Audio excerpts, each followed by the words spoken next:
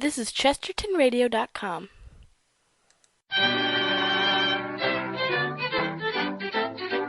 And here's the cinnamon bell.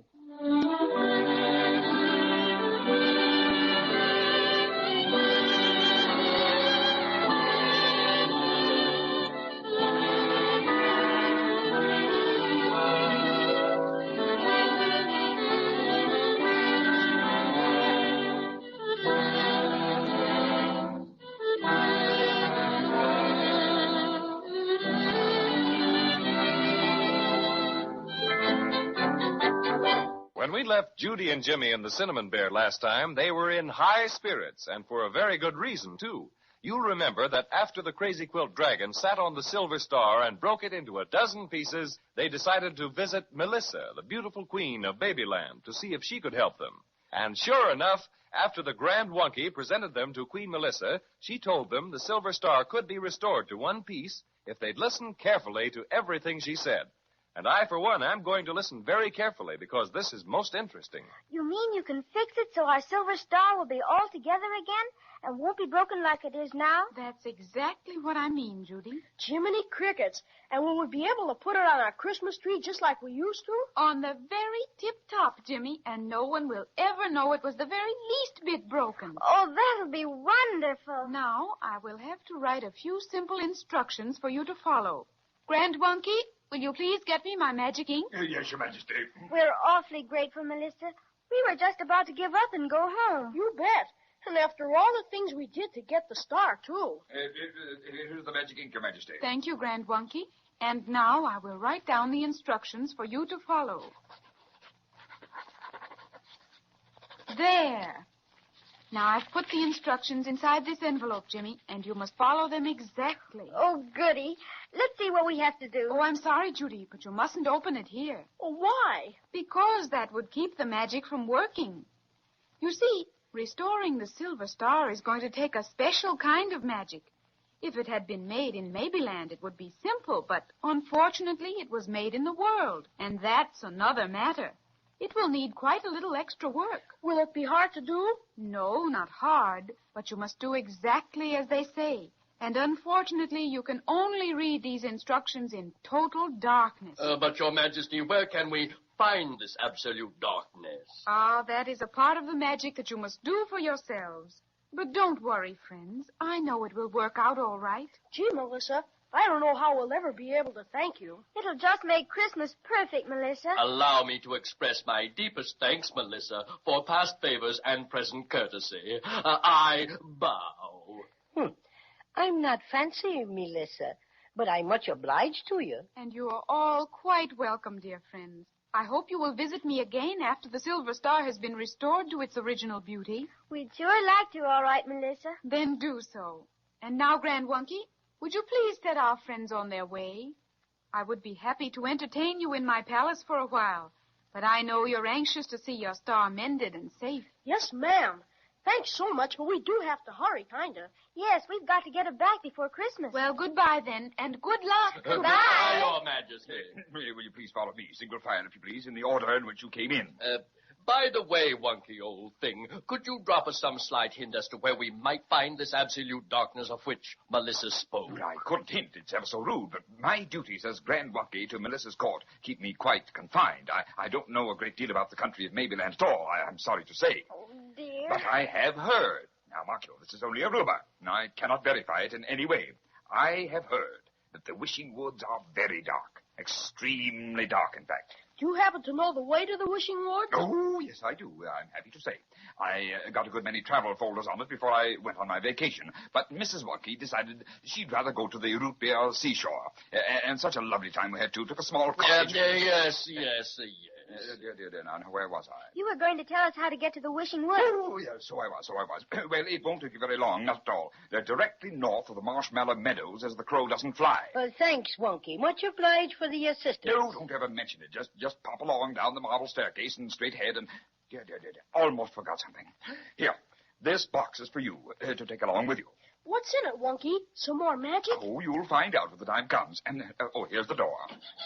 My, I must see about oiling those hinges, mustn't I? Such a racket to make. Well, I've got to be zipping now. Charming of you to drop in. Dudley, fetch the oil can, my good fellow. What a character. What a character. You'd never know he was around. I thought he was sort of sweet, Crazy Quilt. Just a windbag, that's all. Well, we better get started, hadn't we? You bet. Come on, everybody. Let's find the Wishing Woods.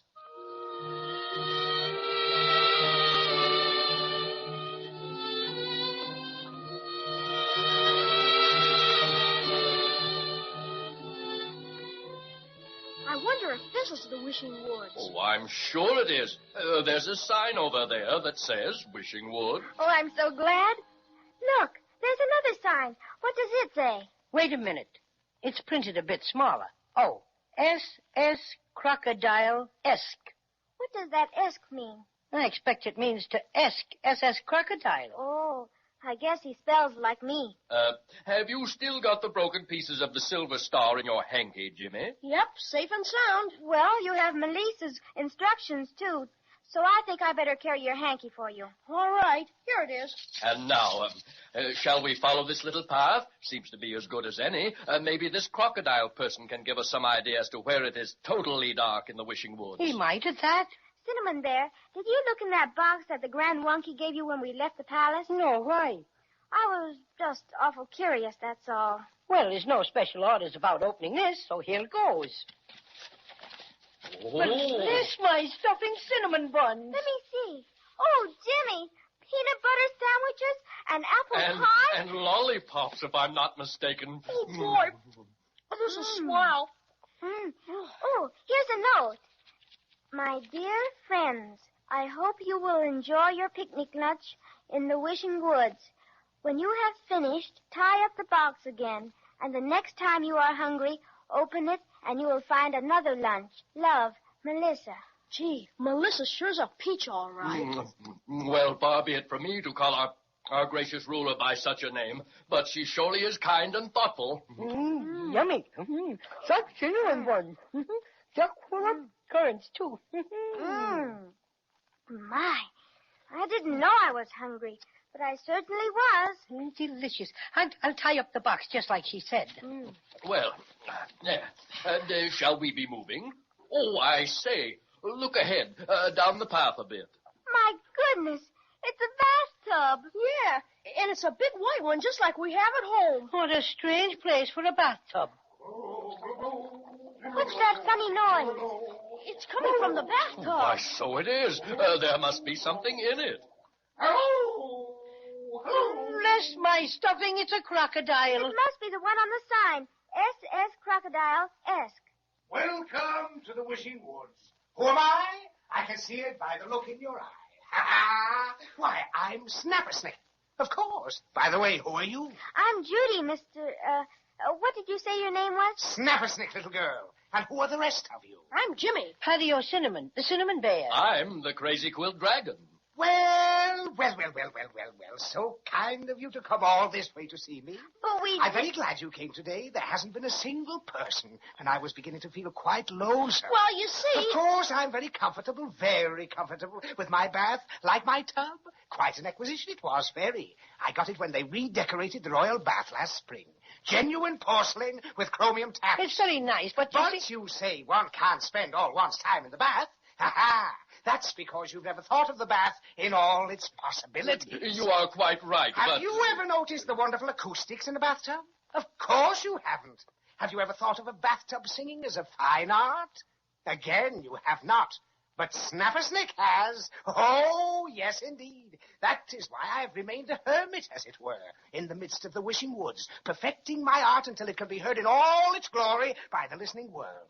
The first bathtub singer to be heard on the air. What a sensation! The bathtub baritone, Snappersnick, the crooning crocodile. But we didn't... But you didn't come to talk. You came to hear me sing, isn't that right? Well, your wish is granted.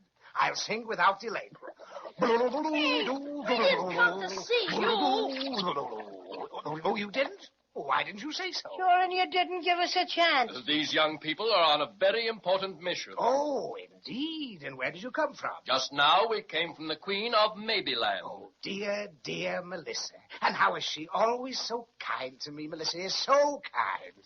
Lovely girl, don't you think? She's awful nice, all right. She's going to help us fix our silver star. What silver star?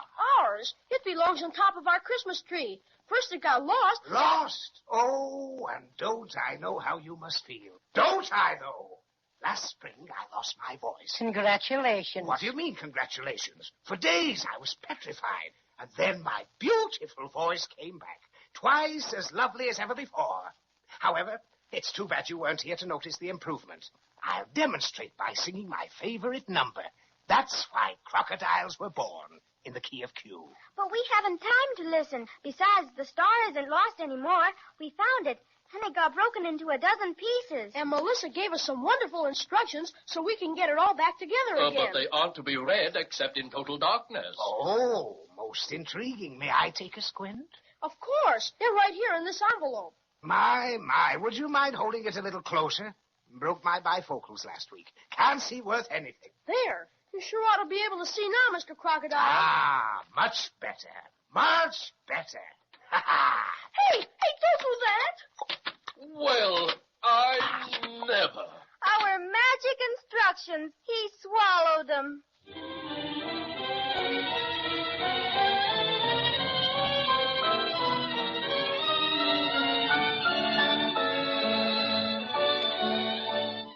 Well, there seems to be a regular epidemic of swallowing things, doesn't there? First, the wailing whale swallowed the silver star. Then Crazy Quilt swallowed the whistle, which Fifo the giant gave to Jimmy. And now Snapper Snick, the crooning crocodile, has upped and swallowed Melissa's most valuable instructions. Looks mighty bad, all right, but let's be on hand next time and see what happens.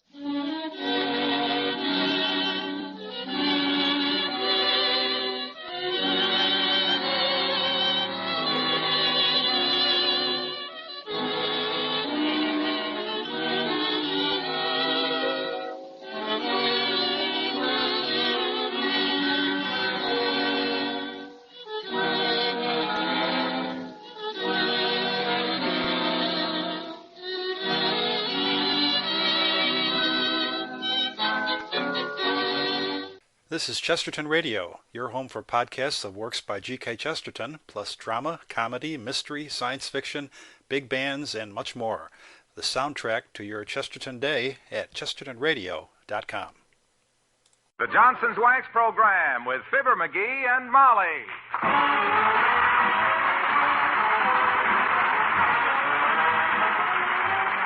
The makers of Johnson's Wax and Johnson's new water-repellent glow coat present Fibber, McGee, and Molly with Bill Thompson, Gail Gordon, Dick LeGrand, Cliff Arquette, and me, Harlow Wilcox. The script is by Don Quinn and Phil Leslie. Music by the Kingsmen and Billy Mills Orchestra, including Ken Darby's own musical setting for The Night Before Christmas.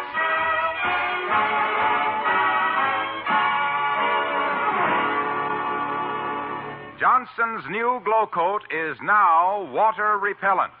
That's the biggest development in floor care in the past 15 years. At last, there's a self-polishing floor wax that does not show ugly streaks or dull drab spots when you wipe up spilled things. Water, spilled ice cubes, or drinks tracked in mud or snow wipe right off that hard glow coat surface. And you don't wipe off the wax when you wipe up the water. Johnson's glow coat stays on, stays bright, even after repeated damp moppings. In fact, water-repellent glow coat now lasts up to 4 times longer. No need for frequent repolishing. More long-lasting floor protection for your money. It's the most economical self-polishing floor wax you can buy. Tomorrow, shine up your floors for the holidays. Protect them from the wear and tear they're bound to get. Save yourself work. Save yourself money. Get Johnson's new water-repellent glow coat in the regular glow coat package. No change at all in the container. Ah, but what a wonderful difference inside.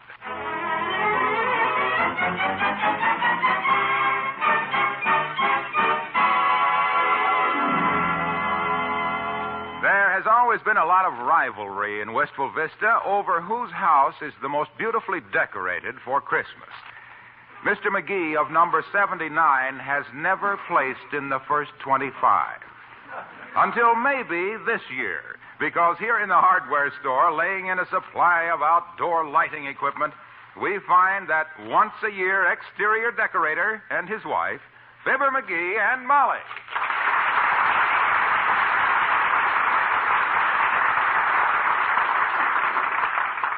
That be all, Mr. McGee?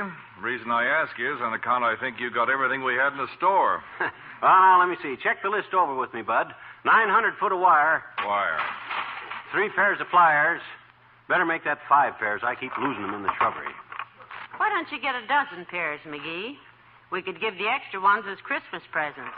With a little card that says we'd like to have done something bigger for you, but we feel the pinch this year.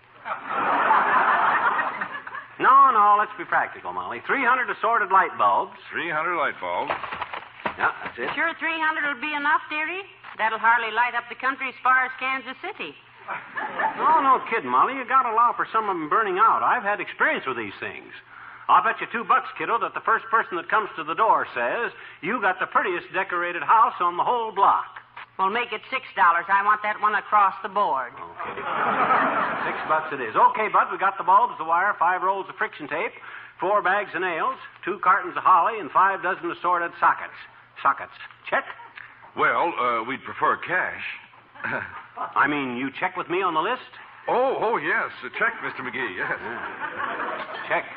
Hey, wait a minute. I'll need a couple of stepladders. Good stout stepladders. Well, I'll have to go out and get those, Mr. McGee. We keep the stepladders in the back room on account of shoplifters. I'll send the boy in with them. Tell Herb. McGee, for what you're spending on this project, why, you could hire 3. Hello there, McGee. Hello, missus. Hello, Ole. Hi, Ole. Hey, don't told me you buying all this electric stuff. What you gonna do, McGee? Build a television station? He's going to decorate the front of our house for Christmas, Ole. Yeah. He seems to have it confused a little with the Pentagon building. Wait till you see it, Ole. It's going to be beautiful. You decorate your house this year? Oh, yeah, sure, but not so fancy as you, McGee. Oh? We just hung up some holly and a little piece of miserable toe. You mean mistletoe, Ole? To kiss all my wife's relatives under it, missus, it's miserable toe. Got all your Christmas shopping done, Ole? Well, not quite, McGee. Mm-hmm. For my littlest kid, Sven, I got to get electric train. Oh? You know, that you drop in some smoke pills, and that makes it just like a real shoo-shoo. Must be very amusing. Oh, I wasn't laughing at the train, missus. I was laughing because last year my wife's brother, Thor, he swallows 3 of those smoke pills by mistake for a headache. My gosh, Ole, what happened? Well, he yelled out toot toot, and then he run down the basement, fill his pockets with soft coal, shugs upstairs to the living room, and smoke coming out both ears. The last we hear of him, we get called from the roundhouse. Uncle Thor is there asking somebody to escape his boiler. Well, Merry Christmas.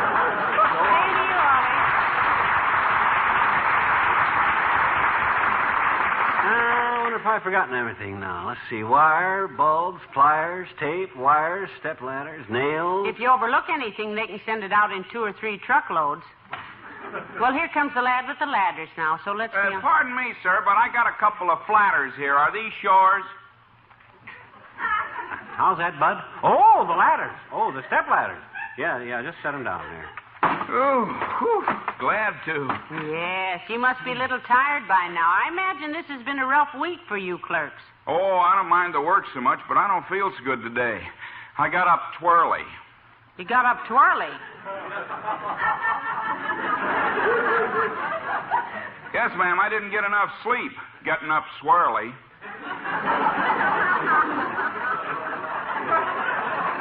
Yeah, I'll bet you don't, Bud. Like Ben Franklin used to say, twirly to bed and swirly to rise makes a man dizzy. Yeah, makes me tired, too. I like to sleep late, but this morning I had to get a potato clock. Really? I've never seen a potato clock. Do they make them out of the whole potato or just the peel? Oh, no.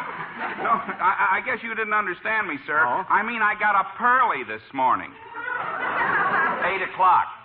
Oh, 8 bells. Well, help me get this stuff out the car, Bud, and we'll be on. All right, sir, right away. And anytime you need anything else, just call up here and ask for Herbert Tapple.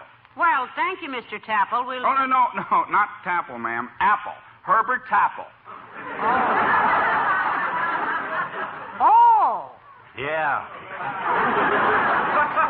Look, Bud, I'll show you where the car sparked.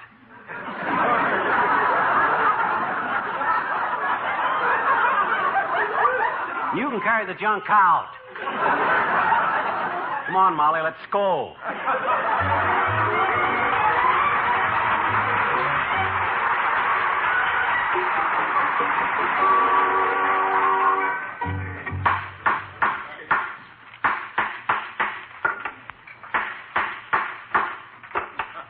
Now, you see, Molly, all I got to do is run this wire around the house 6 or 7 times.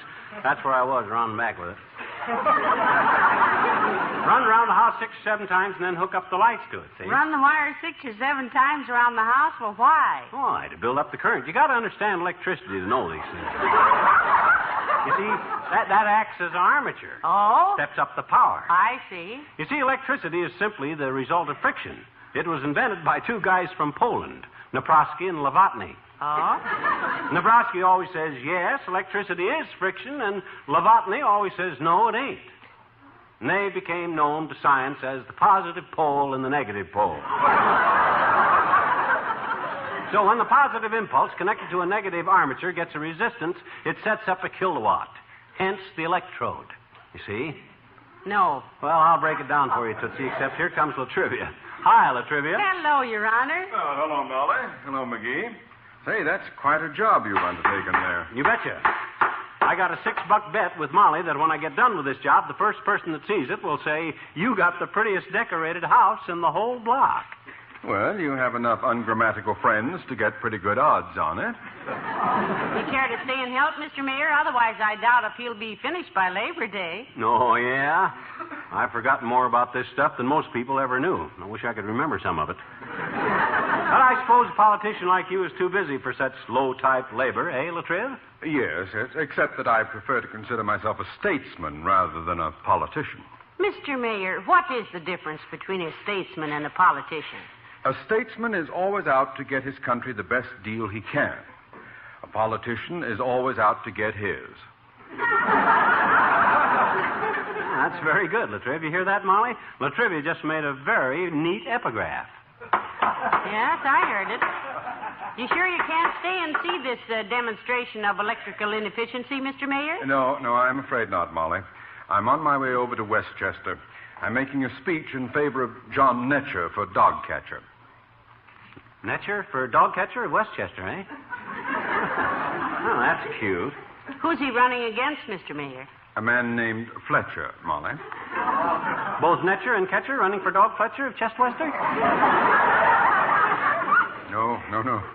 Netcher and Fletcher are running for Dogchester, Westcatcher. I mean, Dog Netcher of Fletchwester. Oh. Now, you're a little mixed up, Mr. Mayor. You told us that Mr. Chester and Mr. Ketcher were running for Netchcatcher or Fletchnetcher.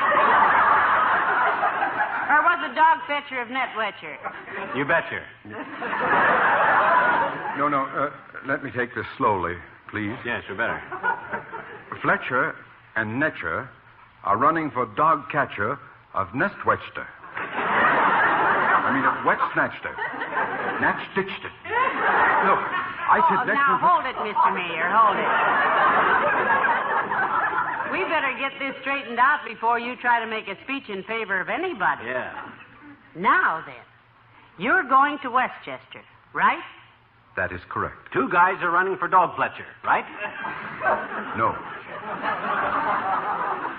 They're running for dog catcher.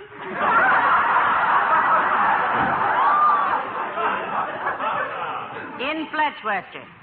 No. In Westchester. Oh. Can't you get this straight? It's perfectly simple. Fletcher and Wetcher are running for Dogchester and Netchester. I mean, for Chestchester and Dognester. Wetchester. Oh, blast it! 2 minutes ago, I knew who was running for Dog Snatcher of Westchester. Wetcher. Now I'm sorry I ever met you. Snatcher. Merry Christmas and good day!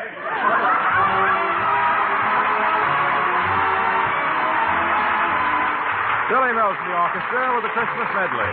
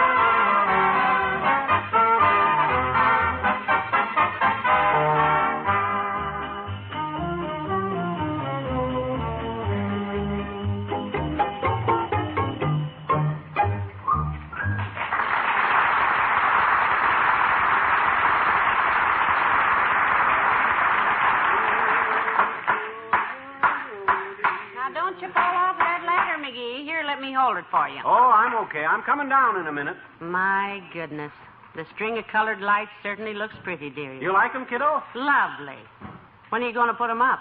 I'm going to start hanging the sockets any minute now. You steady the ladder while I hop down off it, will you? I've got it. Careful now. Careful of yourself now. What did I jump on? Well, what would you jump on, dearie? Just a box of light bulbs, that's all. Oh. The only thing you could have jumped on unless you just landed on the bare ground, of course. Well, so what? I got plenty. Anyhow, look what I'm doing. I got nails drove clean across the front of the house, see, in the shape of letters. Letters to whom? No, I mean spelling letters, Molly. All I do now is hang these lights on the nails, turn them on, and presto, the front of our house spells out Merry Christmas in 6 delicious colors. Tricky? That's a wonderful idea, dearie. Yeah, the only thing is I made my letters too big, and I started over too far. Oh. Well, is that bad? No, only I couldn't get the whole word Christmas on the front here. The TMUS will be around the corner. Well, that's all right, dearie.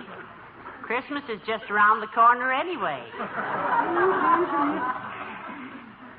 But now, look, you better hurry because it's getting late. Well, hello, Molly. Hiya, pal. Hello, Mr. Wilcox. Hi, Junior. Grab a light bulb and you can help us put in some of these sockets here. Oh, I'd love to, pal, but I've got lighting problems of my own at home this evening.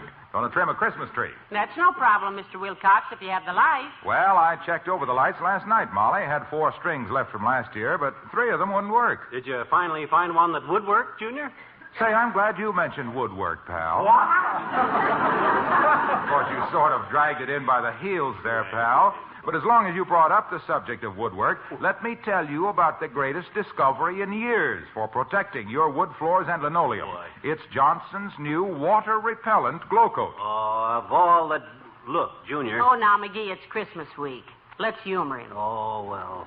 What did you say that new discovery is, Mr. Wilcox? Tell us about it. Well, if you insist. Don't crowd your luck. Okay, it's the new Johnson self-polishing water-repellent glow coat. The one self-polishing floor wax that does not show cloudy, milky-looking spots when you wipe up dirt and spill things or mop them up with a damp mop. Yeah, we know, Junior, we know. Hush, McGee, hush. Yes, sir. That gleaming wax protection that glow coat gives your linoleum stays on and stays bright, even after repeated damp moppings. That means the new water-repellent glow coat will last up to 4 times longer than before. Isn't that interesting? Why does it last longer, Mr. Oh, Wilcox? don't encourage him, Molly. Don't encourage him. You know why it lasts longer? Because it's water-repellent. I know. Because when you mop up the floor, you don't mop the wax off. That's why housewives are flocking to buy the stuff. Not stuff, pal. Huh? We never refer to the new Johnson self-polishing water-repellent glow coat as the stuff. They buy it because they don't have to put it on their floors. What? As often. Oh. So it saves them time and dough because it lasts so much longer. And the new water-repellent... Hey, look, Waxy. Yes, pal? Look, I'd love to stay here and hear more about this wonderful new product, but I've got to run. Where, Mr. Wilcox? In my right sock, you see. Got to go home and change. Have a nice Christmas, kid. Thank you.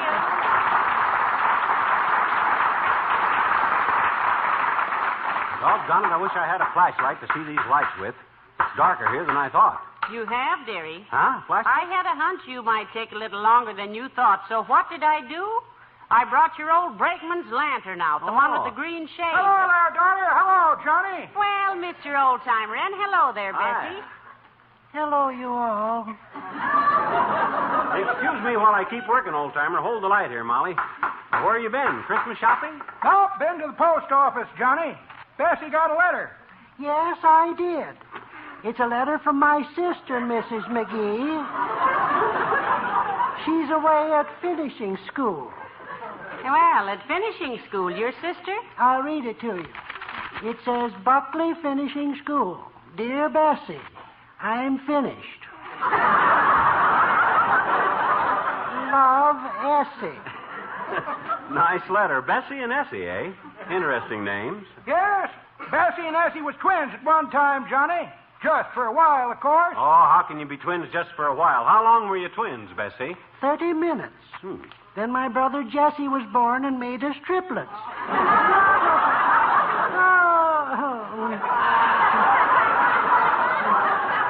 Mama had such a great sense of humor. She knew all the answers. Speaking of answers, kids, me and Bessie had us quite a time this morning. Went to one of them radio quiz shows. Didn't we, Bessie? Oh, gracious, yes. The doctor of ceremonies said, is there a dancer among those present? So I did a dance. Jitterbug, Bessie? No, I got up and did... I'll tell this, Bessie, I'll tell it. I started it. O-O-T-U-R... Bessie's got a habit of hogging all the gab, kids. All she wants for Christmas is her 2 front teeth kicked in. Don't you, baby? Oh, you stop teasing me, O.T. No. Well, sir, Bessie got up at this quiz show and she done a hula-hula dance, but the feller made her stop. Yeah? He says, no cooching from the audience, please. She made a motion before the House and they voted her down, did they? Did you win anything down there? We sure did, Johnny. Yeah? Me and Bessie won us a Cocker Spaniel and a year's supply of poodle noodles. A new flea-repellent dog biscuit. Well, now, isn't that nice? Where's the dog now? Is he with you? No, we took him over to my house and fed him, Mrs. McGee. Yep. Took one bite of them poodle noodles and then a bite of Bessie's leg. We was in the living room and he bit me right on the settee. Never mind.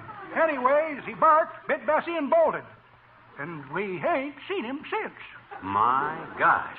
He runs off and leaves you kids with a year's supply of dog biscuits, eh? What are you going to do with them?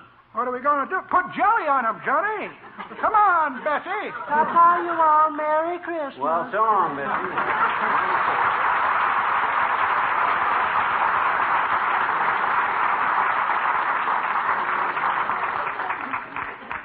Well, I hope you're nearly finished, McGee. But it's so dark I can hardly see you up on that ladder. You are on the ladder, aren't you? Yeah, I'm up here. Hold the brakeman's lantern over here, will you?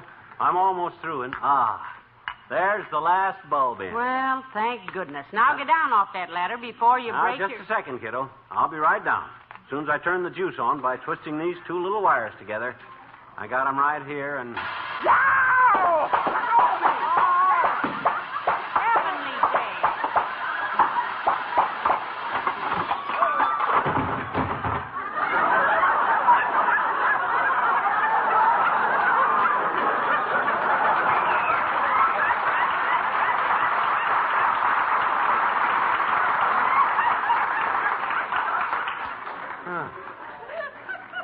What happened?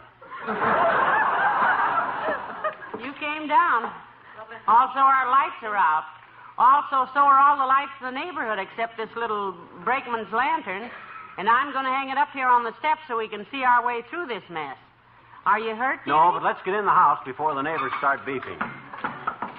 My. Come on in the living room, dearie. Doggone it, here we planned the prettiest decorations in the whole neighborhood, and what do we wind up with? Well, the green lantern shining on the front porch, the only light in the whole block, and the only... Uh-oh. Now, if that's one of our nosy neighbors snooping around here, trying to find out who blew out his lights, I'll tell him to come in.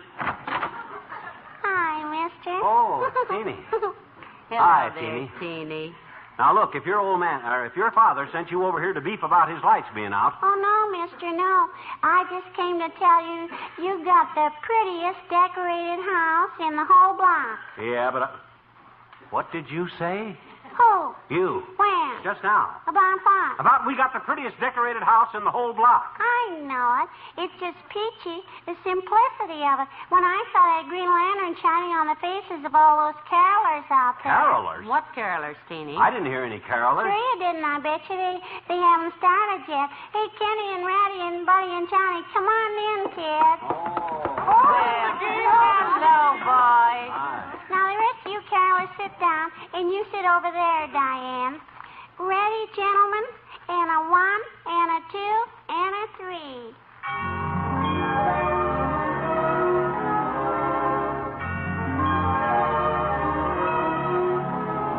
"'Twas the night before Christmas, and all through the house, not a creature was stirring, not even a mouse.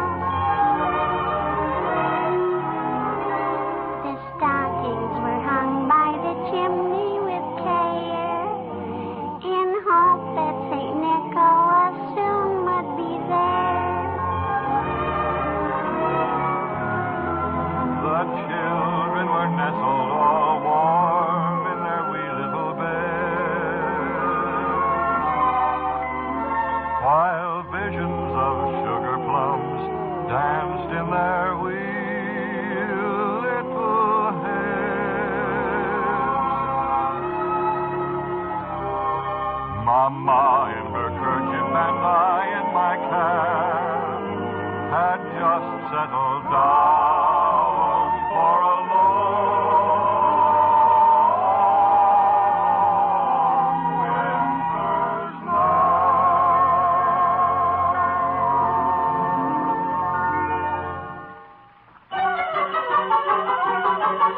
Went out on the lawn, there arose such a clatter. I sprang from my bed to see what was the matter. Away through the window I flew like a flash, tore open the shutters, threw open the sash. Then, what to my wondering eye should appear but a miniature sleigh and a tiny reindeer, with a little old driver so lively and quick that I knew right away that it must be St. Nick. All bundled in fur from his head to his foot, old Santa was covered with ashes and soot. I drew in my head and was turning around, when down the chimney he came with a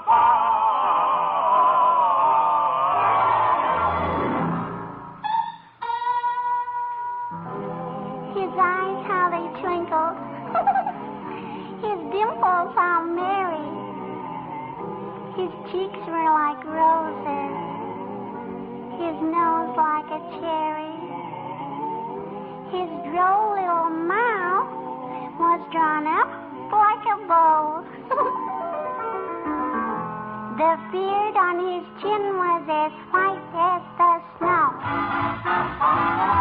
The stump of a little old pipe he held tight in his teeth, and smoke went around and around and around his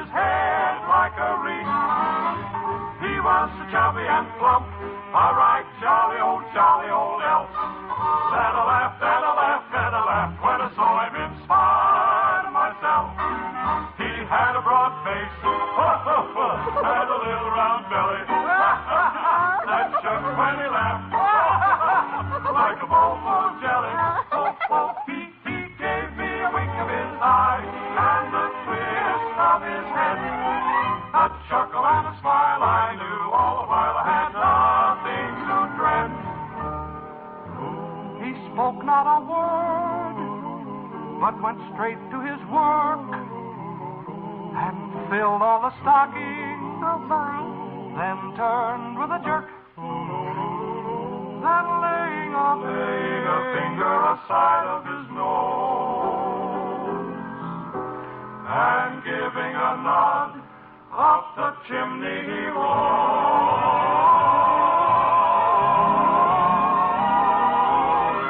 He sprang to his sleigh, to his team, gave up his home, and away they all flew like the down of a thistle. But I heard him exclaim, and he drove out of sight. Merry Christmas to all, and to all, good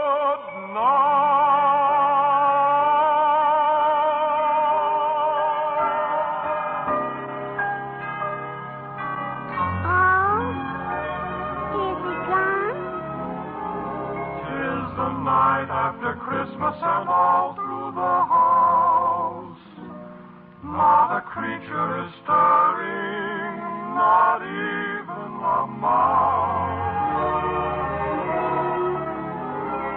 The presents are scattered and broken, I fear, and St. Nicholas won't come again for a year.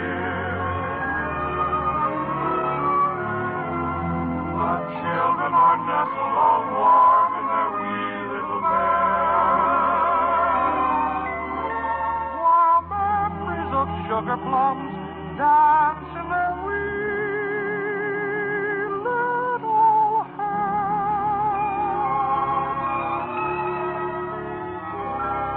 Mama in her kerchief and I in my cap are settled at last.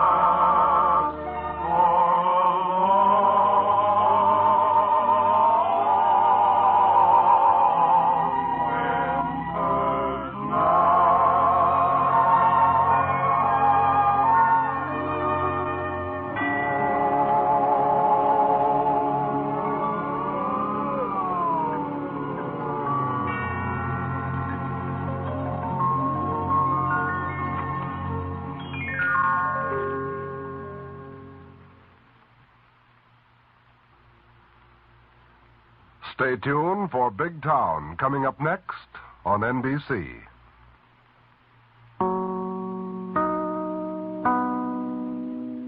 This is Chesterton Radio, the true, good, and beautiful at chestertonradio.com.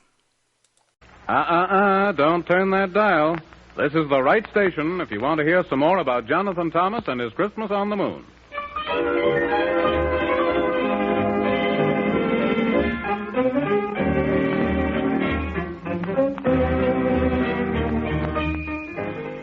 Well, I'll bet all you children are anxious to hear if we're going to have any Christmas this year. For, of course, that depends upon Jonathan Thomas and how well he'll be able to keep his promise to rescue old Santa from Squeebobble Land. And if he does, well, won't that be grand? Now, the Man on the Moon and Gorgonzola the Horse are helping Jonathan Thomas, of course.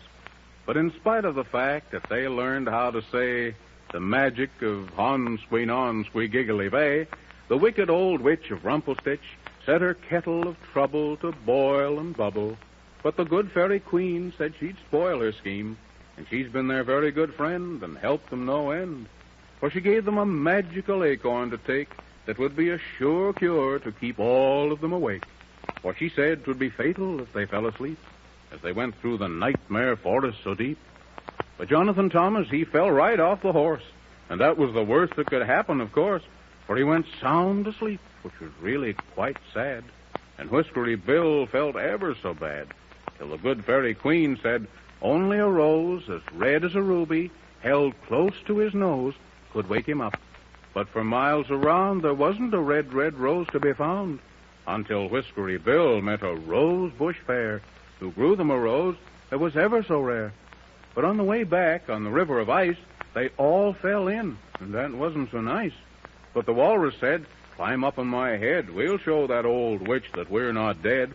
And he swam the river, so it made them shiver. Then they reached the forest so deep, where Jonathan Thomas lay fast asleep. And they woke him up with the red, red rose. And it was just in time, my goodness knows. And then, well, you'll hear for yourself, for here's where the story begins again. Oh,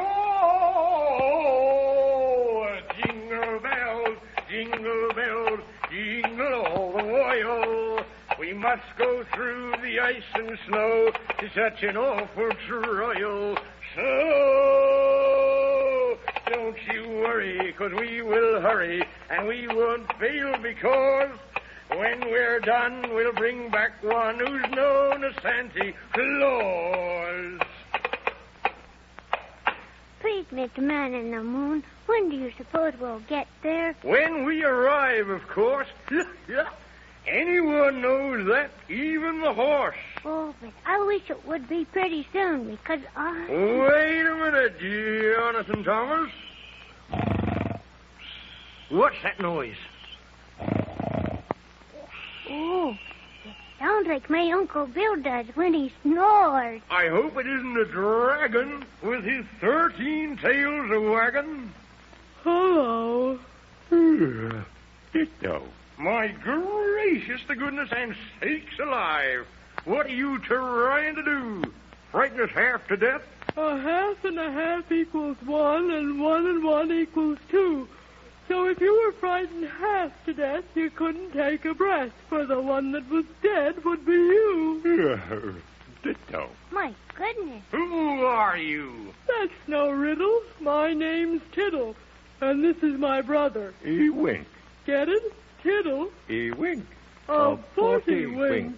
Oh, but I always thought Tiddledywinks was a game. Gee whiz, what if it is? We should worry or care if the name of the game is the same as our name. We're willing to be fair and square, only we're not because we're ugly and round. Oh, but what are you standing under that umbrella for? To keep from getting wet. Ditto. But it's not raining. Of course it isn't, under our umbrella. It isn't even raining out here, so how could you get wet? You're the silliest person I ever met. How does anybody ever get wet? That's what I'd like to know. Ditto. It's easy. You just stand around till the rain comes down, and then you're very well set. And then you wheeze and sneeze and cough and sneeze. And the reason for that is you're soaking wet. Oh, it's as easy as climbing up a tree backwards. But that's not easy. That's very hard to do. It might be for you, but not for me. And I'll do it, too, if you want to see. Ditto. No, thank you. If you please. We haven't got time. Then maybe you'd like to see us fight. We can fight so it makes a terrible sight. We go biff and crash and sock and smash and tumble and fall willy-nilly and hammer and push till we're really quite silly. I think you're a little bit silly already. Oh, that's just because you haven't known to steady. Come on, Jonathan Thomas, we'd better go. Where are you going? That's what I'd like to know. Why, to the land of Squee Bobble, of course. All the way on that old horse? You just leave our horse alone. Because we're going to rescue Santa Claus. Oh, but you can't do that because... Why because? Because he's made some laws. That's why because. And I bet you can't stand on your head and eat strawberry jam. Of course I can't. And besides, I don't want any strawberry jam. You couldn't have any if you did. On account of the rule. What rule? Oh, my gracious, what a fool. If you take a look at the King's Rule Book... Jiminy Crickets and Flubdudge, you're talking through your hat. I am? Well, think of that. Who is this king you're talking about? You're not supposed to shout. I'm not shouting. Well, you're not whispering either, because if you were, I couldn't hear you. Ditto. Who's the king? He's a lion who right now is trying to get some sleep. Oh, that who's snoring? Yep, and I wouldn't wake him up. That's what he told us to say, to shush him right up so as not to wake him up. All the people who come this way. Oh, I shouldn't like to wake up a lion. Well, we've got to go lion or no lion. Who said that? Who said that? That's what I'd like to know. Oh, Mr. Man in the Moon, he's waked up. We better hurry. Oh, no, that's not the course. Just hold your horse. And don't get yourself all in a flurry. Are you the king of this forest, Mr. Lion? Don't call me that. Don't call you what? Lion, lion, lion. That's what everybody calls me. And I'm not lying. I'm telling the truth. I haven't done any lying since last night. And you have to lie once in a while, or you couldn't go to sleep. Unless you can sleep standing up, which I can't. Oh. Well, now, don't get upset, Mr. Lion. Don't call me that. Well, then, what should we call you if we can't call you Mr. Lion? Oh, don't say it. Don't say it.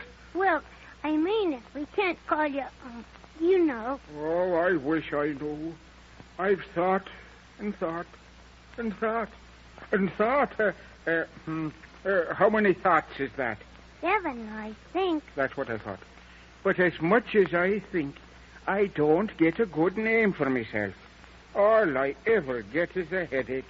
Maybe you should take something for it. Oh, no, I shouldn't. It's bad enough to be accused of lying without being accused of taking things, too. Maybe you could think up a good name for me. I don't know. No, that's not good, no. I don't know is much too much like my other name. Because if someone was to ask me my name and I said, I don't know, they'd think I was stupid, and I wouldn't blame them. Well, why can't you just pick out any name? Oh, names aren't like blueberries. You can't pick them. Oh, dear. It's such a hopeless task. I could just bawl. That's what I could do. Just bawl. And I think I will, if you'll excuse me. Oh,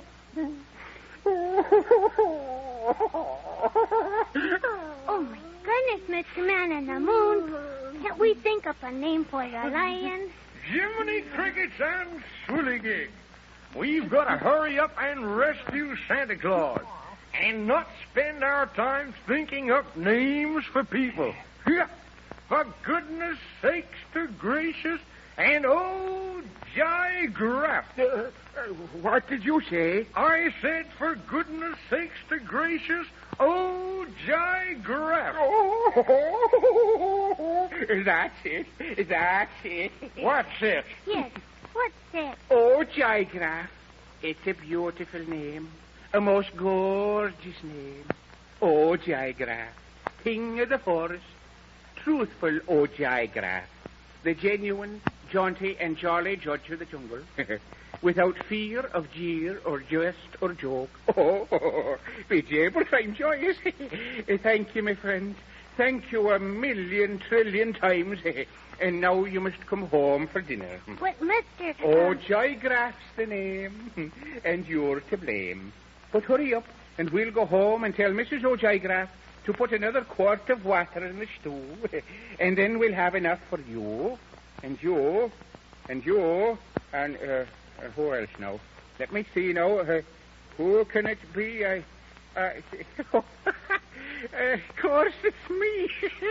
Oh, here we go home to dinner, for you've just picked a winner. I'm glad you came, for now I'll have fame. Ogigraf is the name. Oh, here we go home to dinner, for we just picked a winner. I'm glad we came, for now he has fame. Ogigraf.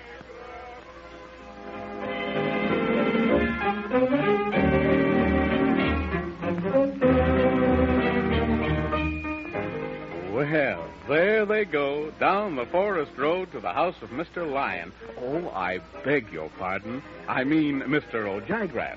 And they'd better have a good dinner, too, because they'll need it. What with all the adventures they're going to have on the road to Sweetbobble Land, and I wonder what'll happen next.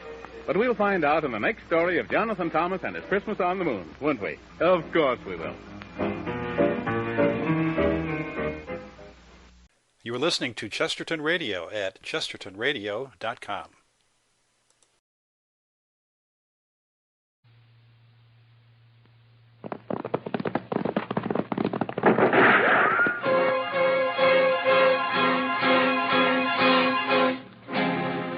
Around Dodge City and in the territory on west, there's just one way to handle the killers and the spoilers, and that's with a U.S. Marshal and the smell of Gunsmoke.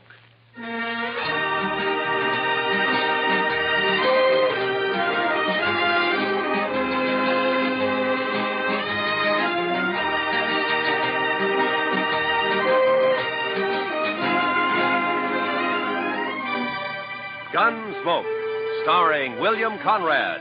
The story of the violence that moved west with young America. The story of a man who moved with it. Matt Dillon, United States Marshal.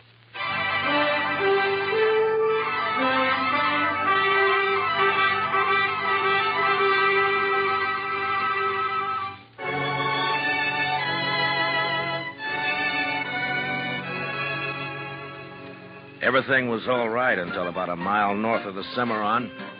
That's when my horse got a hoof caught in a frozen dog hole and broke his leg. So I had to shoot him. It made me feel awful bad. I didn't feel any better thinking about the walk ahead of me. Close to 40 miles to Dodge and carrying my saddle all the way. Guess I'd been on the trail about an hour, near as I could figure it was around 3 in the afternoon. And I'd ease the saddle off my shoulders for a rest and a smoke. And that's when I saw the stranger riding up from the way I'd come. He was tall and thin, and his horse was taller and even thinner. And they made quite a pair.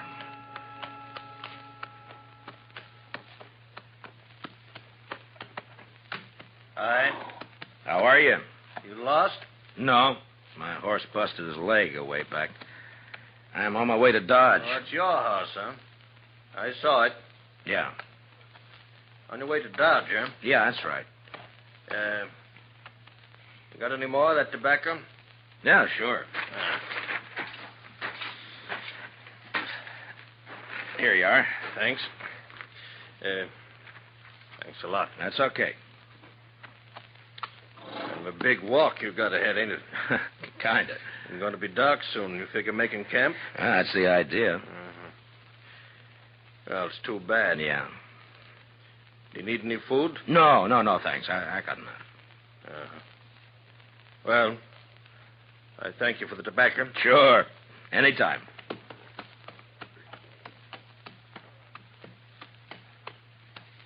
Hey. Yeah? Not saying this beast won't drop dead from the shock, but do you want to climb on behind? Save you a piece of boot leather for a while, anyway. Well, I'd be much obliged if you think that animal of yours can carry us. Well, she won't mind. Should have been dead a long time ago, except she don't know it. She don't mind. Well, okay. Thanks.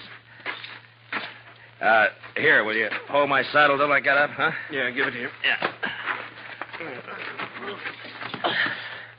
All right. Can you manage this saddle? Yeah, give it to me. Yeah, I got it. Well, let's go.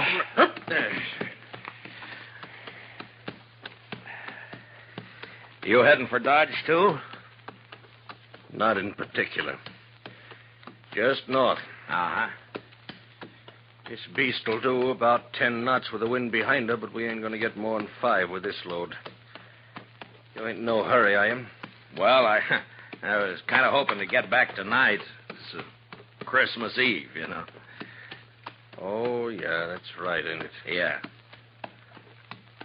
That backbone of hers sticking into you? Oh, no, it's okay. Thanks. Notice that tin do-jigger tied to you. You the law? Yeah, I'm a U.S. Marshal. My name's Matt Dillon.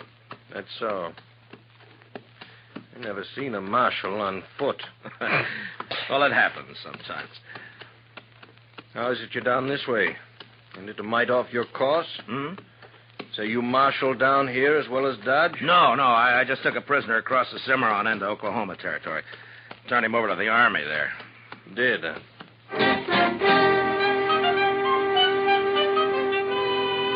And then he shut up tight. We must have ridden a couple of miles without a word. I got to thinking about Dodge and Chester, Doc, and Kitty, and the rest of them. You know, there's something pretty special about any place at Christmas time.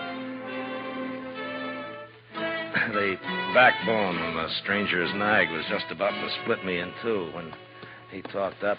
My name is Cowley. Oh? Cowley.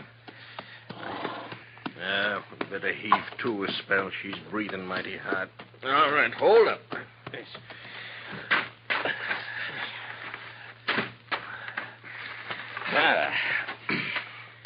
Yeah, it's getting a little chilly, isn't it? Yeah. Could I trouble you for another smoke? Oh, sure. Here you are. I thank you. Say, what's it like in Dodge? What? Dodge. What's it like? Oh, it's like any other town, I guess. Pretty big, huh? Well, yeah, I guess so. Not so big as New York, though. Oh, no, not as big as that. You know, I haven't been in a big town now for more than 10 years. Oh, is that so? No. Been down the territories, drifting. Thought I'd move up north this time. Maybe go back east. So you're from the east, huh? Some time back. Say, what's it like? What? Well, Dodge, any town. At Christmas. Same as it used to be? Well, I guess so. What do you do? Well, it's the same as most people, I guess. What most people do at Christmas. Well, that ain't saying a lot. What are the folks like? And what does it look like? I just kind of like to know. Well, I don't know. Well, there's Front Street. That's most of Dodge right now. Of course, it's getting bigger all the time. Do you have any kids? No, I'm not married. Yeah. Kids have fun Christmas. Yeah, they do. That's certain. And Dodge, they sometimes have a party for the kids a couple of days before Christmas. Kids like that. And then everybody gets feeling good, looking forward to Christmas Eve. Like last year.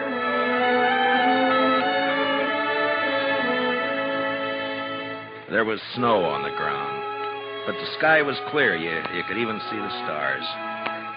I was going down the street to the Texas Trail to meet Doc and Chester. Chester, he's my deputy. Doc's a doctor in town. We had some work to do later on in the evening. You could see the light shining behind the curtained windows, and almost everybody had a sprig of holly berries hanging up. They got some from the east a couple of days earlier. I remember running into John Bumby.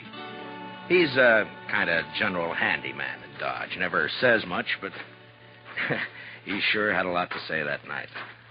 Oh, hello, Marshal. Oh, hi, John. A lovely night for Christmas Eve, isn't it? Yeah, it certainly is, John. Yeah. Pretty fine night. Peace on earth, goodwill to men. Mr. Dillon? Yeah, that's the way it should be, John. You know, Marshal, this is going to be quite a night for me. Yes, sir. Oh, is that so? Oh, yes, sir. Tonight, I'm asking Mrs. McNish to become Mrs. Bumby. What? Mm-hmm. What, John? I didn't know that. Oh, I know it's been a mighty fast secret, but I'm popping the question tonight. Well, I wish you a lot of luck, John. Hey, I'll tell you what. Come by to the Texas Trail later, and we'll have a drink on it. Oh, I will. I really will, Marshal. You're good and kind, Marshal. Good and kind. Merry Christmas, Marshal Dillon. Merry Christmas. Well, the same to you, John.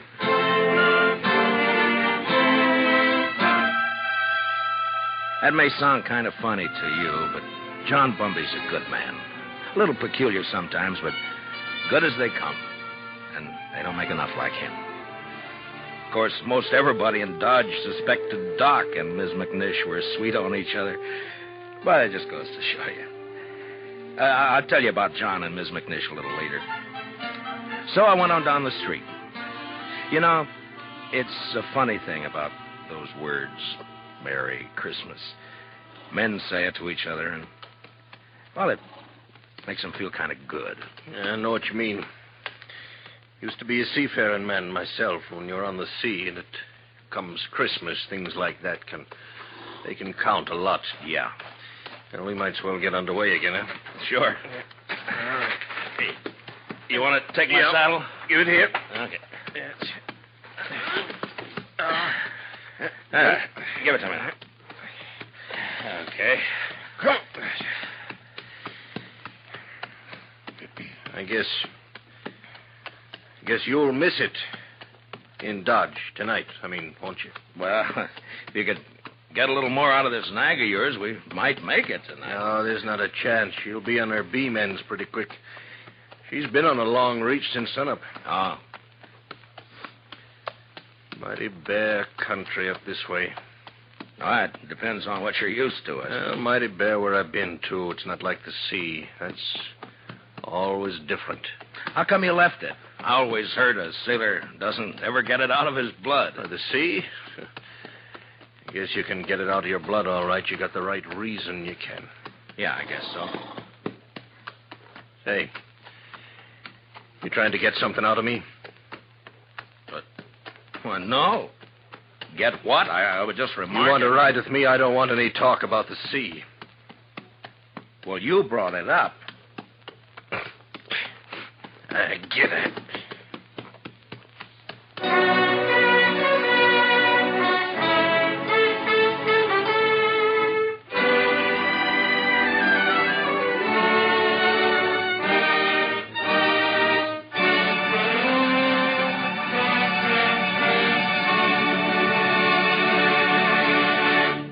We will return for the second act of Gunsmoke in just a moment. But first, tomorrow night, Jack Benny and his whole fun-making gang make a personal appearance at a Long Beach, California Veterans Hospital.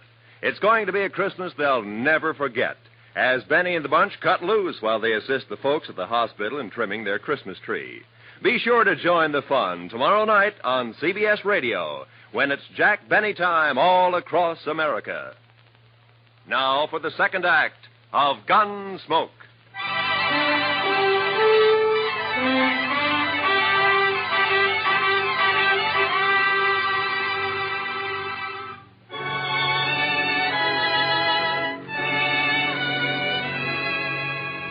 Amos Cowley sulked his way along the trail for the next while. And then it was almost like he couldn't stand the quiet. Or maybe he had things on his mind. He turned his head. Go on. What? Go on. Tell me some more. Oh, about Dodge? Yeah. Well, I don't know. Well, you try some more, huh? Well, they got a little pine tree in the Texas Trail. Tree? Yeah, come down a long way from the north. Kitty Russell, she's a hostess in the Texas Trail. Well, she got a lot of ribbon and gewgaws and made it look real nice. That was last Christmas.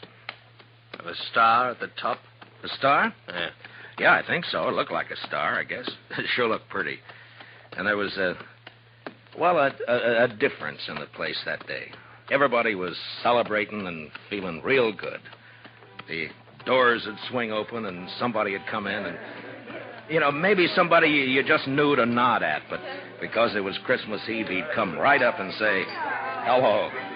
Oh, maybe that's a good reason, maybe not. I don't know. All right, I'll tell you. Anyhow, it was still kind of early. Just wait till you... Kitty and Chester were standing off looking at the tree. Hi, Matt. Good evening, Mr. Dillon. Hi, Kitty. Chester. How do you like it, Matt? Christmas tree. That's yours. Oh, that's real pretty. Only tree but one in the whole town. Yeah, Kate's got one over the Alphaganza. Oh, well, I'll have to see it later. You're next. Where's Sam? I don't know. Maybe he started celebrating too soon. Oh. Doc's taking over the bar. Yeah, that's right. You want a drink, Kitty? Sure. All right, I'll get you a drink. I'll get you. You haven't forgotten anything, have you, Mr. Dillon? Forgotten? What, Chester? There. What did I tell you, Miss Kitty? I knew just as sure as my nose that Oh, you forgot. that. No. I hadn't forgotten. Oh. Well, I thought as soon as I get Sam sober enough to take care of the customers, we could go on over to Doc's like we planned. Sure, we'll do that, Chester. Here you are, Matt. Thanks, Doc. Yeah, well, it's still snowing out? No, it's not. Where are you going, Kitty? All right. Just want to look outside.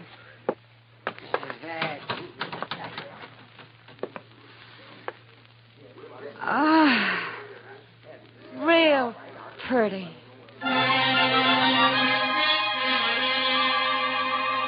Man thinks of a lot of funny things that don't mean much. Kitty standing at the door, sniffing the cold air, and the warmth inside, and the whiskey in me. It was a good feeling. And then Chester and I decided to take a bottle over to Mr. Hightower. He's the telegraph operator over at the depot. He runs a printing shop on the side. Say, Mr. Dillon? Yeah, Chester. Do you mind if I stop by the church for a minute? No, I don't mind. I just feel kind of right tonight, Mr. Dillon. Figure out how to thank somebody for it. Sure.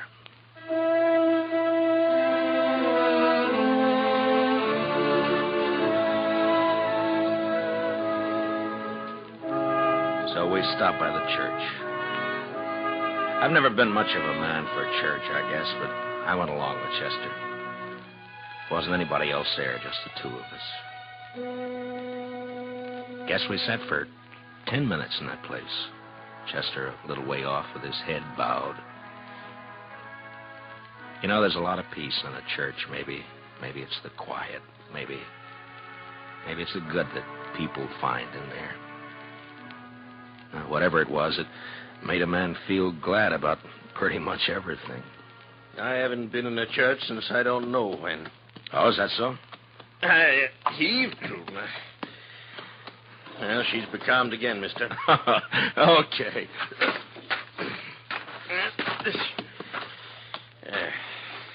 She sure wasn't built for it, I'll tell you.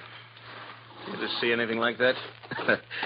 She is kind of old. I've had her going on 8 years. She hasn't changed a mite.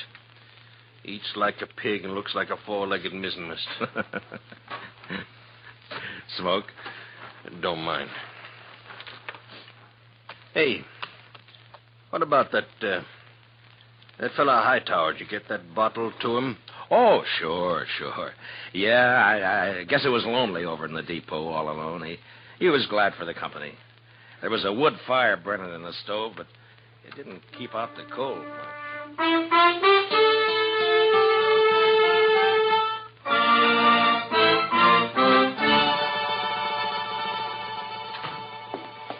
Well, how are you, gents? Merry Christmas. Well, how's it going, Mr. Hightower? Oh, slow, Marshal, slow. Bit of excitement about an hour back, though. That so? Yeah, 9:15 got stuck between here and Hutchison. Lots of snow back there. They getting her out? Sure, they're trying, but I'm sure glad I'm not on it. It's going to be a cold night on that train. Well, it's kind of chilly in here, isn't it, Mr. Hightower? Any warmer, and I'm going to sleep. Well, say, we brought you over a bottle of Irish for company. Jameson's. Well, I declare I was just thinking about a tot before you boys come in. Now, that's real friendly. Will you have a drink with me? We sure will. Let's open her up, huh? A couple of glasses up on the shelf there, Chester. Get them down, will you?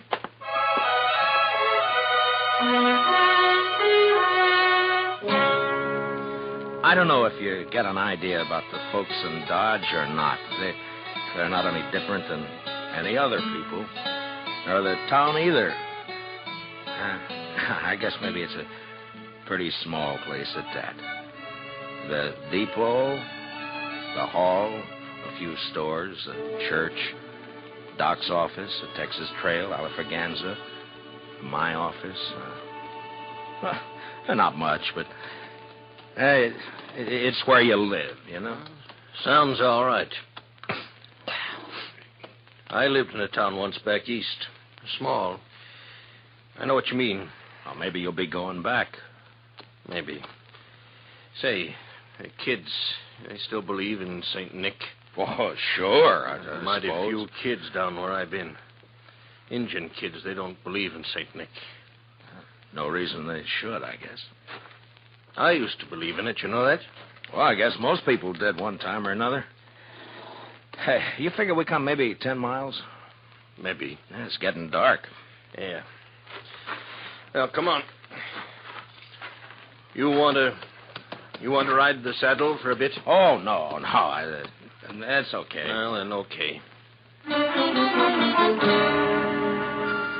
We rode on, and I thought about last year, about Kitty, Doc, and Chester and me going over to Doc's place after Doc got tired at Tendon Bar at the Texas Trail.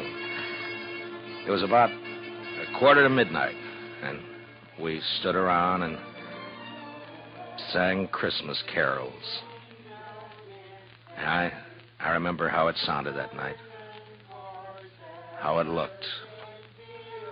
The glow in the stove in the middle of the room, and frosty windows.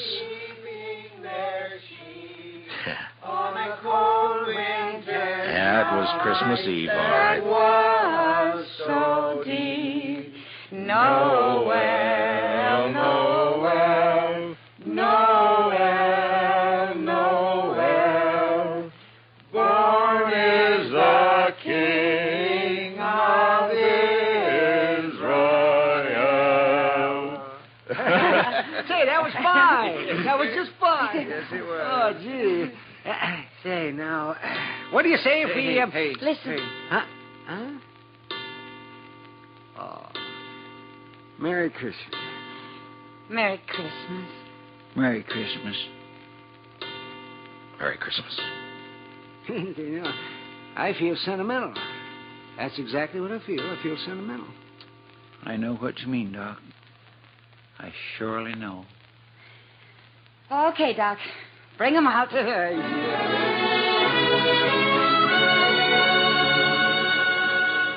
And I remember how Doc scuttled over to the bureau and brought out some packages. The presents weren't much, but it didn't matter what they were. And when we'd finished opening them, it was Chester who said what we were all thinking. I just want to say, Miss Kitty, Doc, you, Mr. Dillon, I just want to say that this is the best doggone Christmas I ever had. And that's what I want to say.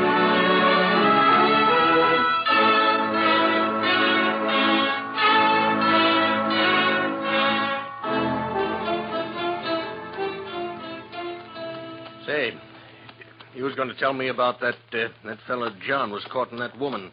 What was her name? Oh, yeah. Ms. McNish. That's right. Well, she said yes, and you've never seen two happier people in your whole life. Yeah, she's Ms. McNish Bumby now. Oh, that's good. You know, you might settle for a bit in Dodge, or you could get work there. Sure would be fine if you could get back tonight, wouldn't it? Well, it can't be helped. I'd be a lot further away and a sight more tired if you hadn't come along. Yeah. Now, listen. How far do you figure before there's a place you might pick up a horse? Oh, I don't know, 15 miles or so, maybe. Oh, we're not going to make any 15 miles in this nag tonight, that's for sure. Oh, that's all right. Now, I tell you what. You go on alone, you see. Oh, no, forget it. Now, you go on alone. She'd hold out with one man on her.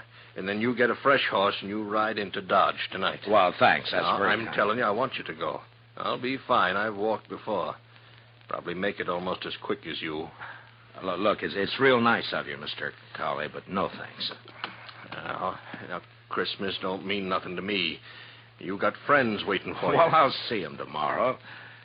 You're a fool. Well, that may be. All of them nice folks. I'm going to make them feel pretty bad. Look, I'll stay. If you want to go on along, thanks for the ride. Well, let's well make camp then. I guess so. And listen, you want to tell me some more about what you was telling me before we turn in? Well, sure. I take it kindly, mister. I'll get yourself settled. I got some stuff in my pack we can eat and maybe get a fire going. Then after we eat, you can tell me some more.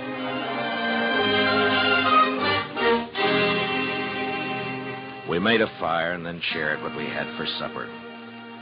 He seemed to soften up after that, and we talked for a couple or 3 hours. It was like he was starved for news of people, everyday things, and just plain company. And that's how we spent Christmas Eve together out on the plain. And then when the fire was dying down and I was about ready for sleep, he said, Marshal. Yeah? I want to tell you something. I've been needing to tell it for a long time. Do you mind? Well, of course I don't mind. Well, then I'll tell you. A few years ago, I was skipper of a little schooner. I used to sail up and down the East Coast, you know, Boston, New York. Yeah. Well, one night, we hit dirty weather off New Jersey. Real dirty. Blew us off course, and we piled up on the rocks and knocked the bottom out. That's too bad. There was 18 passengers aboard, Marshal. 4 of them was kids. We never saw them again. No. And my own wife and my kid went down, too. I'm sorry. Well, no. Something must have happened to me after that. I didn't want nothing to do with ships or the sea, and I started to drift out this way. I couldn't forget, though, do you know? And I didn't want to be near folks, especially kids, to remind me, do you know? Yeah. And that's how come I've been slewing around ever since. Sure, I understand. Just kind of wanted to get it off my chest. Sure. Marshal, I'd like to ride into Dodge with you tomorrow. You think I might meet some of them folks you was telling about? Oh, I don't see why not. That'd be all right. Maybe I wouldn't need to drift no more. Maybe I could drop anchor, do you know? Yeah, you might at that. Yes. Well, good night. Good night. Merry Christmas, Marshal. Merry Christmas, Mr. Cowley.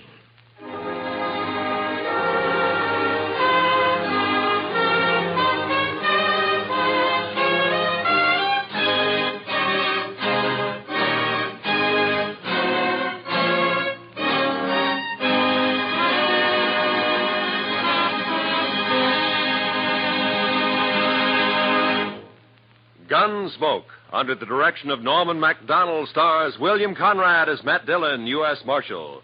Tonight's story was specially written for Gunsmoke by Anthony Ellis, with music composed and conducted by Rex Corey. Featured in the cast were Lawrence Dobkin, with Harry Bartell and John Daner. Parley Bear as Chester, Howard McNear as Doc, and Georgia Ellis is Kitty. Gunsmoke is heard by our troops overseas through the worldwide facilities of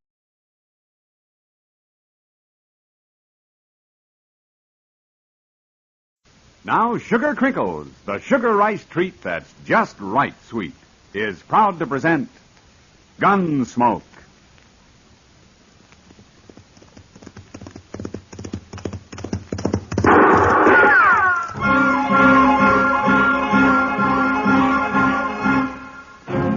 Around Dodge City and in the territory on west, there's just one way to handle the killers and the spoilers, and that's with a U.S. Marshal and the smell of gun smoke.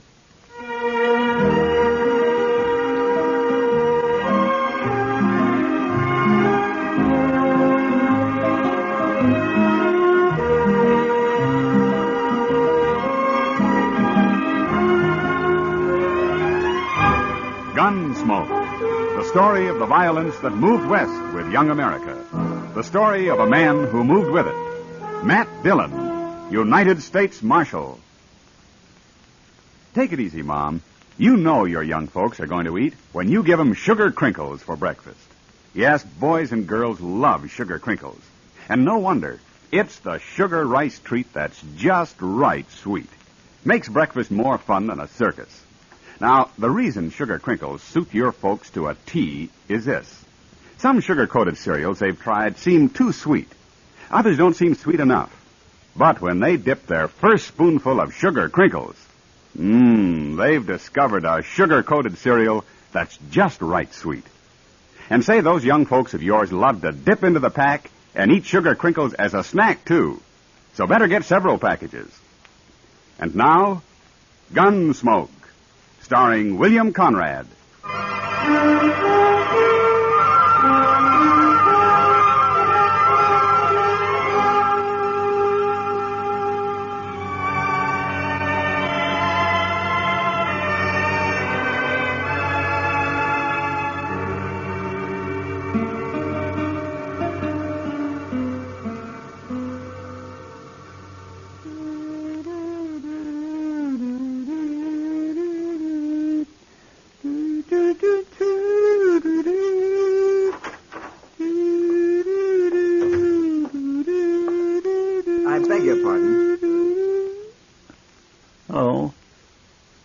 Surely you're not Marshal Dillon. Well, no, surely I ain't, mister. Then please find him for me. He's busy. All right, I'll wait. Sure. You wait.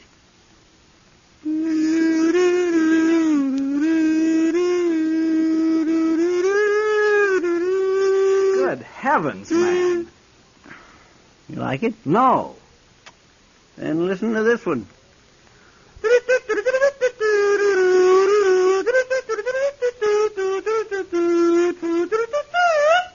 Chester! Yes, sir? Put that comb away. I can hear it clear out back. Oh, well, all right, sir. I'll go out back and play it. Well, if I can hear it from there, I can hear it from here. All right, Mr. Dillon, if you feel that way, I won't play it at all. Nowhere. Good. Marshal Dillon. Yeah. I'm Philip Locke from Philadelphia. I arrived on the Santa Fe this morning. Now, you're a long way from home, Mr. Locke. Unfortunately, yes. But I came here for a purpose, Marshal. Oh, and what's that? I'm looking for someone. A girl, as a matter of fact. Well, there's lots of girls in Dodge. You shouldn't have much trouble. If you please. Shut up, Chester. Yes, sir. This girl wrote her mother in Philadelphia that she was teaching school here, Marshal. However, she's never been heard of at the school. Well, maybe she's moved on somewhere. But they say she was never at the school. I'm afraid something's happened to her. Well, a lot of things can happen to people out here. That's precisely why I've come to you. I want you to find her immediately. You're not in Philadelphia, Mr. Locke. But I'll keep an eye open for her if you'll tell me your name and what she looks like. She's about 5'4", and she's blonde. A very pretty girl. Uh-huh. Her name is Laura Simmons. Laura Simmons? Yes, do you know her? No. He doesn't know her. Neither do I. But I'll see what I can find out for you, Mr. Locke. Where are you staying? At the Dodge House, and I must say I've been in better hotels. Well, bad as it is, you wait there, huh? I'll come to you if I have any news.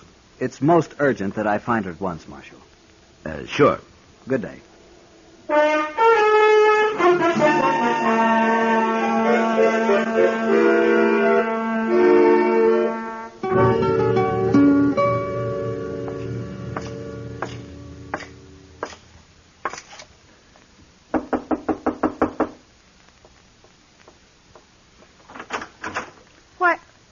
Marshal Dillon. Hello, Laura. Well, come in, Marshal. Come on in.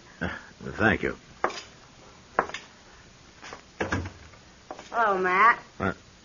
Well, Kitty, I didn't expect to find you here. No, this is Laura's room, not mine. How'd you know I lived here, Marshal? You've never been here before. Well, I asked Sam downstairs. It's a wonder he told you. I think Sam's sweet on Laura. Kitty. Well, I do. You two can gossip about all that later, huh? Right now, I've got some news for you, Laura. You have? Yeah, there's a man here looking for you. His name is Philip Locke. Philip? In Dodge? Oh, no. I figured it might be bad news. Well, I can't have him find me here. Well, he went to the schoolhouse first. And then I told him you'd probably moved on, but he still thinks you're here somewhere. Well, I wrote Mother I was teaching school. He must have gone to see her. Well, if you don't want to see him, honey, you don't have to. I can't see him. I can't have him know I work in a saloon. It's nothing to be ashamed of. I know, but... Well, you see, I was engaged to Philip once, before I left Philadelphia. We were about to be married when his family found out that my father had been a riverboat captain. I should have told them before, I guess, but... Well, anyway, they called off the wedding, and I was so ashamed I ran away. Came out here, finally. What about Philip? What'd he do? The Locks are a very aristocratic family, Kitty. I guess he had to do what they wanted. Not much of a man, if you ask me. Aristocrat or not. I was in love with him. And I think he was with me. Are you still? I don't know. How can I know? But he mustn't find me here. This is exactly the sort of life they said I was best suited for. His mother herself told me so. I've known nicer people than that on canal boats. I've got to hide somewhere. He'll go back and tell my mother, and it'd just break her heart. I just can't face any of it. Look, Laura, why don't you go out to Ma Riley's until he leaves town, huh? She'll be glad for a little company. That's a wonderful idea, Matt. Come on, honey, I'll take you out myself. It's only a few miles. You're very kind. You might kind of spook him back to Philadelphia, Matt. Well, I'll try, Kitty.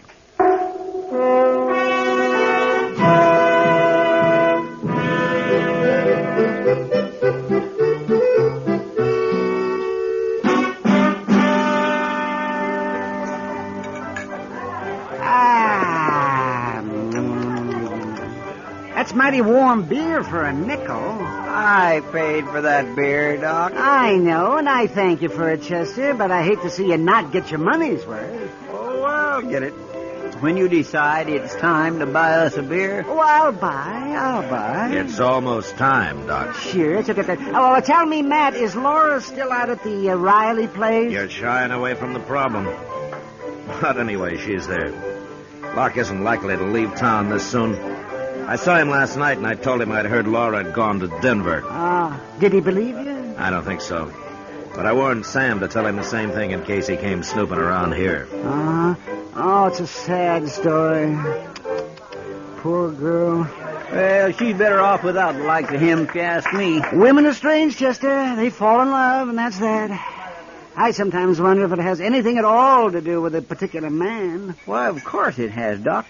Well, I remember what a little Kyle girl told me once. She said, Chester, she said... I didn't know you spoke Kiowa, Chester.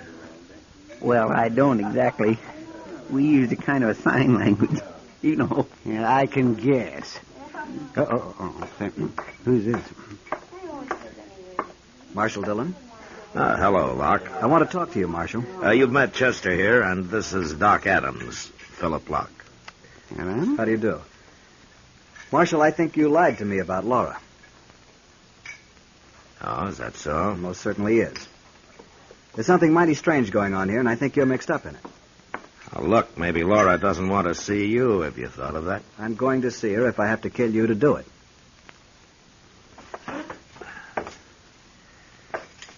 Kill me? Mister, you ain't even wearing a gun. I don't have to. What do you mean? I've hired a man who'll shoot anybody I say for $500. Philadelphia must be quite a town. You have until this time tomorrow to produce her, Marshal. And remember, I'm a man of my word. Yeah, I'm sure you are. Well, of all the nimby-nambys. He's probably one of those who hired someone to fight in the war for him, Doc. It's all he knows. Look, Mr. Dillon, he's talking to Pete Noonan at the bar there. Pete Noonan? Is that his gunman? Well, looks like it. And of all the evil, no-good, drunken crooks, he ain't even much of a gunman. No. I always took Pete Noonan to be a little off in the head. He is, Doc. You never know what Noonan might do. He isn't like other men.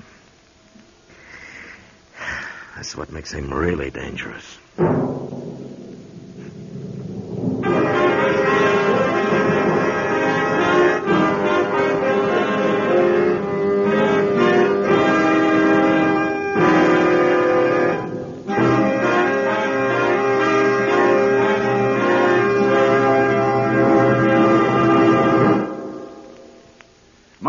does your heart good, I know, when your young folks eat all of their breakfast cereal. That's why I'm so happy to tell you about new Sugar Crinkles. Sugar Crinkles, you know, is the sugar rice treat that's just right sweet. Crisp, golden nuggets of sugar-coated rice. They make breakfast more fun than a circus. Why, young folks love Sugar Crinkles so much, they disappear like magic. Now, you've had experience with sugar-coated cereals that seem too sweet to you, and others that just don't seem sweet enough to the youngsters. Well, what a wonderful surprise Sugar Crinkles will be to your whole family. For new Sugar Crinkles really are just right sweet. Remember, Sugar Crinkles make great snacks, too. Better get several packages. For your breakfast or a snack, you love Sugar Crinkles. Sugar Crinkles can't be beat. Sugar rice treat that's just right sweet. With milk for the breakfast joy. As a snack from the pack, oh boy! Can't be beat, just right sweet. Sugar Crinkles, good to eat. Now back to Gunsmoke.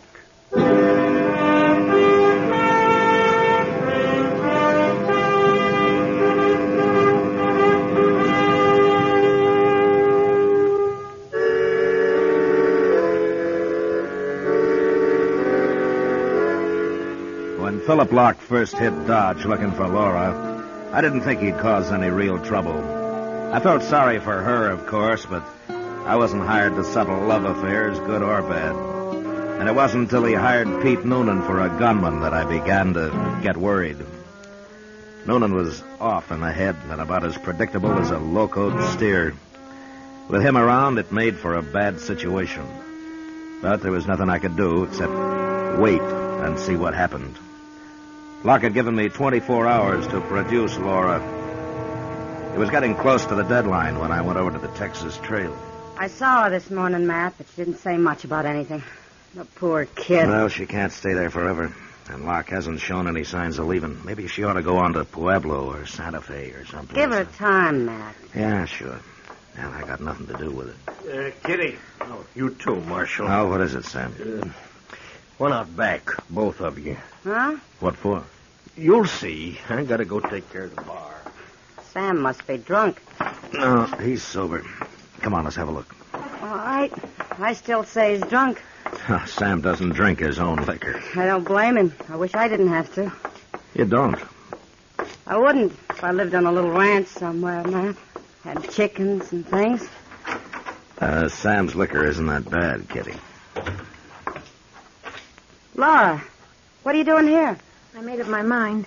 Hello, Marshal. Laura? I didn't want to go inside just yet, so I've been sitting out here talking to Sam. You mean you're coming back to work?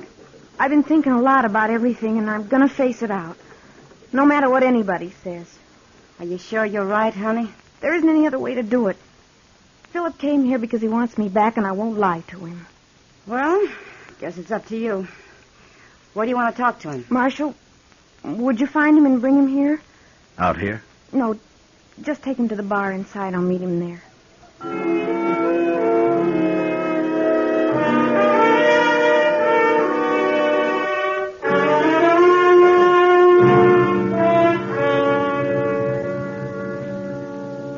This is a curious place to meet her. Yeah. Sam, bring us a drink, huh? Sure, Marshal. We'll wait here. She'll be along. Well, Laura always was rather different. Here you are, gentlemen. Oh, thank you, Sam. Good evening, Marshal. Laura. Hello, Philip. Laura, that dress. You like it? What are you doing here? If you'll buy me a drink, Philip, I'll tell you. A drink? Of course. This is how I earn my living, Philip. You work here? Yes. Now, will you buy me a drink to start with? No. No. Oh, never mind him, Laura. He don't mean nothing. He'll get used to it. I'm so sick. Oh, no, it's just like what his mother said about me. It's true. Oh. Philadelphia. Well, what do they know in Philadelphia? Lace on their pants. Here, Laura. Hey, Have a drink, huh? Thanks, Marshal. I need it. There. Now, why don't you go home, huh? I'll get Kitty to take you. All right. Wait. Laura. Yes, Philip. Laura, I can't leave. I started to, but I can't. I came to find you, and I'm going to take you back with me. You are? Yes. This is quite a shock to me, of course, seeing you here in this place, but I can forget about that. I'll try, Laura. Will you, Philip? Yes, I promise. And we'll never mention it. Ever. To your family, you mean? To anyone. It'll be a secret. It will? Always. If nobody knows, perhaps it won't matter. I'm not sure, Philip. I think it'll always matter. To me. I don't understand. You wouldn't understand, mister. Laura, let's get out of here where we can talk. No. What? You heard her. She don't want to go. Will you keep out of this, bartender? No, I won't. What kind of a man are you, anyways? This little girl's done nothing to be ashamed of, except earn her living, which is probably more than you've ever done. What makes you think you're good enough to judge her, anyway? That's enough. You'll try to forget about it. You ever think of anybody but yourself? You're no good, mister. Laurie here's worth 100 like you. I'm proud of her. I don't care what she's done or who knows it. You're proud of me, Sam? Of course I am, Laurie. I won't hear any more of this. Are you coming, Laura? Oh, tell him, Laurie. Go on, tell him. Well? No, Philip. I'm not coming. I'm going to stay here. Mister, you heard her. Now get out, or I break a bottle over your head. Goodbye, Laura. And you, bartender. You'll die for this. Don't try that, Locke. Keep Noonan out of this. Nobody tells me what to do, Marshal. Noonan? What's Noonan got to do with this? Locke's hired Noonan's gun. Oh, no. Well, he'll kill you, Sam. That Noonan, he's crazy enough to. Yeah, he is, Sam.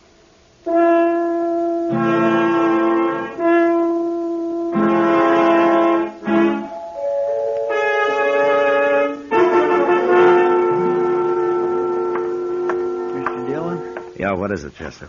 I've been waiting outside, like you said. Oh, why aren't you there now? Well, because he's coming, sir, right up Front Street. Noonan? Yes, sir. He's alone, though. I figured he would be. All right, Chester, after he comes, keep an eye on the door. Huh? Yes, sir. Sam. What did you have, Marshal? Noonan will be here in a minute. Get out of sight. Well, I ain't afraid of him. You heard me.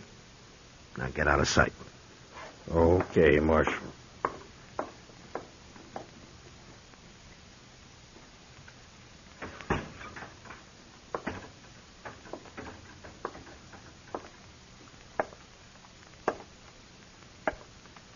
I come for Sam. Where's he? What do you want him for, Noonan? Well, I've been paid to shoot him. That's what for. You want to hang, Noonan? I was born to hang. Where's he? Look, I'm going to throw you in jail for a couple of days. Maybe things will be clearer to you then. Come on, huh? No, Marshal. Don't do that. I got to earn my $500. All right. But you'll have to shoot it out with me first. With you? What you got to do with it? I want nothing to do with you. There's a law against murder, Noonan. Well, I know that. Then what makes you think you can shoot Sam and get away with it? Well, I got $500. Right here in my pocket. Want to see it? Look, Noonan, see if you can understand this. Either you take your money and you get out of Dodge, or you're going to jail. I ain't going to jail. You want to draw on me? I'm no fool. All right, then get out. Fast. Now go on. Move. You don't leave a man much choice, Marshal. Guess I'll have to go. Bye. So long.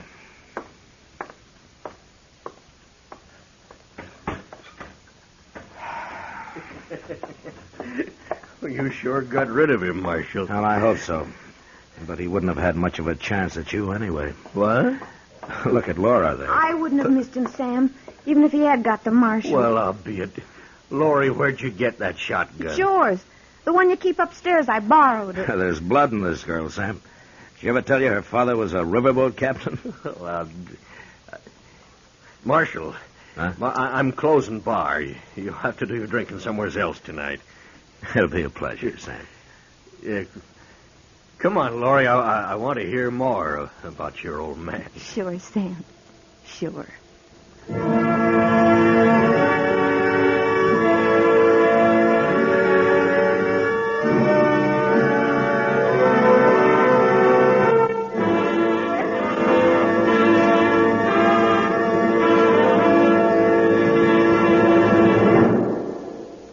In just a moment, we'll tell you about next week's adventure on Gunsmoke. You know, what you are tomorrow depends on what you eat today. So, Mother, be sure the big and little Indians at your house always eat a good breakfast. And tell me, what could be better for breakfast than Post Toasties? Post Toasties, you know, are the heap good cornflakes. The best thing that's happened to corn since the Indians discovered it. But all of the talking in the world couldn't tell you how downright delicious Post Toasties are. You have to taste those crackling, crisp flakes. Yes, you have to taste that sweet kernel corn flavor toasted. Then you know how perfectly wonderful breakfast can be. Put Post Toasties on your shopping list right now, Mother. Just watch how your whole tribe goes for them. Remember, Post Toasties are the heap good cornflakes.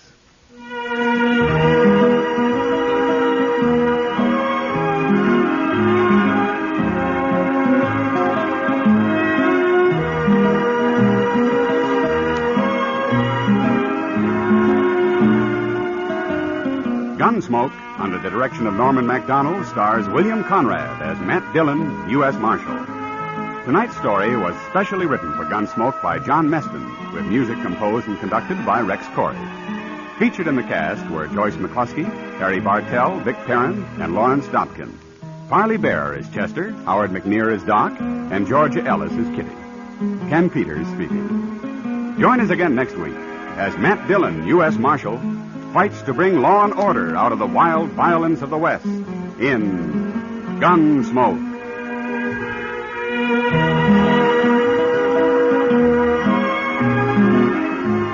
Listen next week at this time when Gunsmoke will be brought to you by Post Toasties, the heap good cornflakes.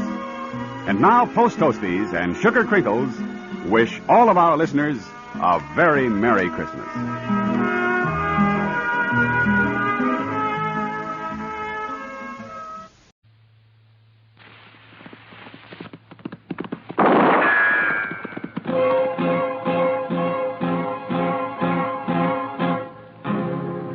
Gunsmoke, brought to you by L&M Filters. This is it. L&M is best, stands out from all the rest.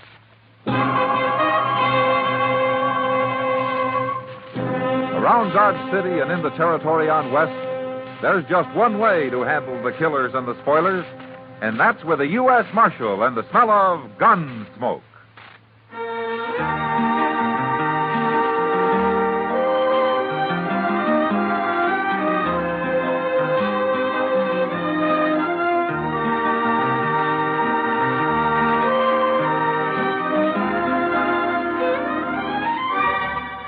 Gunsmoke, starring William Conrad, the transcribed story of the violence that moved west with young America, and the story of a man who moved with it. I'm that man, Matt Dillon, United States Marshal. The first man they look for and the last they want to meet. It's a chancy job, and it makes a man watchful and a little lonely.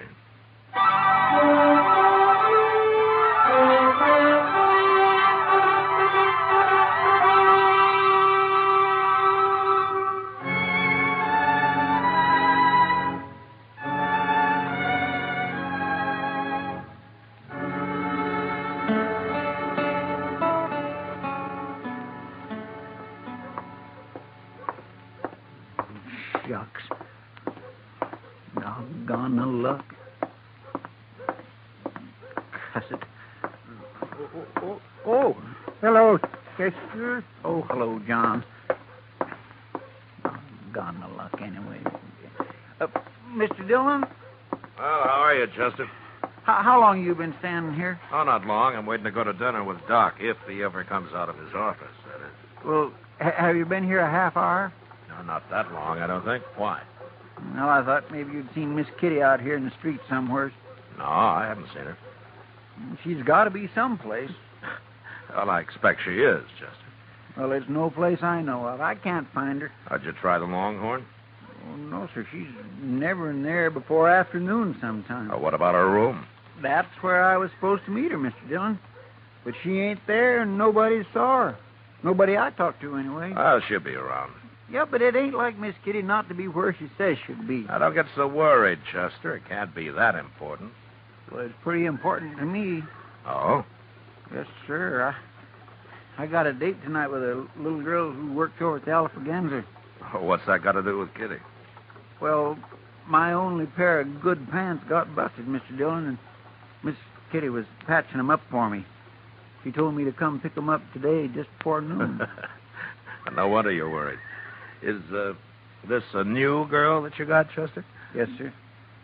Well, she's new to me. Little southern gal with a mouthful of honey, Mr. Dillon. Honey, huh? Mm-hmm. Well, that makes good bait for old bears like you. Oh, Mr. Dillon, I ain't no bear. Not really. Hello, Matt. Chester. Yeah, hello, Doc. Doc, how are you? Oh, I hope I haven't kept you waiting too long, Matt. Oh, that's okay, Doc. Now I won't have to worry if I'm the one that's late next time. Huh? I'm not the one that's late. Oh, you're not? No. Kitty is. Kitty? Yes, she said yesterday she'd be in at noon. Wanted me to look at a tooth that's been bothering her.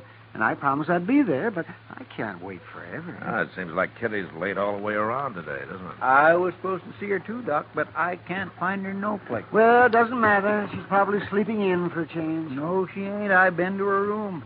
Nobody saw her around there at all. Is that so? She said she'd be there. Well, come to think of it, it's not like Kitty. When she says she'll be there, she's there. It kindly worries me.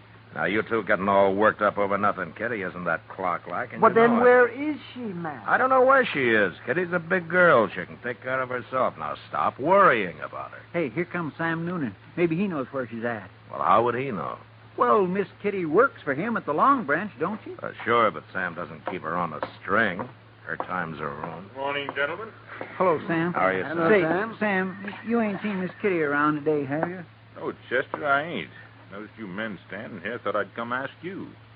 You mean that you're looking for her, too? Well, she was going to come to the Long Branch about 10 o'clock.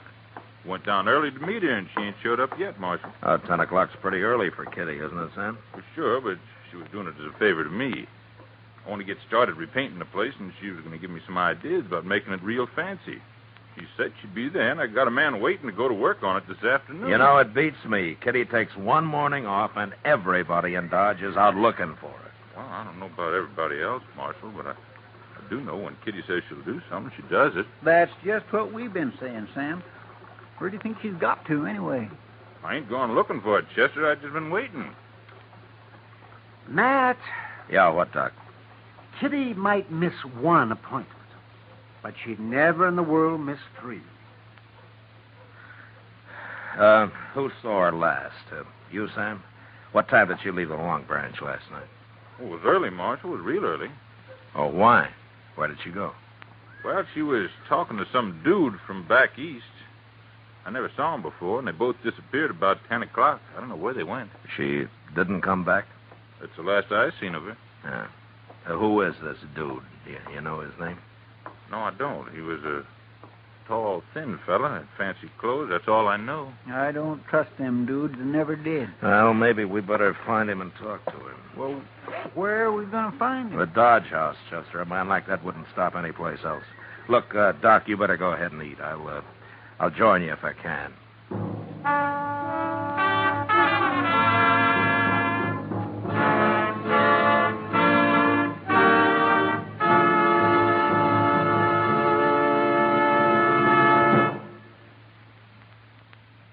you're having a wonderful Christmas, that the holly and mistletoe look brighter than ever, that you're enjoying your gifts and the fun that goes with them. While you're relaxing with your holiday thoughts, I'd like to suggest one more touch that's perfect for times like this. Light up an L&M. If you're a filter tip smoker, L&M is best. Stands out from all the rest. Stands out for flavor, for effective filtration, for highest quality tobaccos. It adds up to the greatest pleasure in filter tip smoking. L&M's got everything. This is it, L&M filters, this is it. Light and mild. It's the best, L&M filters, highest quality filter tip. This is it. L&M filters with the miracle tip.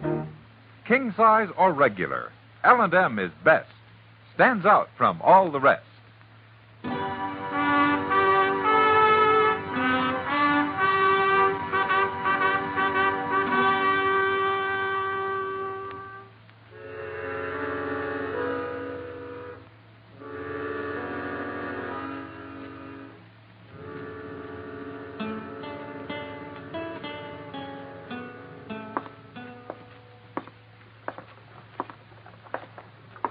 Say, maybe this fella got her outside and knocked her in the head and robbed her, Mr. Dillon. Kitty doesn't carry money on her, Chester.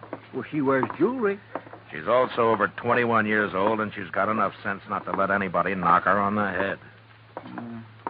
And if he did, I suppose somebody'd have found her by now. Yeah, sure. Hey, look. There's Mr. Dobie himself at the desk in there. Oh, good.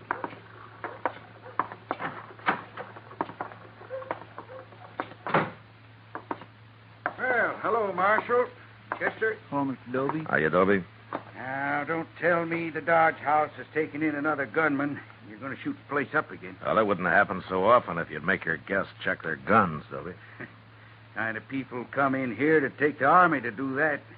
That's a poor rule anyway. A man can always hide a gun. Or a knife. It's not that kind of a man I'm looking for this time, Dobie. It's an Easterner, some dude. What's his name? Well, I don't know his name, but he's tall and thin, and he's a sort of a fancy dresser. He's new to Dodge. Must be that fellow Rackmill. Rackmill? He fits your description, but he sure didn't look like no troublemaker to me. What's he done? I don't know, Toby. I don't know. Maybe nothing. Is he in his room? No, he ain't. Funny thing, now you mention it. Clerk told me this morning that Rackmill didn't come in at all last night. You didn't? I didn't think nothing about it till now. Oh, you know how some fellas are. They get to playing cards or something. He ain't up to no good, Mr. Dillon. I just know he ain't. Toby, what do you know about him? I told you all I know. He come here day before yesterday. Said he was traveling around, seeing the West. I don't think he's working. He don't act sharp enough to be a gambler. Okay, Toby, thanks. Thanks very much. Look, if he does come in, don't say anything about my being here, will you? Not a word, Marshal. But I'll send somebody after you if you want. Good. I gotta go find that clerk. I ain't paying him for me to stand here all day. Well, what are we going to do now, Mr. Dillon? Look, I tell you, Chester, you go down and check the stage, huh? I'm going to go over to the depot, and I'll see you back at the office. You think you might have kidnapped her? Well, we'll know when we find her, Chester.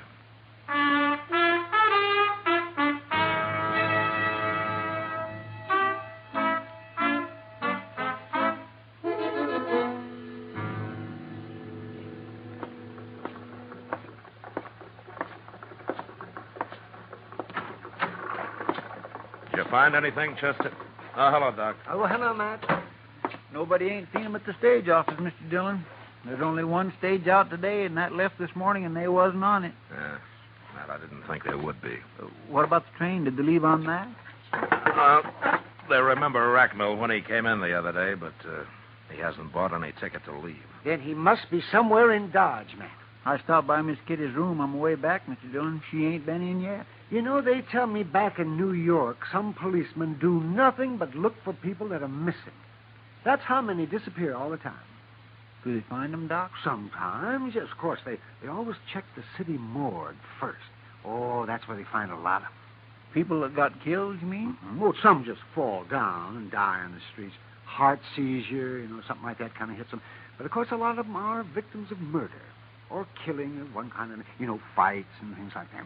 Yeah, it must happen a lot. They got so many people living there. It does, but it can happen anywhere, Chester. Only in New York they're better organized to locate people that are missing and don't come home when they should. Always check the morgue first, huh? Yeah, oh, that's the best place. It saves a lot of time and trouble. Hey, we ought to have a morgue here in Dodge. Oh, whatever. Oh, Jeff, we don't need one, but Dodge isn't big enough for a morgue. No, I guess it ain't. And besides, people don't come up missing here very often. Well, if you two well-wishers have got the morgue problem settled, I'd like to say something. Why, surely, Matt. Go ahead. If Kitty was in Dodge, we'd have heard from her by now. I'm presuming she's alive, of course, Doc, if that doesn't go too much against your theory. Oh, of course she is, man. Of course she is alive. I was telling Chester about things back east, that's all. And if she's left Dodge and she didn't go by stage or by train, then there's only one other way that she could have gone, isn't there? You mean she walked? That'd be about as likely as you walking somewhere, Chester. I don't know why I didn't think about it before. Let's go down to the stable.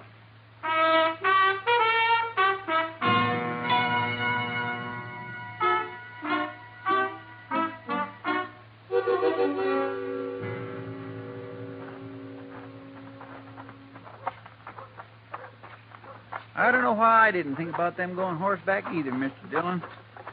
I guess maybe it's because I say that fellow Racknell's a dude. Horses don't seem his style. We don't know that much about him, Chester. What if he went alone? What if he didn't take Miss Kitty with him after all? Well, he can go anywhere he wants to. Alone.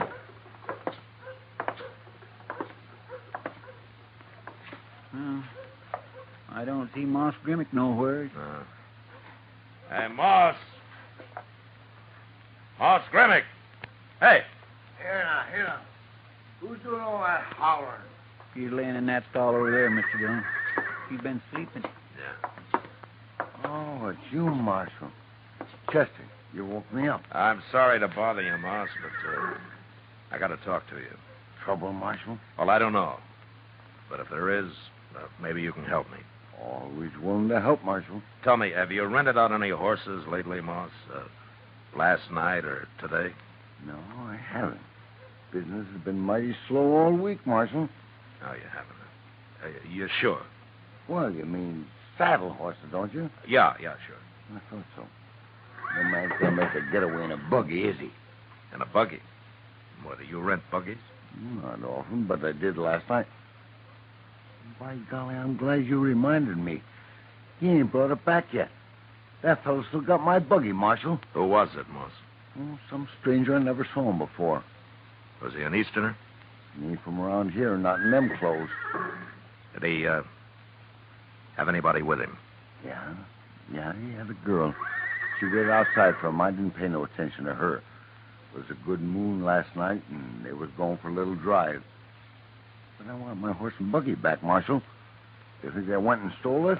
Tell me, Moss, did he say where they were going? He said something about Indian Spring.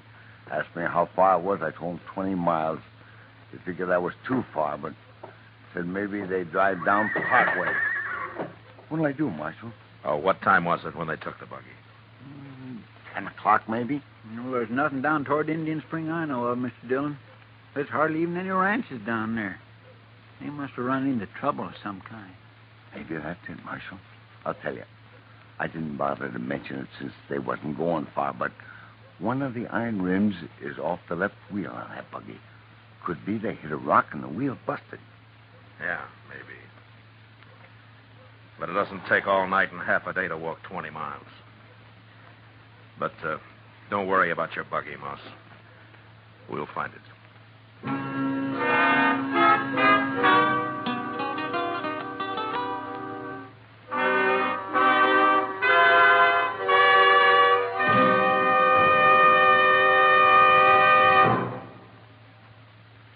Today, along with the traditional pleasures of the holiday, many a filter tip smoker has discovered a new pleasure. He's received his first carton of L&M's. If it happened to you, and you've started to smoke those L&M's, you know how they stand out from all the rest. You're enjoying the incomparable taste of highest quality tobaccos. Best flavor ever to come through a filter. You've discovered that no filter compares with L&M's pure, white, easy-drawing miracle tip. Yes, if someone gave you L&M's for Christmas, you've got the best, because L&M's got everything.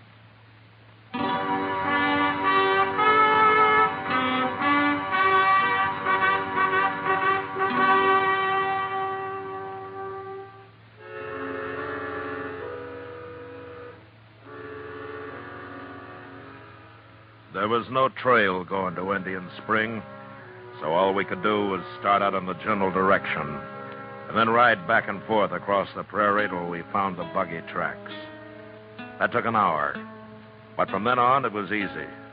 We covered the first 10 miles fast, so fast that we almost missed where the buggy had stopped and a woman's footprints led away from it. We followed these for a mile or two, and then up ahead we suddenly saw puffs of smoke coming from a clump of box elder, Indian style. That must be Miss Kitty in there, Mr. Dillon. Yeah. Well, is she signaling or what? Well, it looks like it. And she must be in trouble. Maybe. That rack mill fellow must have put her out and just left her to starve. Now, why would he do a thing like that? Well, he's not going to get far enough in that buggy for me not to ask him personally, Chester. But first, we'll take care of Kitty. There she is. She sees us. She's waving. Hi, Miss Kitty. Oh, she's all right, Mr. Dillon. She ain't hurt. Oh, look. Over evermore. She's been using a petticoat to make them smoke signals with.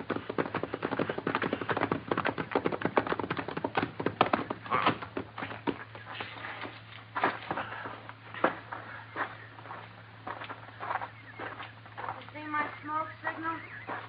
How you found me? No, we tracked you, Miss Kitty. Sure is good to see you. What's the matter with your ankle, Kitty? Oh, well, I turned it. It's not that swollen. How'd you know? Well, I could tell by your tracks back there that you were favoring it. I never noticed that. Well, that's why I had to stop walking, Matt. I knew it'd get worse and I'd never make dodge on it. I figured I was better off here than out in the prairie where I couldn't even build a fire. Well, that was smart of you, Kitty. Look, you can ride on one of our horses back, and we'll go double, huh? In the skirt? Oh. Well, one of us can wait here with you while the other one goes and fetches a buggy, okay? No, if that'd take too long. I'll make it. I can ride side saddle if we don't go too fast. Okay.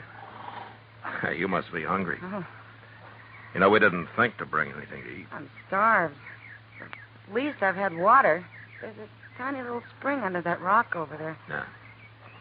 You're lucky you had matches, too. Oh, I wish I'd had a gun. It's alive with rabbits around here. Well, you could have trapped some if you'd stayed here long enough. I'll show you how someday. Thanks. But I hope I never need to know how.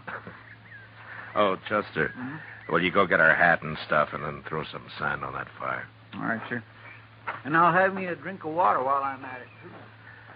Then we'll get started for Dodge, Kitty. Yeah, the sooner we get there, the sooner you can eat. A side of beef and a sack of potatoes would make a good start. And I come to think of it, I missed dinner myself. I'll join you.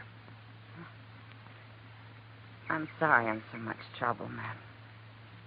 Ah. As long as you're safe.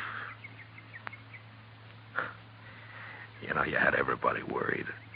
Me and Chester and Doc, Sam Noonan. I know.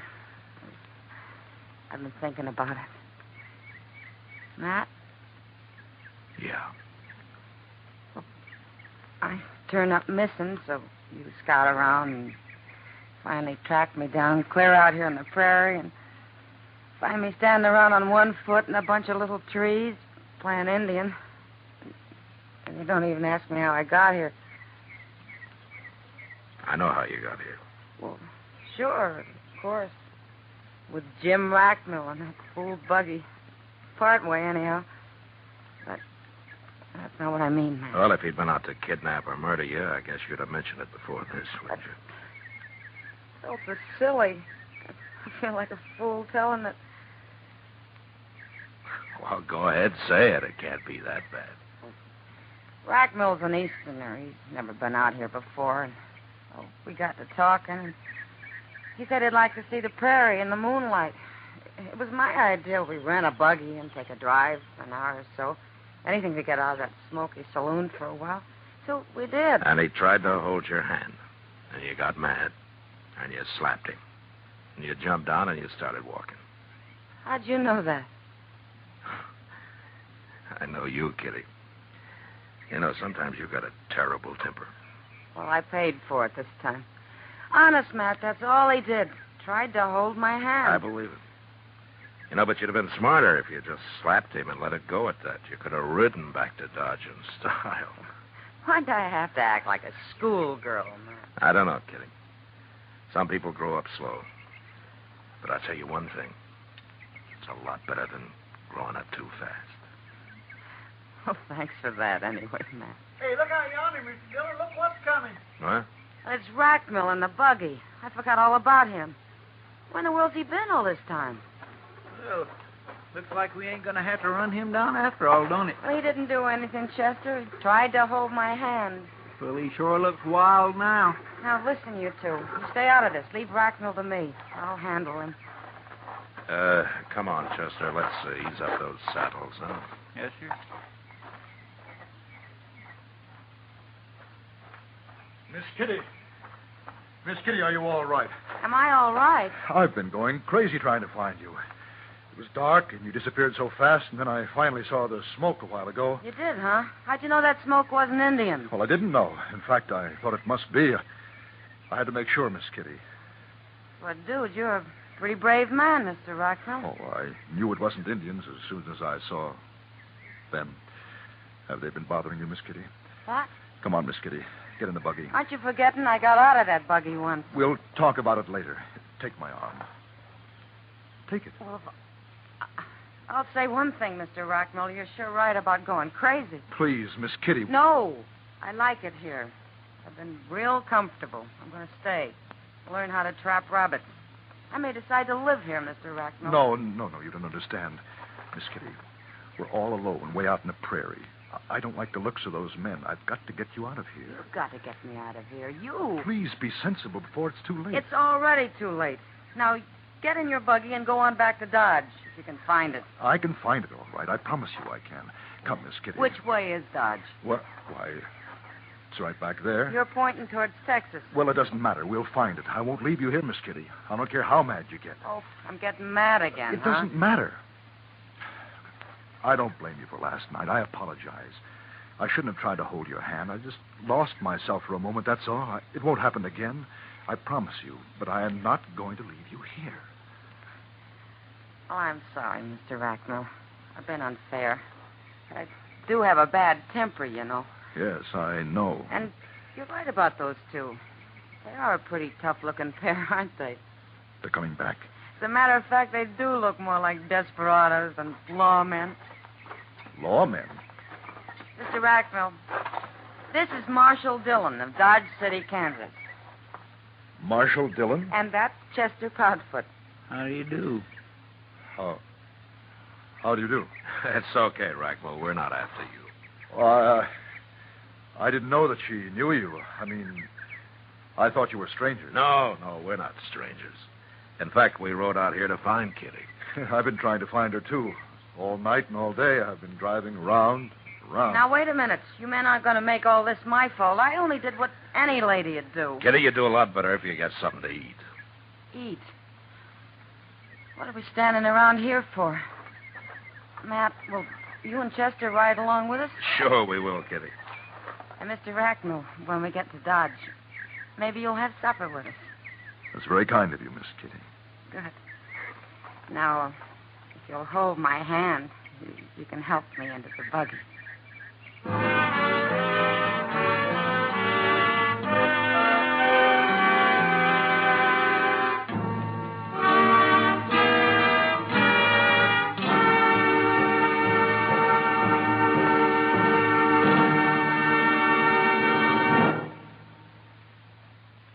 And now our star, William Conrad.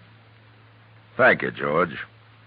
Speaking for all the folks who make and sell Chesterfields as well as L&M filters, Liggett & Myers Tobacco Company, there are 1,300,000 retail dealers and more than 6,000 wholesale distributors. I sincerely hope this is the merriest Christmas ever for you and those close to you.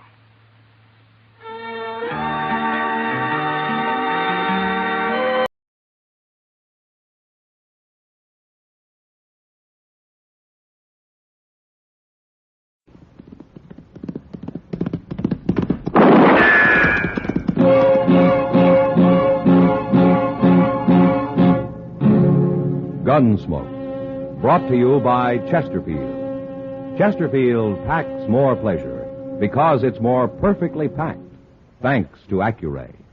They satisfy the most. Around Dodge City and in the territory on West, there's just one way to handle the killers and the spoilers, and that's with a U.S. Marshal and the smell of Gunsmoke.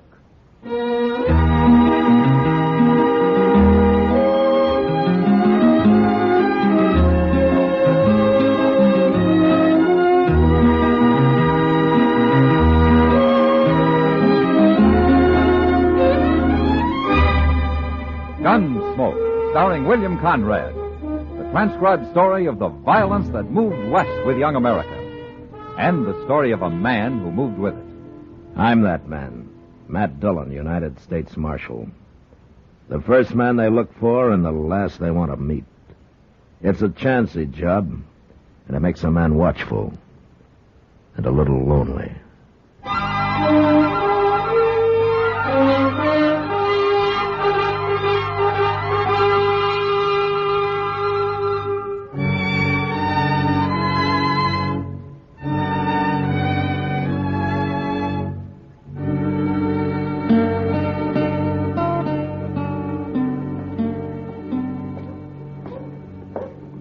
Good morning, Doc. Chester. Good morning, Mr. Dillon. Come and have some coffee with us, Matt. You've got nothing to do in your office. No, but in there people can't see me doing it. Oh, it's no use to hide. They're on to you anyway. You know, I don't think the Christmas season has made you any more charitable at all, has it, Doc? Well, I am not a man to be good on Sunday and sin all week, if that's what you mean. Well, you're honest, if nothing else. Oh, I don't know. Hey, look at that fella. Yeah? What fella, Chester? Yonder, across the street there, in the coonskin hat. Oh. Now, that's the tallest man I ever saw. And that rifle he's carrying is as long as he is. He sure looks out of place in Dodge, don't he? He is out of place, Chester. That's a squirrel-hunting southern mountain man. He's coming over here. Look at him walk. Yeah. If everybody had legs like that, the Santa Fe Railroad would go out of business. Oh, my, he's from the hills, all right. Well, at least he ain't another gunman, Mr. Dillon. That's something to be thankful for. Howdy. Hello. Which of you be the, what do you call them? You mean the marshal? That's the word. I never heard it till a fella told me this morning. Well, I just mean peace officer. I'm agin peace officers. Oh? It ain't fitting for some folk to be meddling in other folks' business. Where do they figure it like that, stranger? Ozark Mountains? Better country than this. My name's Eben Hakes. Well, my name is Dillon. This is Chester Proudfoot and Doc Adams. How are you? Peace officer. The man said you'd help me find where that Joff Monger is living. Joff Monger? Yeah. He come out here about a year ago. He's got an old mountain gal with him. They're married. Yeah, they got a place up near Rock Springs, about, 10 miles north of here. I'll find it. You've come a long way to see your friend, Hakes. Joff Monger ain't exactly a friend, peace officer. But I got to get going. It being Saturday and all. Well, what's Saturday got to do with it? Nothing. Except I won't kill no man of a Sunday. I never have. I never will.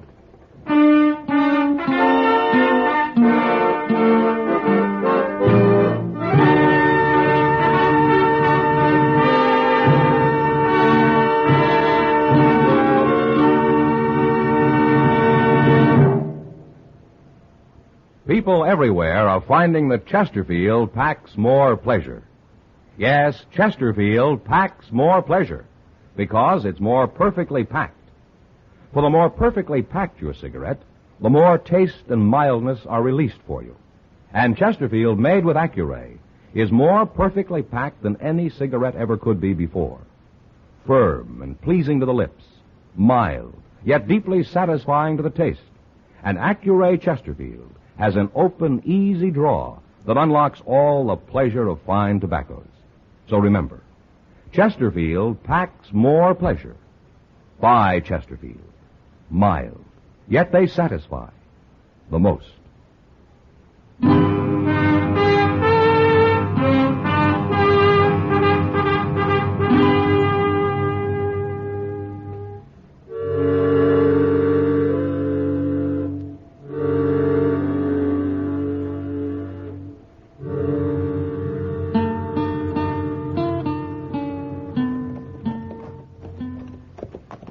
Monger's place don't look no better than it ever did, does it? No, not much, Chester. No, look at that poor Miss Monger.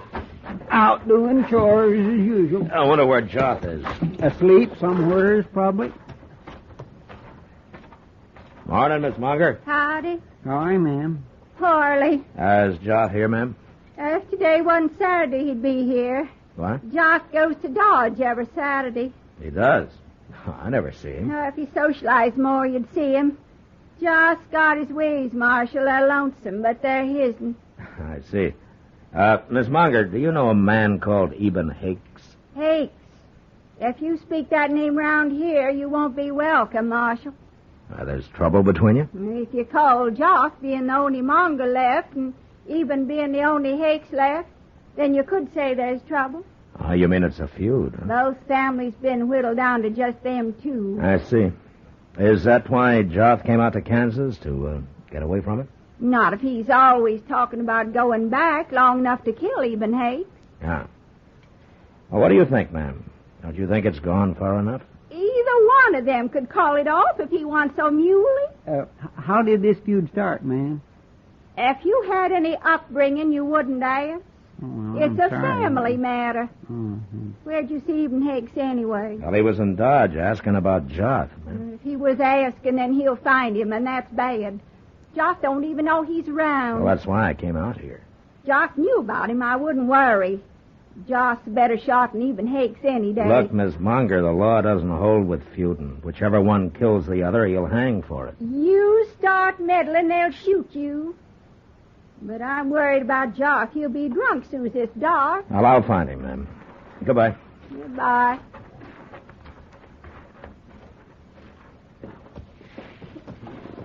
Is all hill people like that, Mr. Dillon? Well, they're mighty independent, Chester. Well, the law sure don't seem to mean much to them.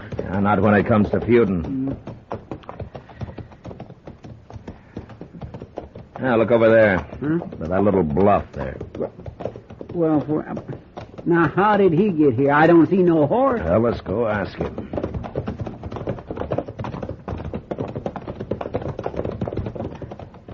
Hello, Hakes. Is that Joss Monger's place yonder, peace officer? Yeah. Good. I'll get a little closer and shoot him when he comes out. You don't care whether you hang or not, do you? Hang? For shooting the Monger? For shooting anybody. You ever hear of murder? Peace officer, you're getting downright contrary. Where's your horse, Hicks? I got no horse. Well, you left him in Dodge? I don't need no horse to travel by.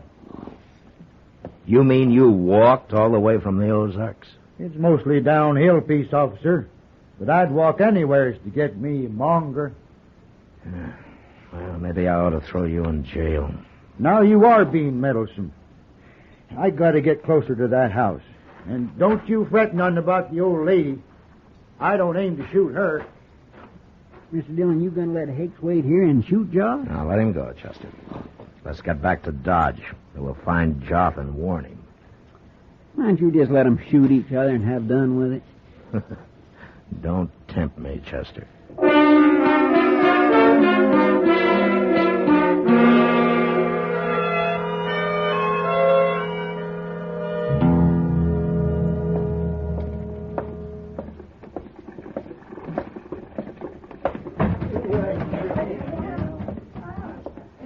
Chester, you go ask Sam if he's seen Joth, huh? Okay.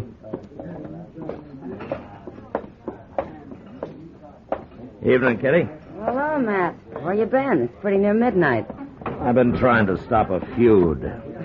Well, it's a long time since I've heard of a feud around Dodge. This one kind of got transplanted from the Ozarks. The Ozarks? Yeah. No wonder that crazy Joth Monger isn't mixed up in it. Now, that's Joth I'm looking for. You are? I've been in every saloon in Dodge. He must have a cave somewhere. I'll bet you $1 he's right out back, Matt. Out back? Sure. He's there every Saturday night. Comes in and buys a bottle of corn from Sam and takes it out back and drinks it. Sits there all alone with his long rifle in one hand and his bottle in the other. Nobody knows what he's thinking. Yeah, no wonder I haven't seen him around. Hey, what you doing, Sam? Oh, Miss Kitty. Hello, Chester. Yeah, Kitty just told me, Chester. Go out back and see if he's there. If he is, bring him in, huh? All right. Well, who's Joth feuding with, Matt? Man called Eben Hakes, Kitty. Is he from the Ozarks, too? Yeah, he arrived today. On foot. On foot? Yeah, he's all legs. Real traveling man. Hey, I'd like to see him. He's got a face like a hatchet, and he's built like a piece of wire. I'll bet he carries a long rifle, too. He does. Here he is, Mr. Dillon. I made him leave his rifle with Sam. Hello, Joth.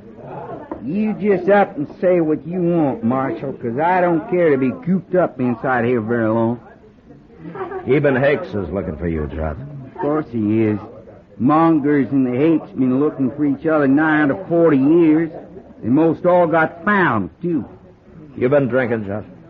Well, the missus won't allow no drinking on the place, Marshal, so I gotta come to town every Saturday. Joth Monger. It's Hakes, Mr. Dillon. Yeah, get out of the way, Kitty. Sure will. I got you caught like a bear up a tree, Joth. Put your rifle down, Hakes. He's gonna kill me. I ain't even got no gun. Put it down, I said. You're standing in the way, peace officer. And I'm going to stay here. Then I'll have to shoot you first. You're not going to shoot anybody. Of course I am. That's what I come for, ain't it? Don't try it. Now, here, wait a minute, everybody. I just thought of something. I wished all you folks would stop meddling in It's this. after midnight, Higgs. What? It's Sunday. Sunday? Yeah, he's right, Hicks. Well, of all the gall-blame luck. Oh, quit looking so troubled, Joth. I won't shoot no man of a Sunday, even a monger. But you come awful close to it, Eden. It's a doggone shame it took me so long to find you today. You traveled a long way, Eden. I know, but I got tired waiting for you to come on back home, Joth. I was coming. I was coming this summer. I know, but your old lady told me about it today. I seen her scratching around doing chores. That ain't much of a place you got there, Joth. Be quiet, Chester. Old fella can make a crop here sometimes, Eden. But it's a hard fight with a short stick. I didn't see no hogs out there. Where's your hogs, Joth? I'm getting some come spring. Eden, how's things back home? Well, there's been a lot of changes since you left. Eden? Yeah? I got a little jug out back. It's most empty now, but we could maybe buy another one, set out there for a spell, kind of get soured on the cob. What say, Eden? Might as well. We can't do no shooting till Monday. Where at do we buy this jug? I'll show you. Fellow over here sells. You'll have to lend me some money. I didn't bring none with Well, me. if they don't beat all, Mr. Dillon. Yeah. Looks to me like they're going to call that feud off. No, not them, Chester. Midnight tomorrow, they'll be stalking each other all over again. Well, how are you going to stop them? Well, I'll let them enjoy themselves tonight. But tomorrow I'm going to throw them both in jail. And they're going to stay there till they learn something more than feuding.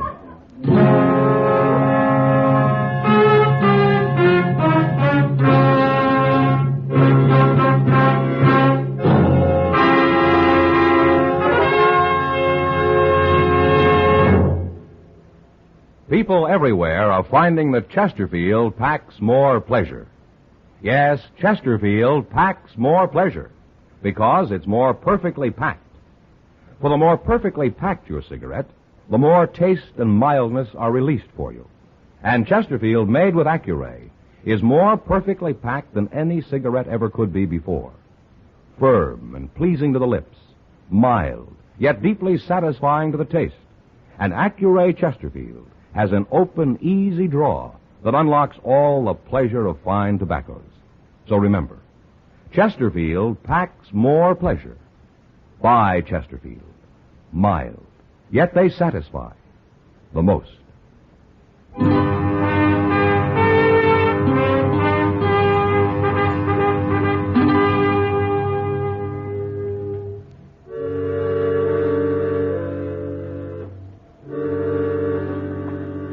I wasn't sure that jail would teach Joth and even a thing, but I still couldn't let them run loose and shoot each other down.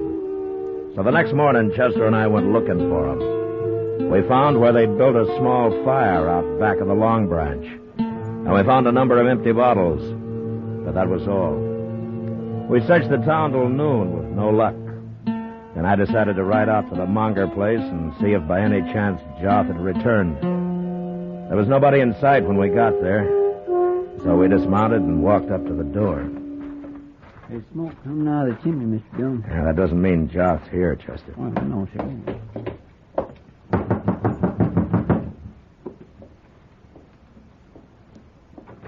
Afternoon. You go away, Marshal.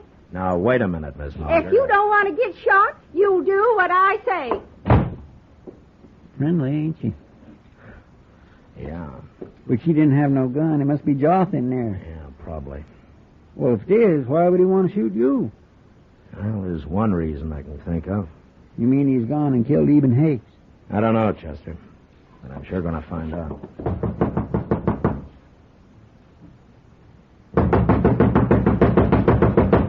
They ain't going to open it. Yeah.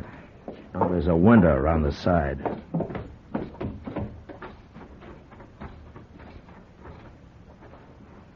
It ain't a very clean window. That'll do. Here, let me take a look. Oh, well, that'll be... What is it, Mr. Jones? Here, have a look yourself. All right.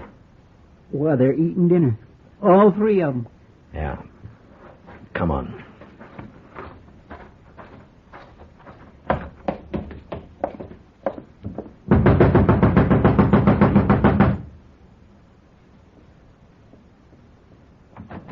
I want to talk to the men, Miss Munger, and I'm coming in. Josh?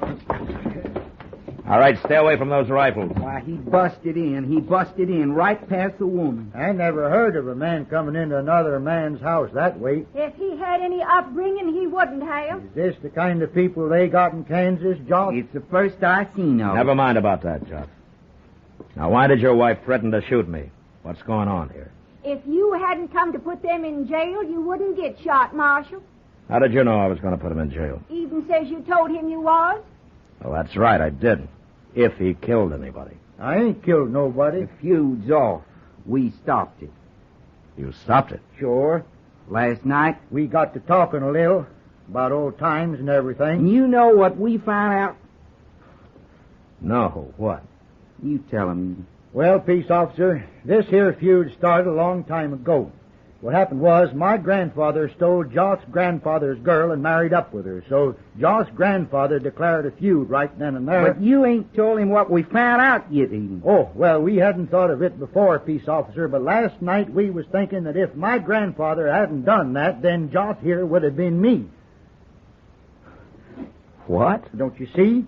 Otherwise, my grandmother would have married up with Joth's grandfather, and I'd have been Joth. So any way you look at it, we're kind of related, like. Any way you looked at it last night, you mean? I saw them bottles. No, it doesn't matter, Chester, as long as the feud is off. It ain't only off. Eden's going to stay on here with us. We're going to work this place together. I'm going to give him a share in it come Christmas. Come Christmas? It ain't far off. January 6th. Now, here, wait a minute. Since when did Christmas get to be January 6th? If you knew anything, you'd know that. I swear I'm getting to know less and less, ma'am. No, you folks don't understand. Back in the Ozarks, we do our Christmas celebrating 12 days from when you do. Wait a minute, you're talking about 12th night. We call it Christmas, too. And if you only knew, Marshal, it works just fine for us. Well, there's no reason why it shouldn't, ma'am. It's an old custom. Say, maybe you and Chester'd come out and celebrate with us. If they don't mind kraut and sour pickles and cornbread and coffee, they'll come. And now ain't there going to be no chitlins, woman? I was keeping them for a surprise. Chitlins or no chitlins, I'll be proud to come, Miss Monger. And me, too. Well, we'll leave you to your dinner now, and we'll see you 12th night.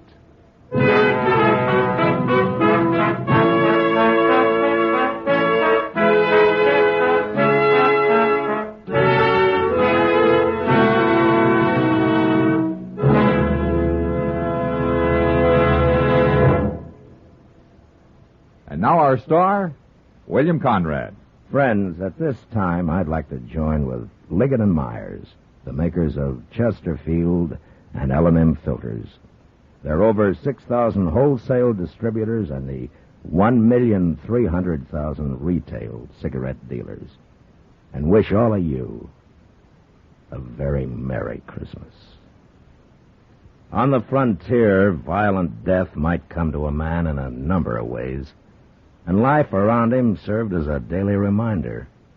Gunfighting in the street, stampeding cattle, marauding Indians, hunger, thirst. Now, there were a lot of ways to die, and most of them hard. But the Westerner wasn't bothered by that. The important thing was, when his time came, that he'd die standing up and in fine style. And that was the West. Good night.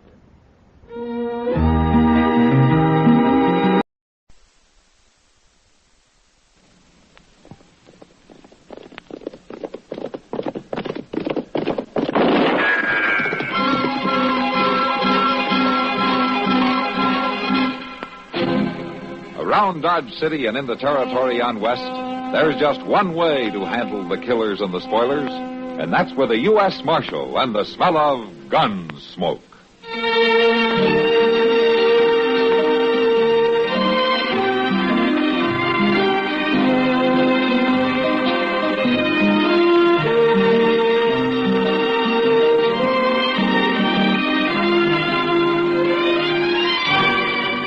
Gunsmoke, starring William Conrad, the story of the violence that moved west with young America, and the story of a man who moved with it. I'm that man, Matt Dillon, United States Marshal. The first man they look for and the last they want to meet. It's a chancy job, and it makes a man watchful and a little lonely.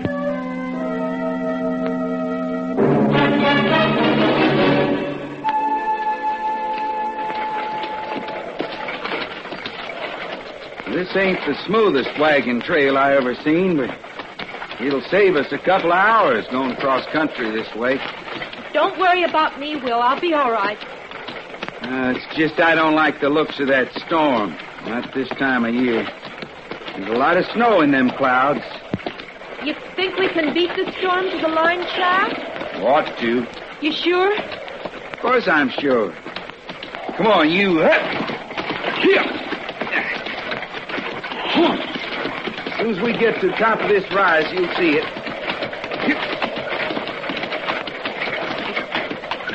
Oh, no!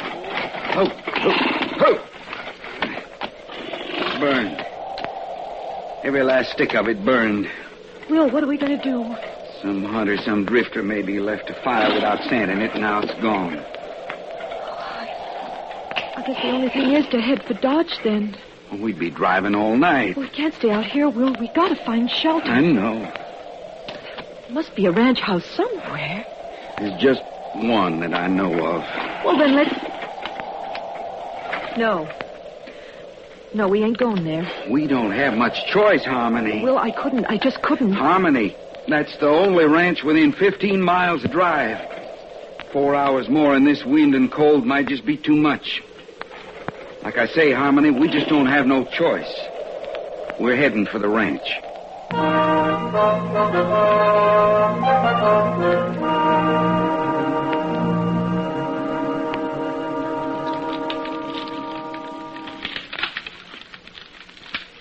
It's a good thing I toted in all that stove wood, Mr. Dillon. We're going to need plenty of it before morning. Yeah, it'll be a real cold night, it looks like.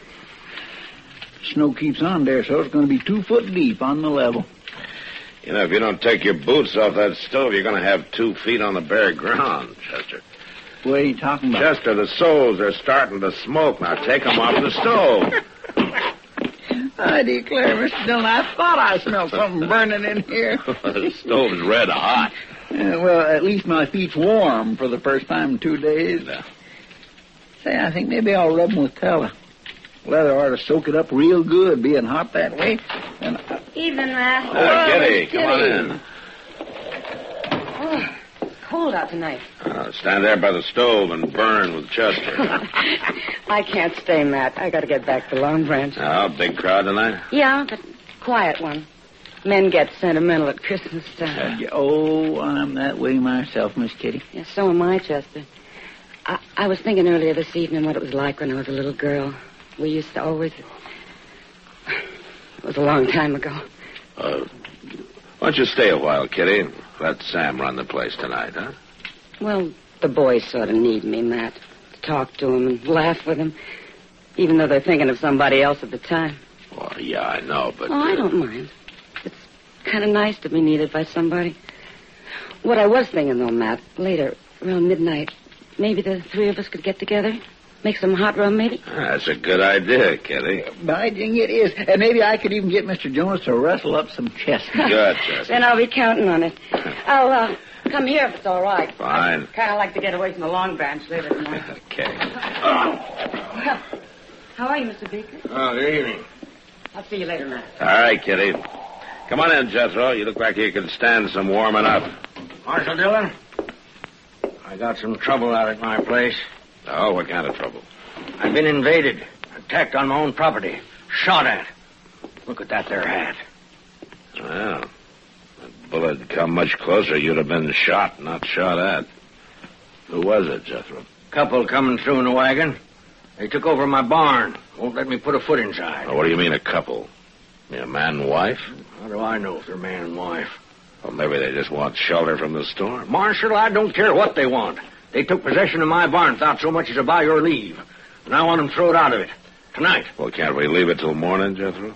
Will Ross ain't spending the night on my property. Will Ross? Well, is your daughter with him, Harmony? Marshal, I got no daughter. Well, you did up until 2 years ago when she married Ross and you threw them both off the place. For the last time, I got no daughter. You had one for 19 years, Beeker. You know me for a man of my word, Marshal. And I'm telling you this. If you don't ride back out there with me right now and get them two off my property, I'm going to burn that barn down with them inside it. Chester. Yes, sir.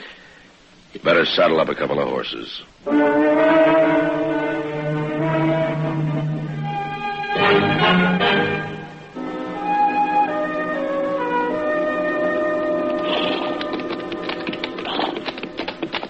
I don't see any wagon, Jethro. They halted inside the barn. Blast them, they're burning the coal oil stove in the tack room. I got a fire going in the blacksmith forge. Well, it's a cold night. Well, charcoal and oil cost money. Come on out of there, Ross. I got the law with me now. Jethro, if I'm going to handle this, I'll handle it my own way. Now, you stay right here. Come on, Chester. Yes, sir. Oh, don't you go easy on them. I want them two treated like any other criminals.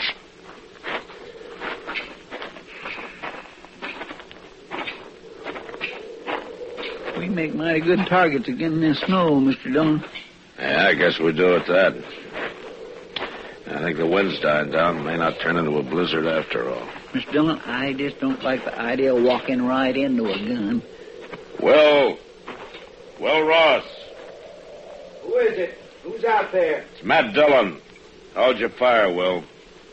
You stay back. I'm warning you, Marshal. I just want to talk to you, Will. Now, come on, open up the door. It's cold out here. Is old Jethro with you? No, just me and Chester. Well, you can come in alone, Matt. You leave your gun out there with Chester. All right, open up. Here, Chester. Hang on to this. I just don't like this one bit, Mr. Dillon. Well, we've got no choice. Hurry up, man. Welcome home, Will. You took a big chance walking up here like that. No, I doubt it. You wouldn't have shot anybody in cold blood before. I don't think a man changes that much in 2 years. Not unless he's pushed hard enough. Maybe. I take that gun now, Will. You said you just wanted to talk. Yeah, I do. But not over a gun sight. Now hand it over. No, stay back, Matt. No. And like I said, Will, a man doesn't change that much. No, I guess not. I wouldn't even have shot old Jethro. I figured that. We didn't aim to stop here, Marshal. We was trying to make Dodge and the storm come down on us. A man takes shelter where he can. I wouldn't even have asked him for a drink of water. Not after the way he treated us when we got married. But we just didn't have no choice. Where's Harmony, Will? She's in the tack room. It's warmer there. I made up a bed for her with some straw and blankets. A bed? You better go talk to her, Marshal. She'll be right glad to see you after all this time. All right. Chester. Yes, sir? You stay here with Ross. I'll be right back. All right, Mr. Dillon. How you been making out, Will?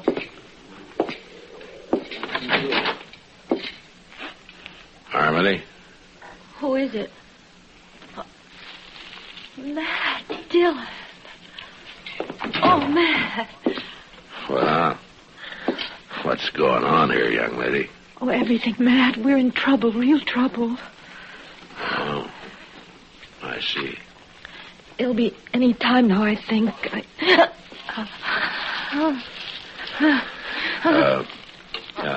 Don't you worry, Harmony.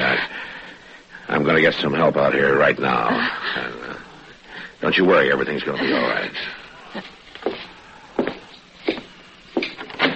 You get out of my barn and off my property, Ross. And take that woman of yours with you. Jethro, I told you to stay outside. I'll remind you these is my own premises, Marshal. We'll worry about that later. Chester. Yes, sir? Go get Doc out here fast. Oh, what'll I tell him? Is Miss Harmony took down sick? Not exactly. What? Just get riding. Yes, sir. I'll get him. I'll get him right away.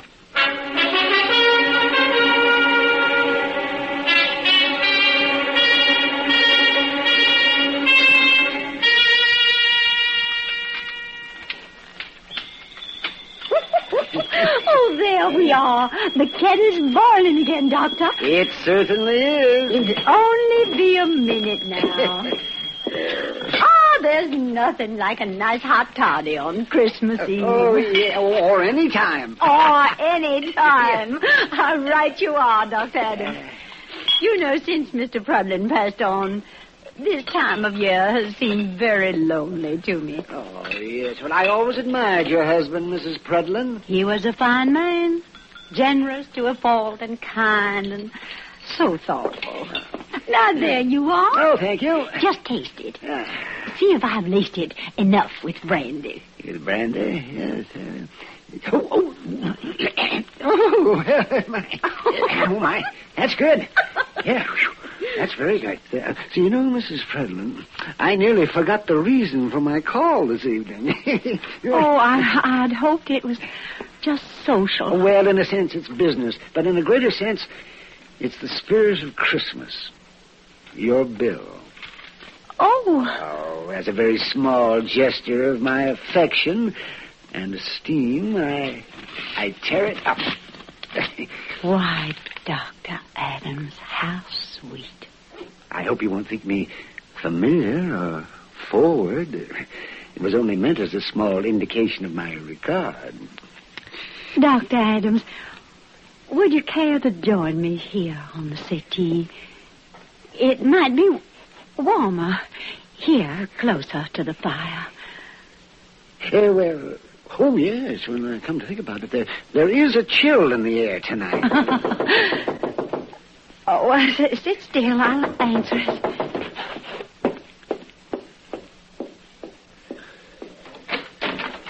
Good evening. Good evening, Miss Prudlin. Excuse me, but it's Doc here. No, my gracious. Well, yes, he is. Won't you come in? Thank you. Doc, I've been looking all over town for Oh, you. well, why did you have to find me? Oh, never mind. What is it you wanted? Well, it ain't me that wants you, Mr. Dillon. Mr. Dillon, what's the matter with him? There ain't nothing the matter with him. He just wants you out at the Beeker place right away. He told me to bring you back. Oh, but this is Christmas Eve. Well, my gracious alive, I know Well, well, all right. Mrs. Predlin, thank you for a wonderful time. And I hope you won't think ill of me for rushing off. Duty calls, Doctor. I understand. Some men can afford to be selfless. And you are one of those men. Mrs. Predlin, I want you to know that I think you... Doc, Mr. Dillon is waiting. I'm coming! Good heavens, Chester, man's got to be polite, doesn't he? Another... Oh, that's... Good night, Mrs. Predlin. Good night, Doctor. Come on, Chester.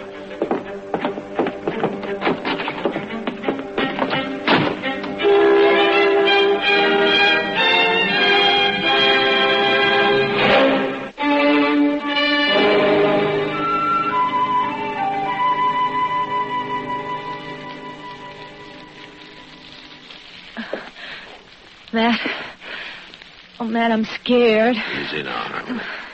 Will and Chester will be back any minute, and they'll have Doc with them. Why don't they hurry? It won't be much longer now. They got to hurry. They've just got to. Harmony, it's going to be all right. Why couldn't Chester have gone alone? Why did you send Well with him? If he stayed here, your father and him would have been at each other's throats. Where is Pa? Out there keeping the forge burning, heating up water. Looking sicker by the minute. Why did it have to happen here, Matt? Take it easy now. If only I had something to hold on to. Maybe if you give me your hands. Sure. There you go.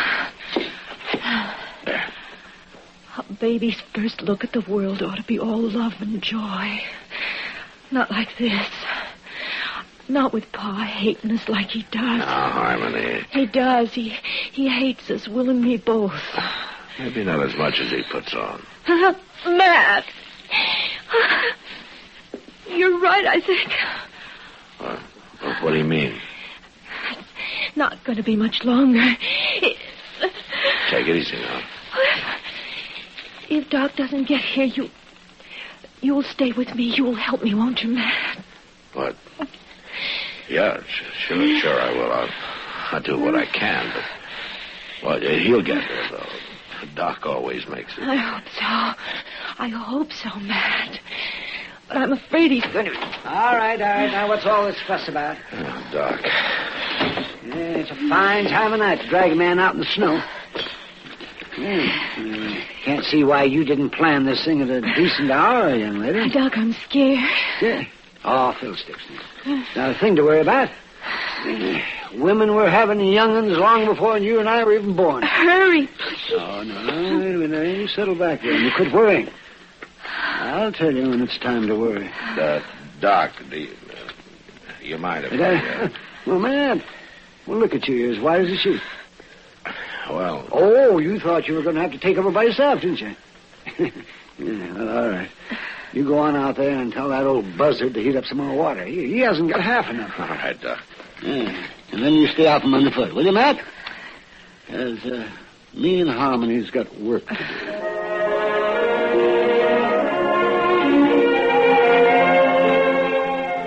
All right, now, little fella.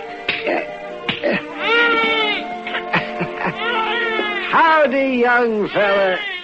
Welcome to the world.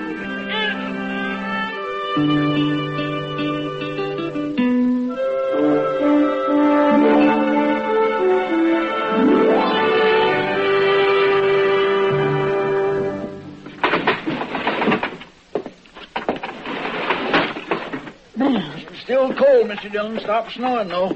Clear as a bell. There you are, Mr. Beeker.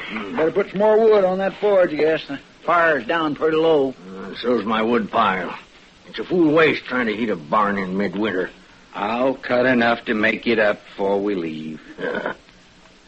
One thing sure, Jethro, we ain't going out beholden to you. You always was a fine one for talk. And mostly I can back it up. Well, you didn't with Harmony. We don't need your old man's farm, you said. We'll have us one twice as big, you said. Now, we ran into bad luck. Oh, sure you did. You come crawling back with your tail between your legs. Not to you, we didn't. We got caught here tonight by accident. Bad luck, accidents. That's all you was born for. Just what I told Harmony when she defied me and up and married you. Is that so? Now, you listen to me, Jethro. All right, that's enough. Now settle down, both of you. Will, I didn't give you back your gun just to have you start another argument. I'm sorry, Marshal. I'm just kind of on edge, I reckon. Well, you know, Marshal, I'll remind you that all of you are trespassers on my property. I thought we settled that, Beeker. I'm here because you asked the law in, remember? Well, you sure ain't done nothing. Force of circumstances. They'll leave as soon as your daughter's able to. Now, you can count on that. I got no daughter, Marshal. Well, anyway, while they're here, you're going to keep the peace. Well, there ain't no law against talking. There is if the talk leads to violence. And just remember that Harmony and Will don't like putting up with you any better than you like putting up with them. Yeah. Real high and mighty, ain't they? Without a roof over their heads. Well, a lot of folks might figure that makes you look worse than them. Hey, what kind of talk is that, Marshal? Well, a ranch this size, a big house on it, and a man your age trying to work it all by himself while his own kin roam the countryside. Some folks might figure a man like that's got a lot of meanness in him. I told her what to expect if she married this fella. You know, a man might tell somebody most anything when he's mad, Jethro, but it's plain stubbornness that makes him stick to it afterwards. Why, they come sneaking into my barn like bandits, Marshal. Didn't even knock on my door. And now you're saying I ought to go crawling to them. I didn't tell you what you ought to do. It comes to that, though. And I ain't doing it. Don't you worry, Jethro. We don't want no part of your ranch. And it ain't being offered to you. I worked mighty hard to make this place what it is. A little peace and quiet out here wouldn't do the patient any harm, you know. How is she, Doc? Is she going to be all right? She's fine. And so's the young'un. She'll live to have a dozen more. And he'll grow up and probably come to a bad end, like being a marshal or a country doctor. Now, young lady, I'll be back in the morning, so you get yourself some sleep. All right, Doc. What would you tell my father? No, if you've got any telling to do, you tell it yourself. Pa? Pa? Well, answer, you old coot. She's talking to you. Yes. What is it? Pa? Will you come in here and say howdy to your grandson? Grandson? My grandson? Of course he's your grandson. My golly, I hadn't thought of that. It's my grandson. I don't know now, Jethro. You just got through claiming you didn't even have a daughter. Huh? Oh, confound it, Marshal. You're trying to put words in my mouth. Of course I got a daughter. And a grandson. Not as fine a boy as you could ask for. Say, Will. Yeah? I'd be much obliged if you'd shake hands and kind of forget things, huh? I can't see no reason not to, Jethro. Good. Well, come on, Will. Let's look him over. My golly, grandson. Crazy old fool. Young'un's born every day. It's nothing to get all worked up about. Who you fooling, Doc? Nobody. Well, what are we going to do? Huh? Head back to town? Might as well. They'll probably have some ups and downs yet, but I guess the four of them will be able to work it out now. Yeah, they'll spoil that kid rotten. Turned out to be a fine night after the snow quit, didn't it? Yeah. Look at those doggone stars. Hey, Doc, why don't you come by the office when we get in town, huh? Kitty's going to be there. We thought we'd have a little something to drink and sit around and talk a while. Oh, sounds fine. But it's pretty near 4 o'clock in the morning, Mr. Dillon. That's right, Chester. Well, Miss Kitty won't still be waiting up. You want to bet?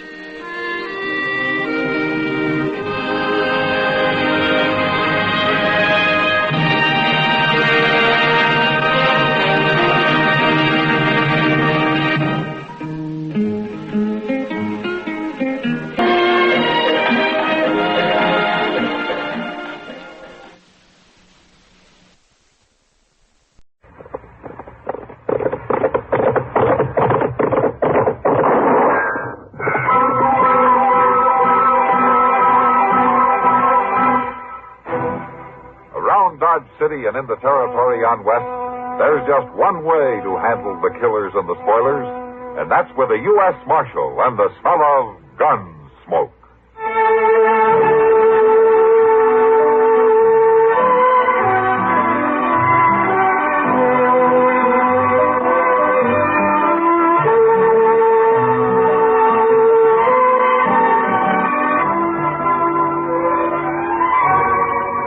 Gunsmoke, starring William Conrad. The story of the violence that moved west with young America. And the story of a man who moved with it. I'm that man. Matt Dillon, United States Marshal. The first man they look for and the last they want to meet. It's a chancy job, and it makes a man watchful. And a little lonely.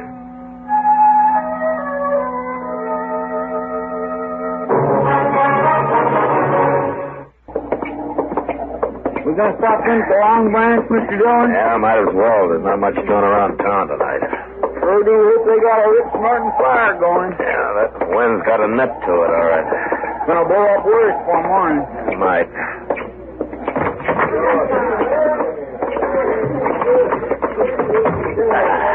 Well, I thought old Doc might be around here, but I don't see him no place. Oh, Matt. Kitty. Oh, Miss Kitty. Come on over to the stove where it's warm. Feels warm right here after that wind outside. Goes right through you, doesn't it? I think I'll ooch over by the stove, Mr. Dillon.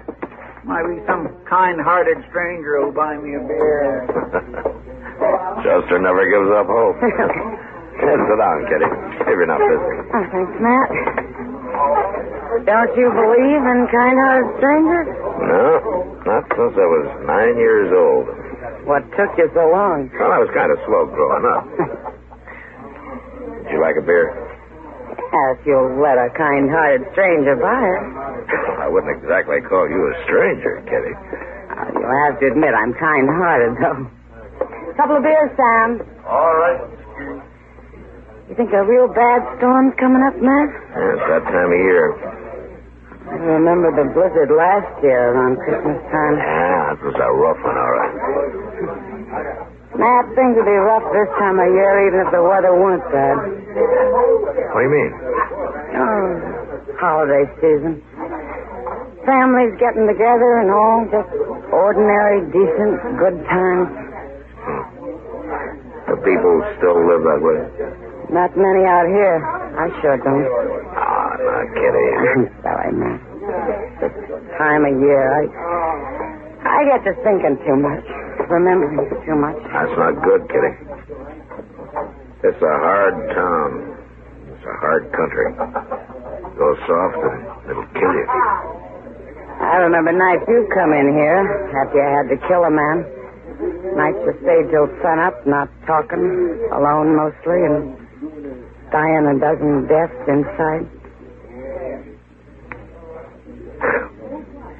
You're as sentimental as Chester.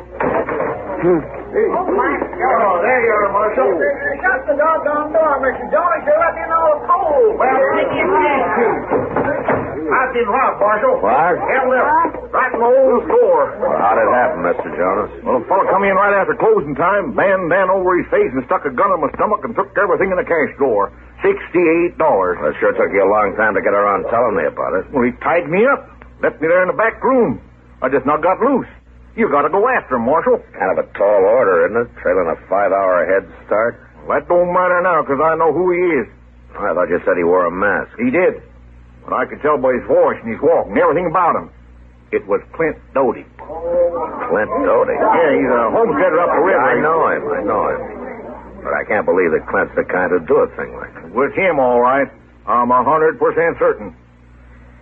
Well, all right. We'll ride out in the morning and bring him in. In the morning? If it was him, he'll be there. But, Marshal, you... Wilbur, I'm not going to ride 12 miles up that river bottom at midnight with a blizzard coming up for $68. Now, we'll leave in the morning at sunup.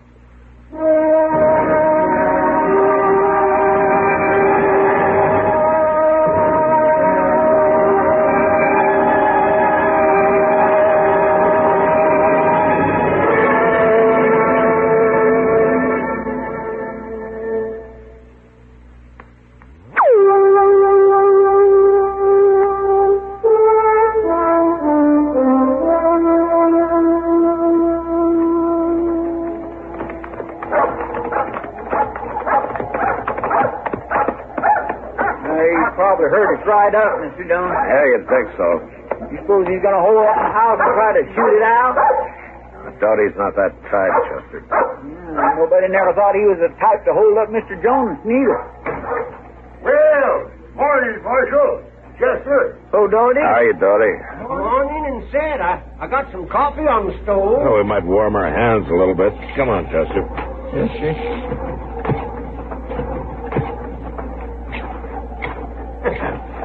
I reckon Medora can rustle up some eggs inside and eat if you ain't ate. Oh, thanks, Doty, but we had breakfast before we left Dodge. Well, you can get warm at least. Hey, what you trying to do, Marshal? Blow up a storm? That looks that way. It's been snowing since daybreak out here in the river bottoms. And with that wind blowing, it's going to start drifting. Yeah, probably will. Well, I'll heat this coffee up a little. What brings you out this way, Marshal? You, Doty? Me? Well, what do you mean? We're here to arrest you. Take you back in. What for? Armed robbery. Armed robbery? You mean that hold up at the general store?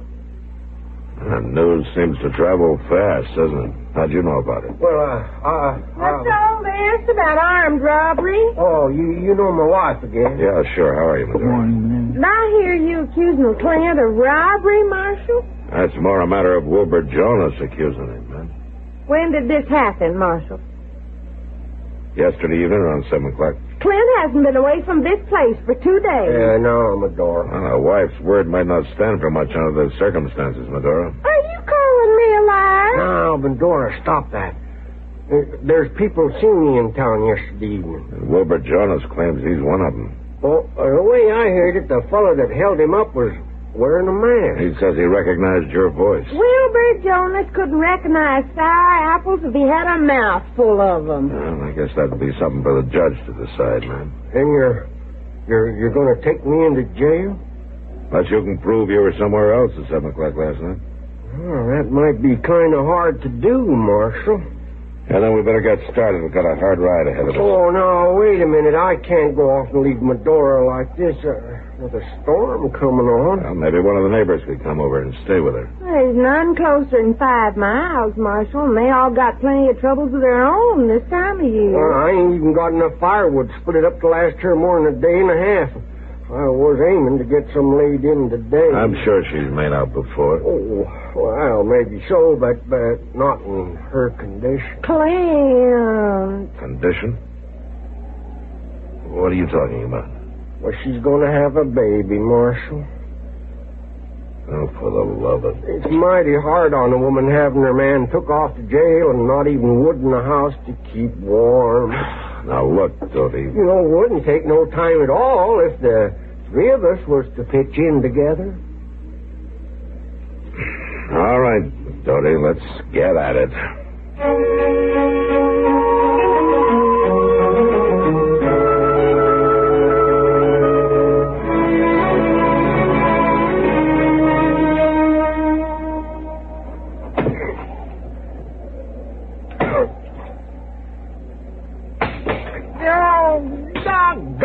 Betsy.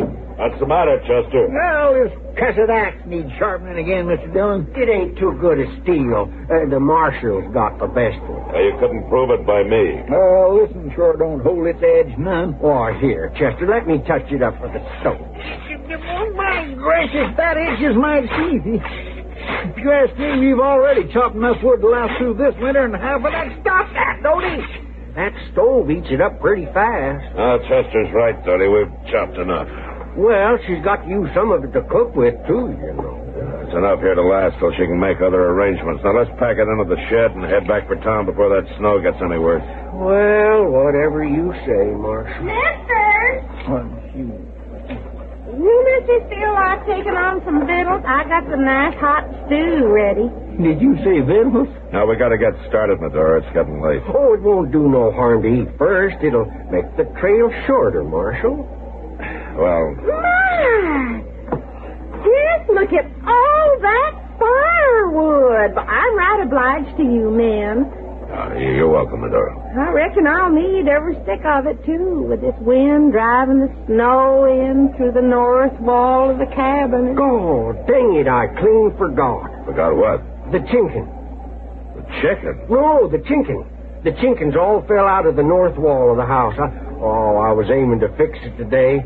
I got a lot of bark slabs cut laying out back to the barn. Now, look, Dodie. Oh, it's mighty hard on a woman in Medora's condition with the snow and the sleet blowing in on it. Dodie, would it be all right if we eat first?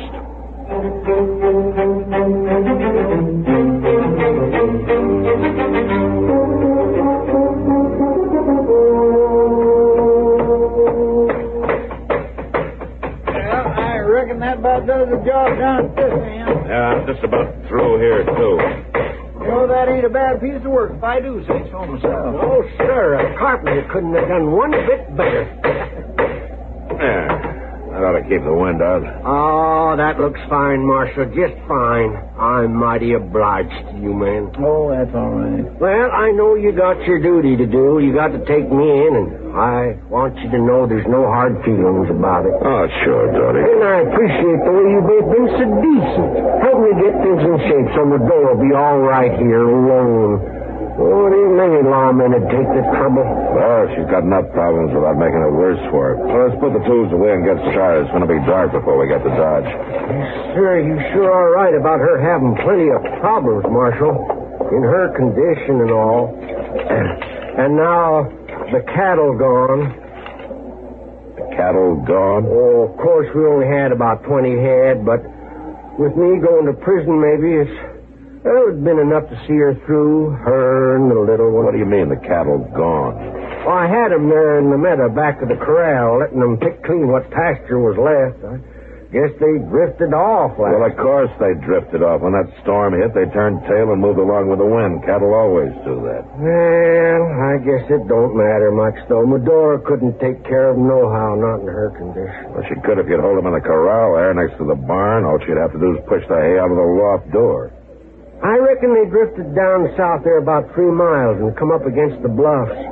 Oh, they'll probably mill around and freeze to death there if the storm keeps up. About 3 miles, huh? Mm-hmm. I was aiming to go after them, but of course, one man alone wouldn't have had much chance. All right, Dodie, come on. Let's go find your cattle.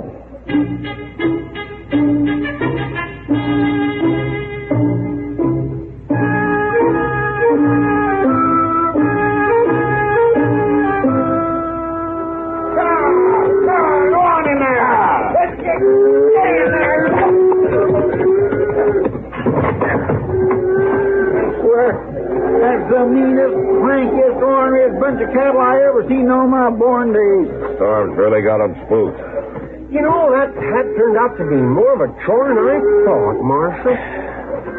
Yeah, it sure did, Tony. I just don't know how I'd have managed without you fellas helping.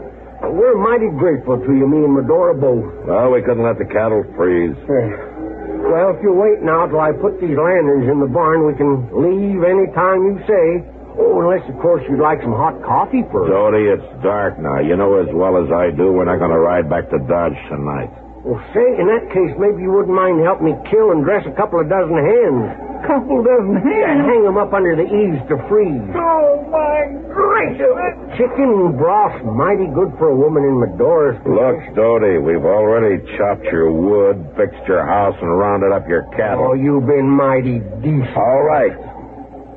All right, we'll help you dress your chickens. We'll make soap for you, salt down the pork, preserve eggs, anything you say up until midnight.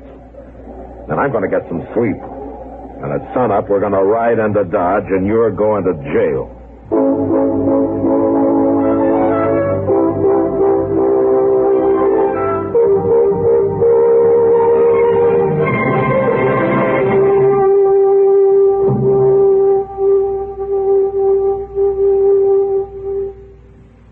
Do you know about the little white tablet in the little green pocket roll?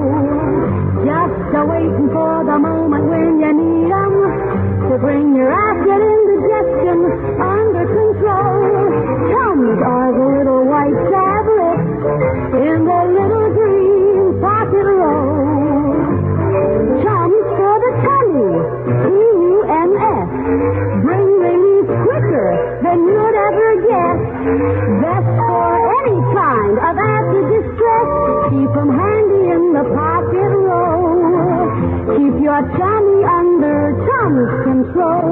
You're especially wise during the holiday season to keep Tums nearby for quick relief from upset caused by rich foods and the hustle and bustle of holiday activities.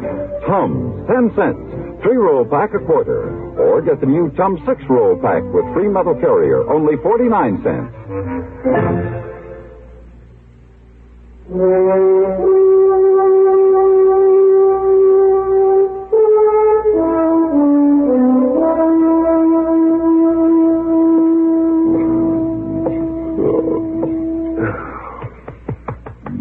Chester.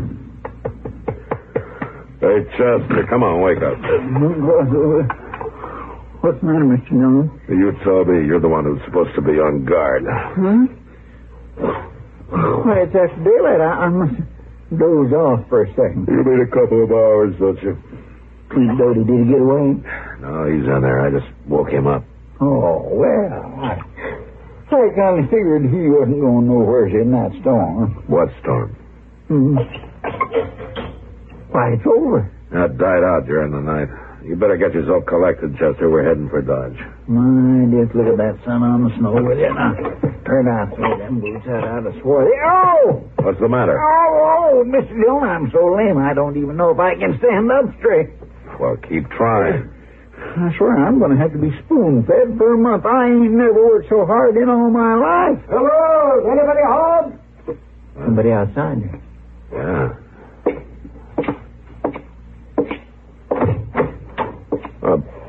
By golly, it's dark. Dog? Well, come on in, you old reprobate. I'm coming, just tying up my horse and buggy. Wonder what he's doing out this way. Seeing a patient, I guess. He must have left town awful early. Hey, did somebody ride up? Yeah, it's dark. You about ready to leave, Dodie? Oh, if you're still a mind to take me. Nothing's changed.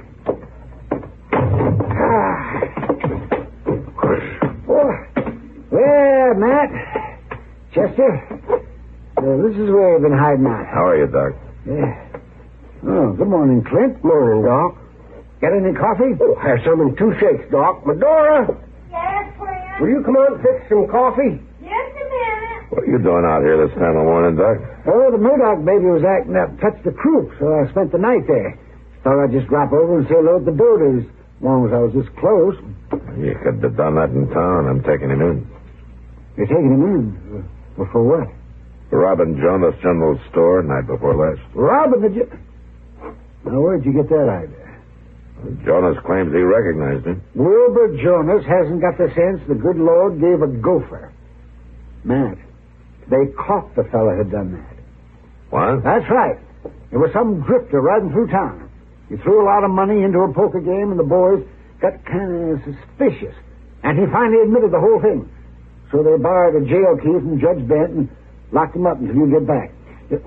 Well, Clint, didn't you tell him? Well, Tell me Clint, he couldn't have done it, Matt. He was playing poker at the time with me and Moss Grimmick in the back room of the livery stable. Dodie. No, Marshal, I didn't lie to you. You asked me if I could prove where I was, and I didn't know Doc's word was actual proof. Clint, Dodie, he done that deliberate, Mr. Dillon, letting us think he was guilty just to get us to do all that work for him. And I suppose the story about your wife having a baby. Oh, that's the gospel truth, Marshal. Well, it sure is, Matt. I'll vouch for that.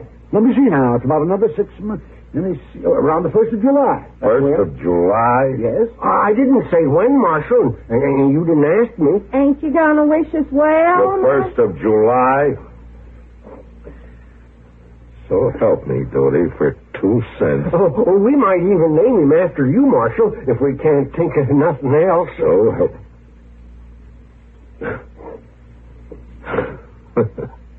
All right. All right, Dodie. Now, how about some of that coffee, huh?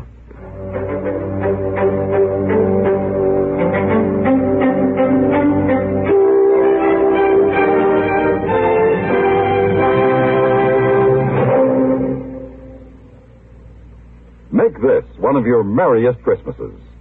Join us on CBS Radio as most of these same stations present our 4th annual Christmas Sing with Bing. Right at her husband's side, welcoming you to their holiday celebration, will be Mrs. Bing Crosby, Catherine Grant. With Bing as your host, CBS Radio will take you to Rome to hear the Vatican choir sing. There, too, you'll hear the sound of the bells of St. Peter's as they ring for the holiday Mass. Our Christmas Sing with Bing will take you to New York and Salt Lake City, to Canada, Australia, Holland, France, and even the Fiji Islands, where carolers will sing the traditional Christmas songs with you. Celebrate Christmas with the world. Join us on CBS Radio Christmas Eve, as most of these same stations present our 4th annual Christmas Sing with Bing. Remember, this year on CBS Radio, you can spend Christmas with Mr. and Mrs. Bing Crosby. Gunsmoke, produced and directed by Norman McDonald, stars William Conrad as Matt Dillon, U.S. Marshal. The story was specially written for Gunsmoke by Les Crutchfield, with editorial supervision by John Meston. Featured in the cast were Joseph Kearns, Virginia Gregg, and Ralph Moody. Harley Bear is Chester, Howard McNear is Doc, and Georgia Ellis is Kitty. This is George Walsh inviting you to join us again next week for another story on Gunsmoke.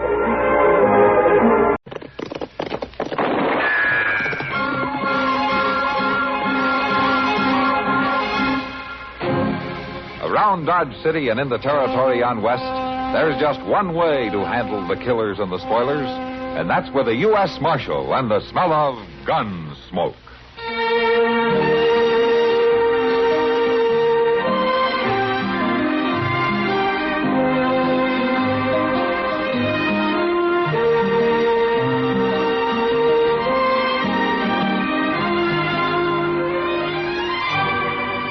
Gunsmoke, starring William Conrad. The story of the violence that moved west with young America. And the story of a man who moved with it. I'm that man. Matt Dillon, United States Marshal. The first man they look for and the last they want to meet. It's a chancy job, and it makes a man watchful. And a little lonely.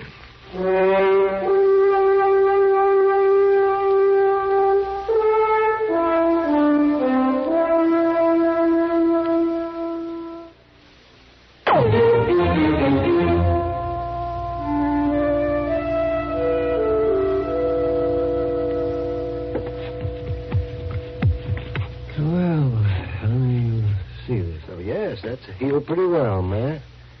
At least there doesn't seem to be any infection. Good. How long ago did this happen?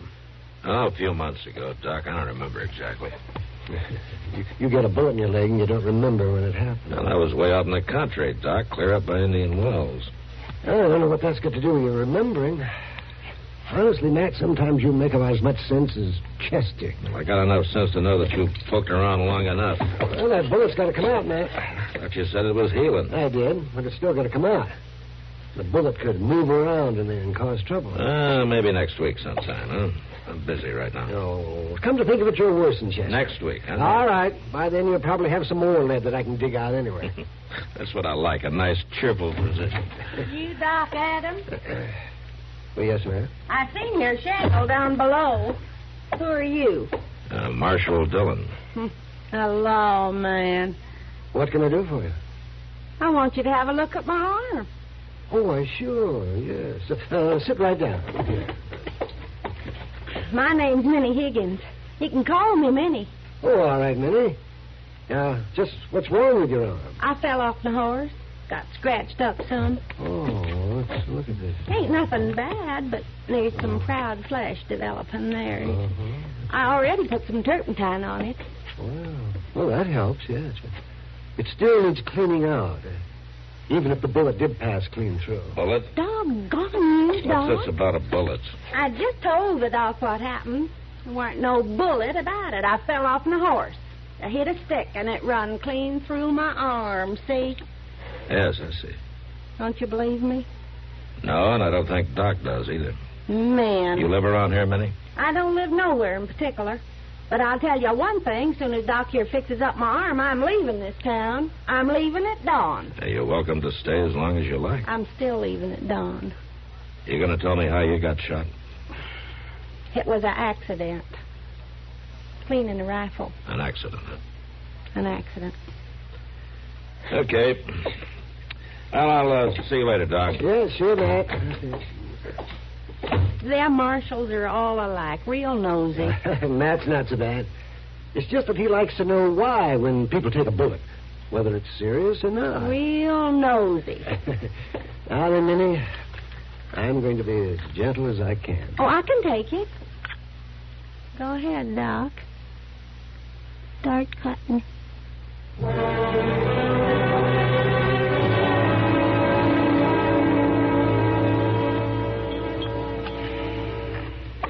Well, I sure didn't never think a man could starve to death waiting for his coffee in a restaurant before. Sometimes it beats drinking it, Chester.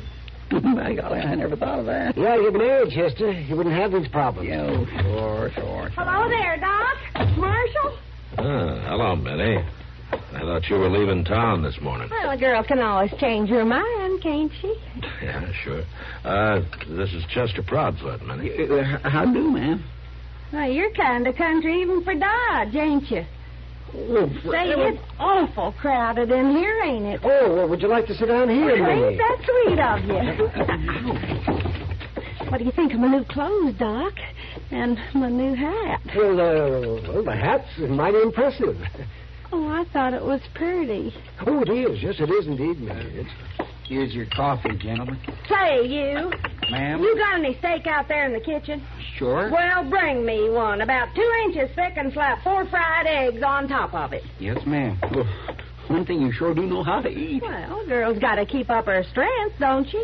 A good meal once in a while don't hurt a body none, does it, Doc? No, not at all. No. You ain't asked me about my arm, Doc. Oh, no. Well, say, how is it? Oh, it hurt during the night. A lot. I thought maybe I ought to stay over so you could take another look at it today or tomorrow. Oh, well, it'll have to be right now after dinner. I'm driving out into the country this afternoon. And... You are, huh? Come on, Chester. We got work to do. Oh, but I ain't finished with coffee You can get some later. So long, Doc. Well, now, see here. See you later, Minnie. Sure, Marshal. So long, Chester. Well, wait a minute. I'm going with you. Doc, you ain't going to leave a lady to eat alone, are you? Well, Of course you ain't. Now, sit down. Oh, no. Minnie. Oh, what's gotten into you, anyway? I was thinking you might like a little company this afternoon when you drive out into the country. No, you don't. No, absolutely not. Oh, Doc? No, I mean it, Minnie. When'll you be back? Well, not till tonight. Late. Very late. Okay, Doc.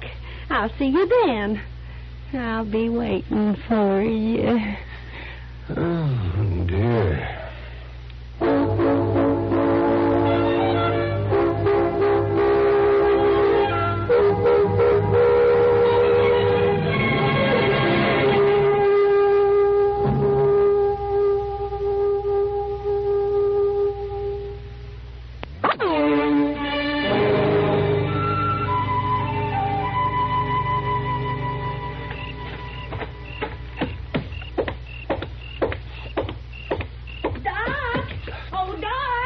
Well, it's awful late getting back to town. Doc, you had me worried. Minnie, what in the world are you doing up at this hour? Why aren't you home in bed? Well, I was down to the stable waiting for you till Moss run me out. Why, it's going on 10 o'clock. You usually out this late? Well, I don't work on a schedule, you know. You had a long drive, didn't you? Long enough. You're tired. What you need is a drink. Take the chill out of your bones. I'll buy you one. Now, look. Doc, don't you want a drink? Well, as a matter of fact, I do. And I'm going to get one right now. But alone. Alone? You won't take me? No, I won't. Ladies don't go into saloons. Now, you know that. Now, you run along. You come see me about that arm tomorrow, huh? All right. Well, good night. Doc? Good night, Minnie.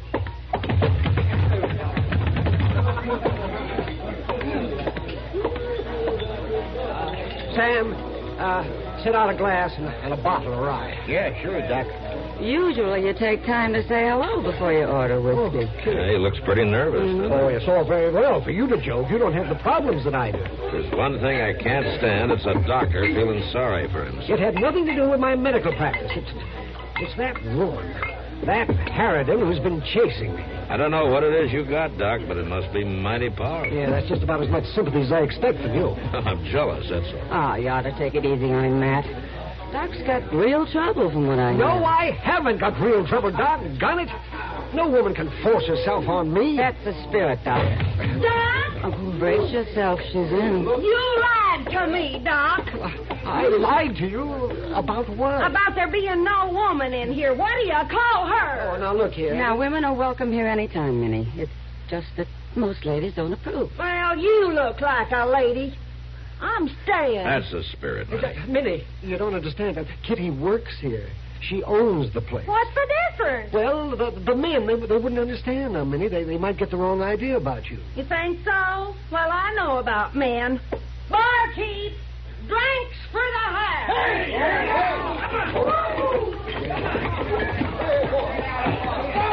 There. That'll take care of the men. Now, you come and sit at a table with me, Doc. No. I'll set up a holler. I'll start a fuss, and I can do it, too. She means it, Doc. You better go along, Doc. Oh, he's going all right. There ain't no question about it. Now, come on, Doc. Now, look here, Minnie. She's kind of rough, isn't she? Yeah. But she's not a bad woman at heart. I can tell. I hope you're right for Doc's sake. I'll say one thing. She's sure got a mind of her own.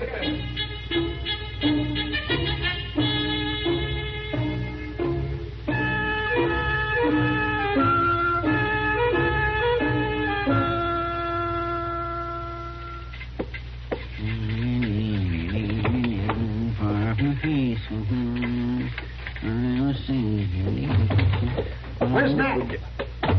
You had to ride out to Jake Worth. Ought to be back by dark. Oh, my gracious. I do declare, Doc, you act nervous as a bridegroom. You know what that woman did this morning? What woman? You know very well what woman. She waited in hiding for me outside of Delmonico's. She sprang out at me like a mountain lion. She said she was going to have breakfast with me. Well, now, Doc, like she says, a girl has got to keep her strength up. And she did. She had an order of steak and eggs at her found her a draft horse with potatoes and pie on the side. She's going to be an awful big expense to you, Doc. An awful big expense. Oh, I'm going back up to my office. Yeah, wait a minute. I'll walk with you as far as your stairs. I got to go to the store. Well, I just may leave town and go to San Francisco. You're wasting money, Doc. She'll find you. That lady is awful determined. What's the matter? There she is. Let's go the other way. Hey, wait a minute. No, that big galoot with her. I tore her hat right off of her head in front of her. Now, that's terrible. Chester, come on. Let's go. He ain't got no right to do that. He'll be beating her next. Come on, Doc. Chester. I just bought me some new clothes, Jake. What you bother me here for anyway, you big ugly thing? Woman, you got plumb out of hand. I think I'll walk you a good... Here, hold on right now. That's enough, mister.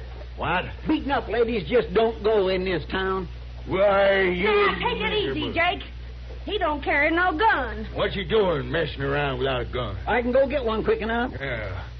Who's this other little feller? Oh, that's Doc Adams, Jake. He fixed my arm. It took him 2 days just to fix that arm. Now I think I know who put that bullet in you. Oh, well, Doc, it was an accident. He didn't do it on purpose. Minnie, is this your husband? Not no more, he ain't. What do you mean, not no more? I'm leaving you, Jake. Leaving? I got me a lover here in Dodge now. What? Minnie. Yep, I've got me a lover. A real gentleman, not an old hog wallower like you. Where's he at, Minnie?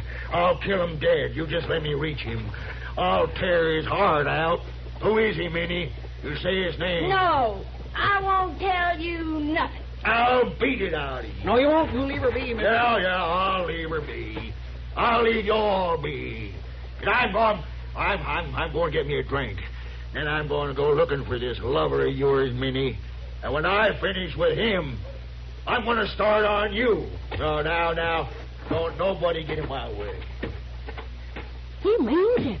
You'll do something terrible. You're out of your mind telling him you got a lover. Oh, but I feel that way, Doc.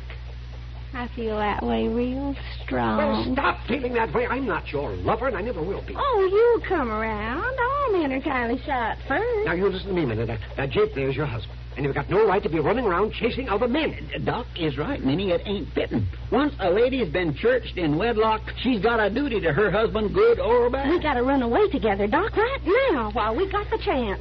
We'll have a few hours start, and he won't find out till we're on our way. No, Minnie, no. Now, that's as simple as I can make it. No. Come on, Chester. I'm going up to my office. I think I better fix myself a powder.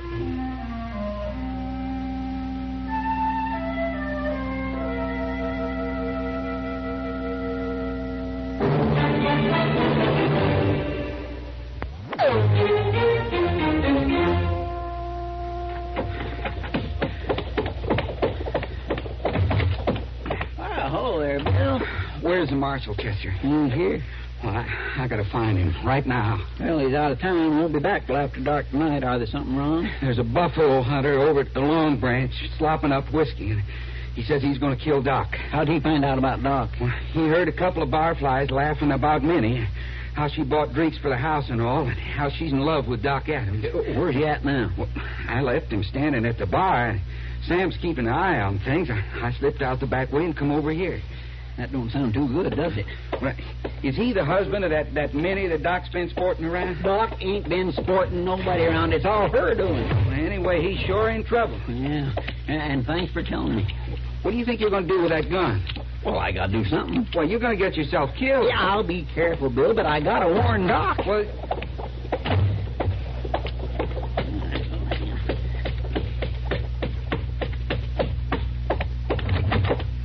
Well, what's the occasion? Now, don't try to be funny, Doc. Jake Higgins has found out about you and Minnie. What's the gun for? He claims he's going to kill you, Doc. Oh, are you out of your mind? There's not going to be any shooting over this nonsense. I won't stand for it. I don't know how you can do much about it. Well, I'll go talk to him. I'll stop it fast enough. Doc, that man is crazy jealous. He's got a belly full of liquor and he's toting a gun. And besides, he's a buffalo hunter. And you know they ain't a buffalo hunter alive you could call even a little bit civilized. I'm not thinking of palling around with him. Well, you better start thinking of something. Jake Higgins ain't going to go away just because you try to ignore him. This whole business is ridiculous. It was, maybe, but it's got pretty serious now. No woman's going to drag me into a mess like this. You're already in it, Doc. Maybe you can spit it bad weather, but you can't change it. Now, you just stand right easy, Jake. It's you that's been courting my Minnie, Doc. I haven't been courting anybody. I gotta shoot you, Doc. You pull that trigger, there's going to be an awful lot of lead flying around this office. What's your part in this? Let's just say Doc's a friend of mine. Yes, sir. Now, wait. I'm unarmed. Now, you're not going to shoot an unarmed man, are you, Jake? Doc, I got a right to shoot you sitting, standing, or laying down any way at all. And you know it. No, you don't. Now, doggone you, Chester, move out of the way. I'll shoot right through you if I have to. Well, that's what you're going to have to do. I never seen a man wanted to die so bad. Jake! Jake! What are you up to now?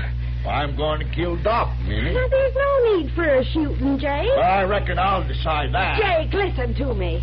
I was wrong. I'm coming back with you. I made a mistake, that's all. Look at me, Jake. I throwed away all them fancy clothes, see? I ain't gonna try to be a lady no more. Oh, what about him? Doc? Yeah. Oh, he didn't do nothing, Jake. It was me. I got to feeling girlish, I guess. Girlish? What Doc and Chester told me a while ago there about being married and all. Well, they was right.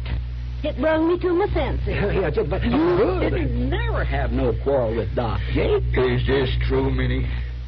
All this you're saying? Yeah, it's true, Jake. Yeah? I belong with you. Out there on the prairie, skinning buffalo for you, fetching and carrying. Oh, I never was cut out to be no lady. Oh, you're a lady enough for me. You always was. These city fellers don't know everything. Well, and let's get our horses and ride. I never did really want to shoot you, Chester, but you shouldn't go around getting in the way like that. Okay, come on, woman. Let's get All right, just as soon as I pay Doc for fixing my arm. Pay me for... Oh, forget it. Oh, pay you. You don't owe me any. Keep the money. Buy a bottle with it. Well, that's right neighborly. It's my pleasure. So long. Bye, Chester. Goodbye. Doc. Goodbye. Oh, you sure got out of that with the skin of your teeth. Oh, by the skin of yours. Yeah. Well, I could have been... Right.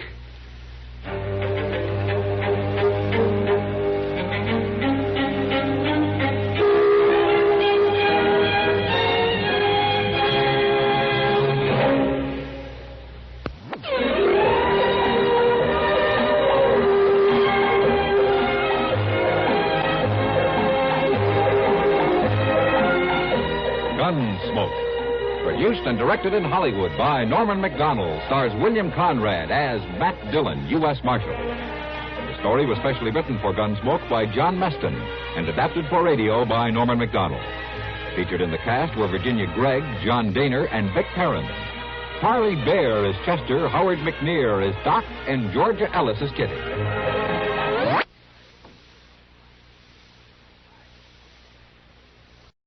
Here's a last-minute Christmas shopping suggestion. Jingle bells, bells of NBC. Oh, what joy to cook and bake while listening merrily. Pots and pans, sink and stove, work goes easily. Kitchens ring with happy chimes when tuned to NBC. What will you hear in your kitchen after Christmas? Bacon sizzling, coffee perking, dishes clinking, and, if you're lucky, a new sound. NBC radio listening on that new set. The perfect gift to lighten Mother's long hours in the kitchen. Kitchens ring with happy chimes when tuned to NBC. James Stewart as the six-shooter.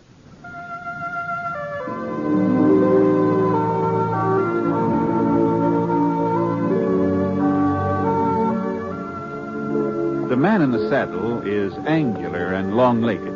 His skin is sun-dyed brown. The gun in his holster is gray steel and rainbow mother of pearl, its handle unmarked. People call them both the six-shooter. The NBC Radio Network presents James Stewart as the six-shooter, a transcribed series of radio dramas based on the life of Brit Ponsett, the Texas plainsman who wandered through the Western Territories, leaving behind a trail of still-remembered legends.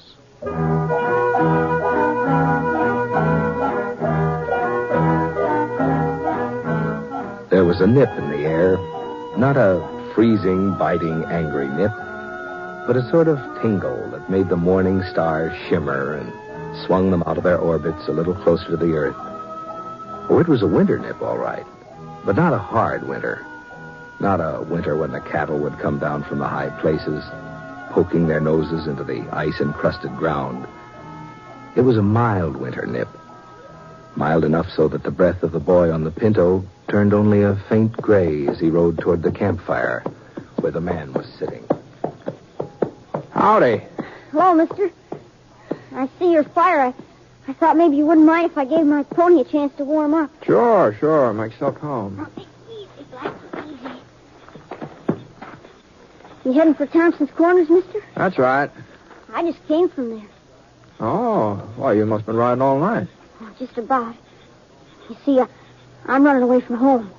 Oh, that's so. Seems kind of a funny thing you'd pick this time of year to run away. So close to Christmas, I mean. I hate Christmas. Oh? It's just for kids, anyhow.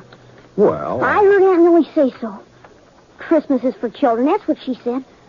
Johnny's old enough to do without all that fuss and nonsense. I heard her tell Mr. Franklin that. Oh, you don't live with your folks, huh, Johnny? No, sir. They died about 8 months ago. Oh, I see. Christmas was all right when I was with them. Of course, I was a lot younger then. Oh, yes. It just beats me the way folks take Christmas so serious. Well, I don't know. As if getting presents made any difference. As if I really cared about that knife. Well, is that what you wanted, a pocket knife? I don't want a knife. I don't want anything. I just wish there wasn't any Christmas, that's all. Mm-hmm. Well, I guess you aren't the first person to feel that way.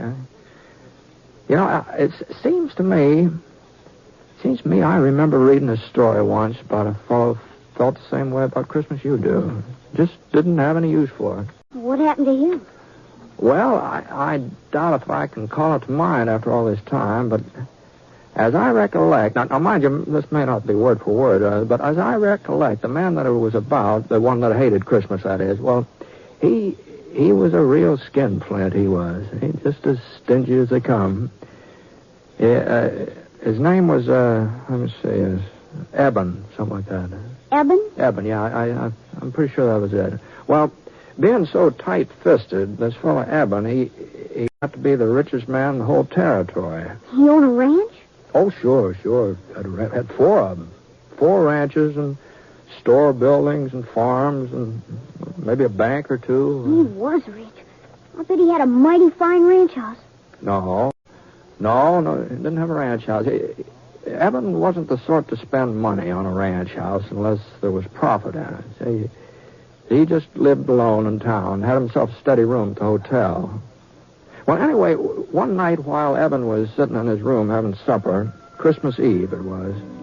Well, on this particular Christmas Eve, his only kin, a nephew, lived in the same town. He stopped by the hotel. To wish you a Merry Christmas, Uncle, and invite you to our place for dinner tomorrow. Christmas, fiddlesticks. Tolerant. I suppose you'll be closing up your livery stable for the occasion. Why, sure, Uncle Eb. And just how will the horses know it's Christmas? Answer me that. Well, if they don't know it, we will. Can I tell Sally to expect you at 3? You can expect me all you like, but I ain't coming. Not at 3 or any other time. Oh, if you're making so much money you can afford to be giving parties, maybe I ought to think about raising the rent on the livery stable. Well, now, Uncle I'll go on and get out of here before I lose my temper. All this nonsense about Christmas. Fiddlesticks. Hold it. Well, after that, Johnny, the nephew didn't stick around there. He got out of Eben's hotel room at a regular gallop. It wasn't very long before Eben had another visitor. He was a young fella, tall, lanky, not very good at speaking. He just plain ordinary cowpoke. He was the foreman of the S&M ranch. Oh, well, it took you long enough to get here. Where have you been? Selling off some of my herd without telling me about it? No, sir. That day you rode by, I was out in the range hunting strays. And a good thing I decided to check up on you, too. What's that cabin doing over by Holly Creek? And who are those people staying there? They're my family. I built the shack for them myself. I'm not going to have a bunch of nesters in my property. Tear it down. Well, one of my boys has been sick. I can't afford to rent it. That ain't my concern. It's up to you to keep your family and what you earn. So see that you get rid of that shack. Tomorrow. But tomorrow's Christmas. Oh, well. Then you'll have plenty of free time to tear it down. I'll be out the day after to make sure you've done it. Good night. Wasn't much use in arguing. Foreman knew that. So he put on his hat and shuffled out. Now Eben was alone again. At least he thought he was alone. The clock on the mantel started striking 8, and that was time for him to turn in. So he put on his flannel nightshirt and reached for the kerosene lamp to set it on the stool beside the bed. And right about then, the strangest thing happened. What in tarnation? Johnny, old Eben saw a man's face looking right at him from inside that lamp. Eyes and hair and nose and mouth, whiskers, all just as plain as day. Jake! It was old Jake, Eben's partner. There wasn't any mistake about it at all. It was Jake right to a T. Well, Eben sure didn't like the idea of having Jake right in the same room with him. You see, Jake had been dead for over 7 years. Not that Eben really believed in ghosts or haunts or anything like that. He told himself he was just imagining all this. Yeah, I got to get a hold of myself. He put out his hand to turn down the wick, but all of a sudden his fingers started trembling. There was Jake again, across the room this time, standing right by the bureau. No. And when the lamp slipped out of Eben's hand, the room didn't get dark at all.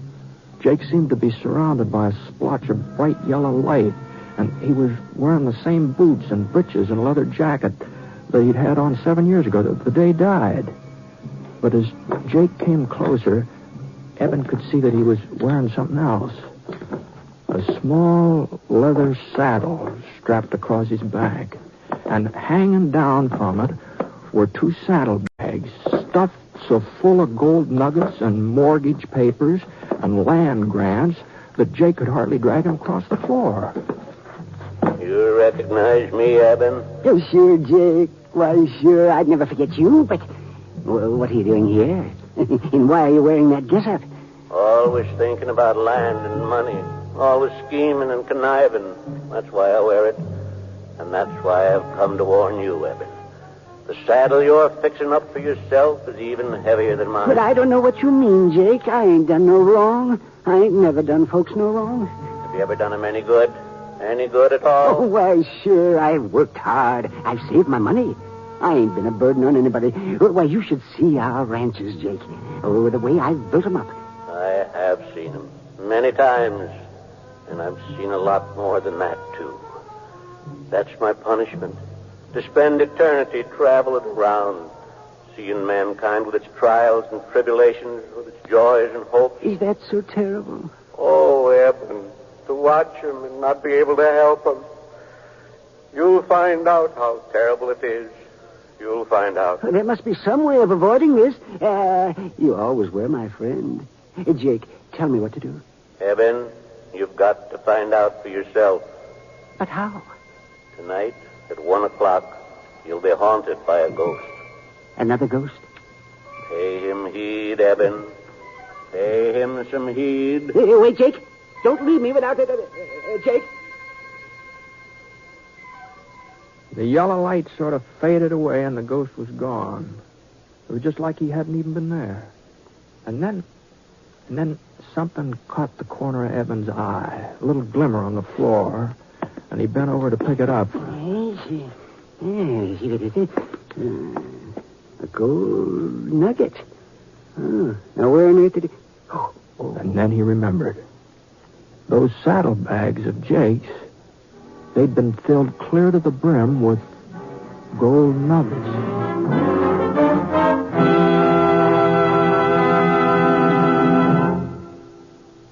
We're interrupting our story for only a moment, and only to tell you, our unseen audience, that you have helped more than you may realize to make this a very Merry Christmas for all of us on this program.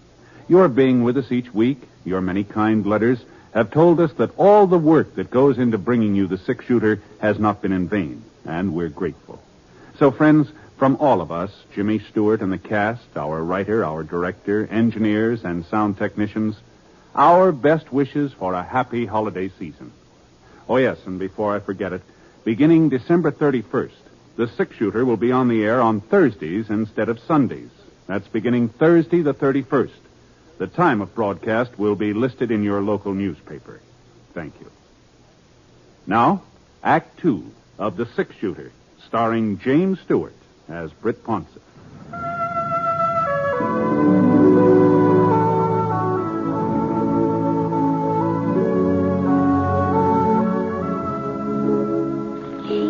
A gold nugget. Then Jake's ghost really had been there, huh, mister? Yeah, there just wasn't any doubt about it, Johnny. What happened then? Did the other spook turn up? The one Jake said was coming to see Evan? Oh, sure, Johnny, sure, yeah. He was right on time, too. Evan was lying in bed, wide awake, of course. He hadn't been able to do much sleeping. He was too scared. It was kind of peculiar. Evan was half scared the ghost would come and half scared he wouldn't, you see. But before the sound of the clock had died away, there he was. He's sitting in Evan's rocking chair like he'd been there all night long. And this ghost was a young fella, maybe 18, 19, all duded up the way young bucks like to dress, fancy chaps and checkered shirt and a red bandana tied around his neck. Howdy, Eben. Reckon you've been expecting me. Yeah, well, I guess so. You ready to take a little trip? Where to? Back. Way back through the years. Oh, but how can I go with you? It's real easy. You see, I'm the ghost of Christmas past. You're past, Eben. Let's shove off. Well, the next thing Evan knew, he and that ghost were standing out on a snow-covered prairie. There was a circle of covered wagons in front of them, and the people from the wagons were gathered together and listening to a tall, white-bearded man. Behold, I bring you good He was reading the Bible. Great joy, which will be to all people. For unto you is born this day in the city of David a Savior, which is Christ the Lord. And this shall be a sign unto you. You shall find a baby. The ghost turned and pointed to a boy sitting away from the others on the tailboard of one of the wagons. Small boy, about 10 years old, with hollow cheeks and his eyes all red from crying. Oh, no. It was Eben himself. On a Christmas day, a long, long time ago. Not a very happy Christmas either. It was only a week since the oxen had stampeded and his ma had been killed when she fell from the wagon. His paw had died with an Apache arrow in his chest. No, I don't want to look at him anymore. Can't you show me another Christmas? Well, it was no sooner said than done. Now Eben and the ghost were in a bunkhouse. And Eben saw himself again. Oh, it's 10 years older than the boy on the prairie, but he was lying on a blanket staring up at the ceiling. And then his pal Jay came running in, all out of breath. Come on, Eb. Get a clean shirt on. We got us an invite to a party. Huh? Yeah, the boss is throwing a big shindig. He says he'll fire us if we don't show up. Eben couldn't help remembering that party. Oh, the roast beef and the baked ham and square dancing and the pretty girls in their calico. He couldn't help saying out loud to the ghost. Oh, dear. How I wish I... What was that, Eben? Nothing, Mr. Spirit. Nothing. I was just remembering how I treated my foreman today. That's all. After that, the ghost took Eben to 3 or 4 more of his old Christmases. And none of them were very happy. Especially that Christmas when the young schoolmarm, sitting on the horsehair sofa, had unwrapped a tiny box Eben gave her and then handed it back to him. It's a lovely ring, Eben. But I can't wear it. Well, you're not courting somebody else. No, Eben. But you are. You're courting something else. Bill. Land and money, cattle, profits. They mean more to you than I ever would. I'm sorry. Mr. Ghost, no more of the past. Please, I've seen enough. A man wants to forget. Sure, Eben. Whatever you say. And before Eben could blink his eyes, he was right back in the hotel room. But once he got there, he blinked real hard because all of a sudden the ghost was becoming a different person. He was getting fatter, and his stomach popped out 2 or 3 inches, and a few wrinkles creased his cheeks, and finally his chaps turned into a shiny blue serge suit with a heavy gold chain dangling across the vest. Hey, well, what's happened to you? Why are you so different now? You seem to be getting tired of the past, so I thought we might take a gander at the present, if you've got no objections. Well, the hotel room just melted away, and Eben was looking at that cabin his foreman had built on Holly Creek. Well, that cabin sure was crowded. Oh, there must have been 5 or 6 children, all helping their mother get the Christmas dinner, all laughing and talking, as busy as summer colds. But when their father came in, he had a long face and a tired mouth, and his wife looked up and wanted to know what was troubling him. Oh, I was thinking about old Eben. That's not a very pleasant thought for Christmas, Bob. By the way, what did you want with you yesterday? Was it about this cabin? Yeah. Oh, no, of course not. Well, let's get on with dinner. Sit down, everybody. Now, where's my Tim, huh? Well, I guess we're just going to have to eat And Bob looked all around the room. He was pretending he didn't see the little fellow in the corner. The boy with an iron brace on his leg and a wooden crutch propped up against the wall. But little Tim, he wasn't going to be ignored. Here I So Bob picked him up and carried him over to the table. God bless this food, this house, and us and our friends. Even old Eben. Amen. The family found that part about Eben a little hard to swallow, but they finally managed, and Tim was the last one to chime in. God bless us, everyone. Eben didn't want to watch what was going on in that cabin any longer, but the next place the ghost showed him wasn't much easier on him. There was a big party going on at his nephew's house back in the livery stable. And one of the ladies was blindfolded, you see, and she was trying to pin the tail onto a donkey. But there was something peculiar about this donkey, about the way it was drawn. It looked more like a person than an animal. Well, Eben recognized who it was supposed to be right off. You see, folks, I invited Uncle Eb to be with us, but he turned me down flat. So I figured we'd have him here in spirit, if not in the flesh.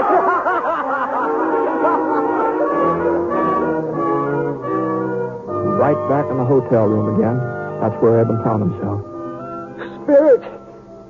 Spirit, you showed me the past and the present. What's left to see? The future, Eben. The future. And that's how Eben came to see a Christmas of the future. A cold, brittle Christmas. And there were two men standing on a street corner, and their coat collars turned up so to keep out the snow. Oh, he's dead, all right. Dead as a doornail. Sure is a Christmas present I never expected. At least whoever handles his property won't be as hard to deal with as he was. Wonder if they'll bother giving him a funeral. And in a frame house over on the side street in the edge of town, a woman was speaking to her husband. Funny. To me, he's been dead for years. Well, I haven't even thought of him since I don't know when. And yet, once I was real fond of him. Funny, isn't it? Ghost. Who are they talking about? Those men on the street. That woman I used to know. Who is it that's dead? Tell me. And the ghost slowly turned and stretched out a long, thin, bony finger. And there, right at the end of that finger, was a tombstone, all covered with weeds. Eben could barely make out the name that was carved on it. Ebenezer Scrooge. No. What's this? Where am I?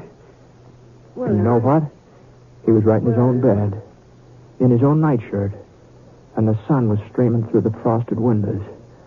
But Eben didn't stay there very long, not for very long. He got into his boots and trousers as fast as he could, and he dashed down the stairs, out into the street. Well, you see, the stores being closed gave Eben quite a problem. Well, he'd just have to make Fuzzy Wagner open the butcher shop up, that's all. Of course, Fuzzy didn't have much choice, seeing as how the shop was located in one of Eben's buildings. And when Eben told him what he wanted, a turkey and a ham, well... No. Better make it 2 hams and send them out to the cabin on the S&M ranch. And they're not to know that I ordered them. You understand, Fuzzy? Here's the money and a little extra for your trouble. Well, before Fuzzy could get his jaw shut up again, Eben was on his way, and he headed right straight out to his nephew's house. And Eben was the life of the party, too. Well, the way he carried on, he's laughing and making jokes and telling stories on himself, and he insisted that they use that donkey with his face on it when they played games, Yes, because that's what I've been all these years. A real 4-footed, long-eared donkey. The next morning, though, that's what Eben enjoyed the most. He was up bright and early and hitched the team to the buckboard and drove out to the S&M, hurrying the horses all the way. Come on, Bess. Come on, Martha. Step a little lively. If he could just get out there before his foreman started tearing down that cabin. Whoa, Martha. Whoa. Yeah. Well, Robert? Yes, sir? I see you ain't carried out my orders. Well, it was Christmas. I just couldn't tell him I'll do it today. Oh! This is the last straw. I'm not putting up with your shenanigans any longer, young fella. Oh, but please... That cabin's coming down and no buts about it. And then we're building a new ranch house in its place. Big enough for you and your whole family. What? Oh, yes. I'm also doubling your wages as of last week. Merry Christmas, Bob. Even if I am a day late. No, not a day. More like half a lifetime. But Merry Christmas anyway. And as your son says, God blesses everyone.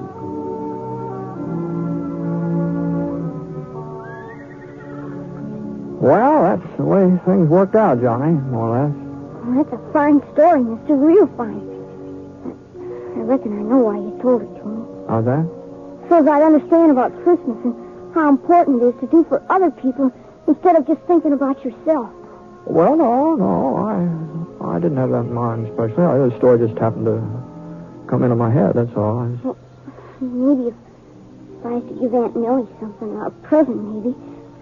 Oh, shucks, what could I give her? I don't have no money. Well, of course, there are lots of things that don't cost a penny, not a single red cent, you know. Hmm? Well, now, let's see. Take that little spruce over there. It'd be real easy to cut that down with a little fixing and maybe a few doodads from around the house. I'll bet you can make a Jim Dandy Christmas tree out of that. I suppose so, but what's good's a tree without something to put under it? Oh, yeah, I see what you mean. Johnny, you don't happen to know Jim Bender, do you? In Thompson's Corner and his 3 daughters? He's only got 2, mister, Sarah and Emily. Oh, is that so? That's so. I was spending Christmas with them. It looks like I'm carrying an extra present.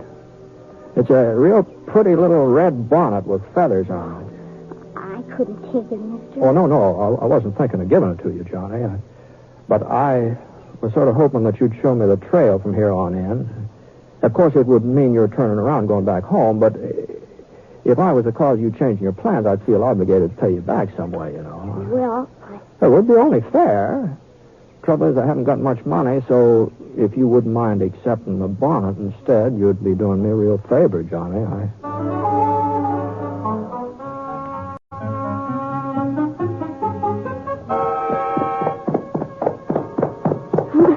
There's Aunt Millie out in the yard. Oh, she looks mad in a wet hen. Well, there is a resemblance, I'll have to admit that.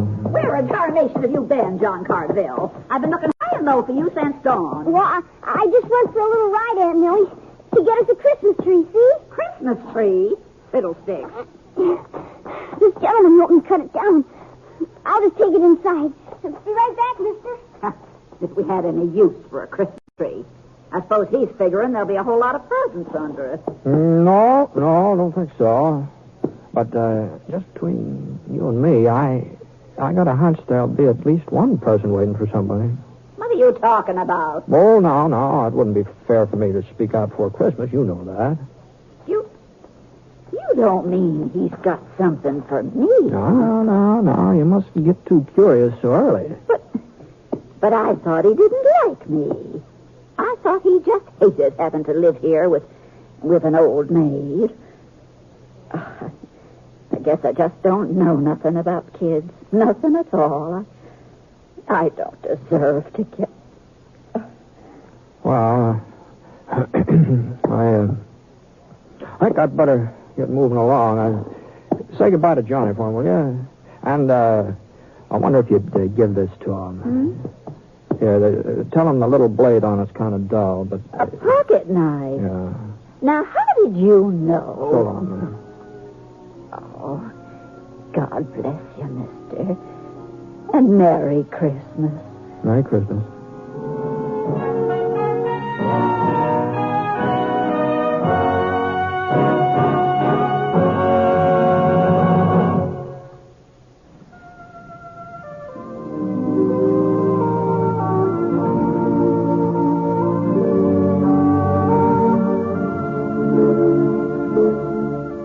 Please remember now, beginning December 31st, the six-shooter will be on Thursdays instead of Sundays. We hope you'll join us in our new time. The Six-Shooter is an NBC Radio Network production in association with Review Productions. The transcribed story was written by Frank Burt in collaboration with Charles Dickens. Mr. Stewart may soon be seen in the Universal International picture The Glenn Miller Story. Howard McNear played Scrooge, and special music was by Basil Adlam. The entire production is under the direction of Jack Johnstone. All characters and incidents are fictitious, and any resemblance to actual characters or incidents is purely coincidental. And now, until Thursday the 31st, this is Hal Gibney speaking. Merry Christmas.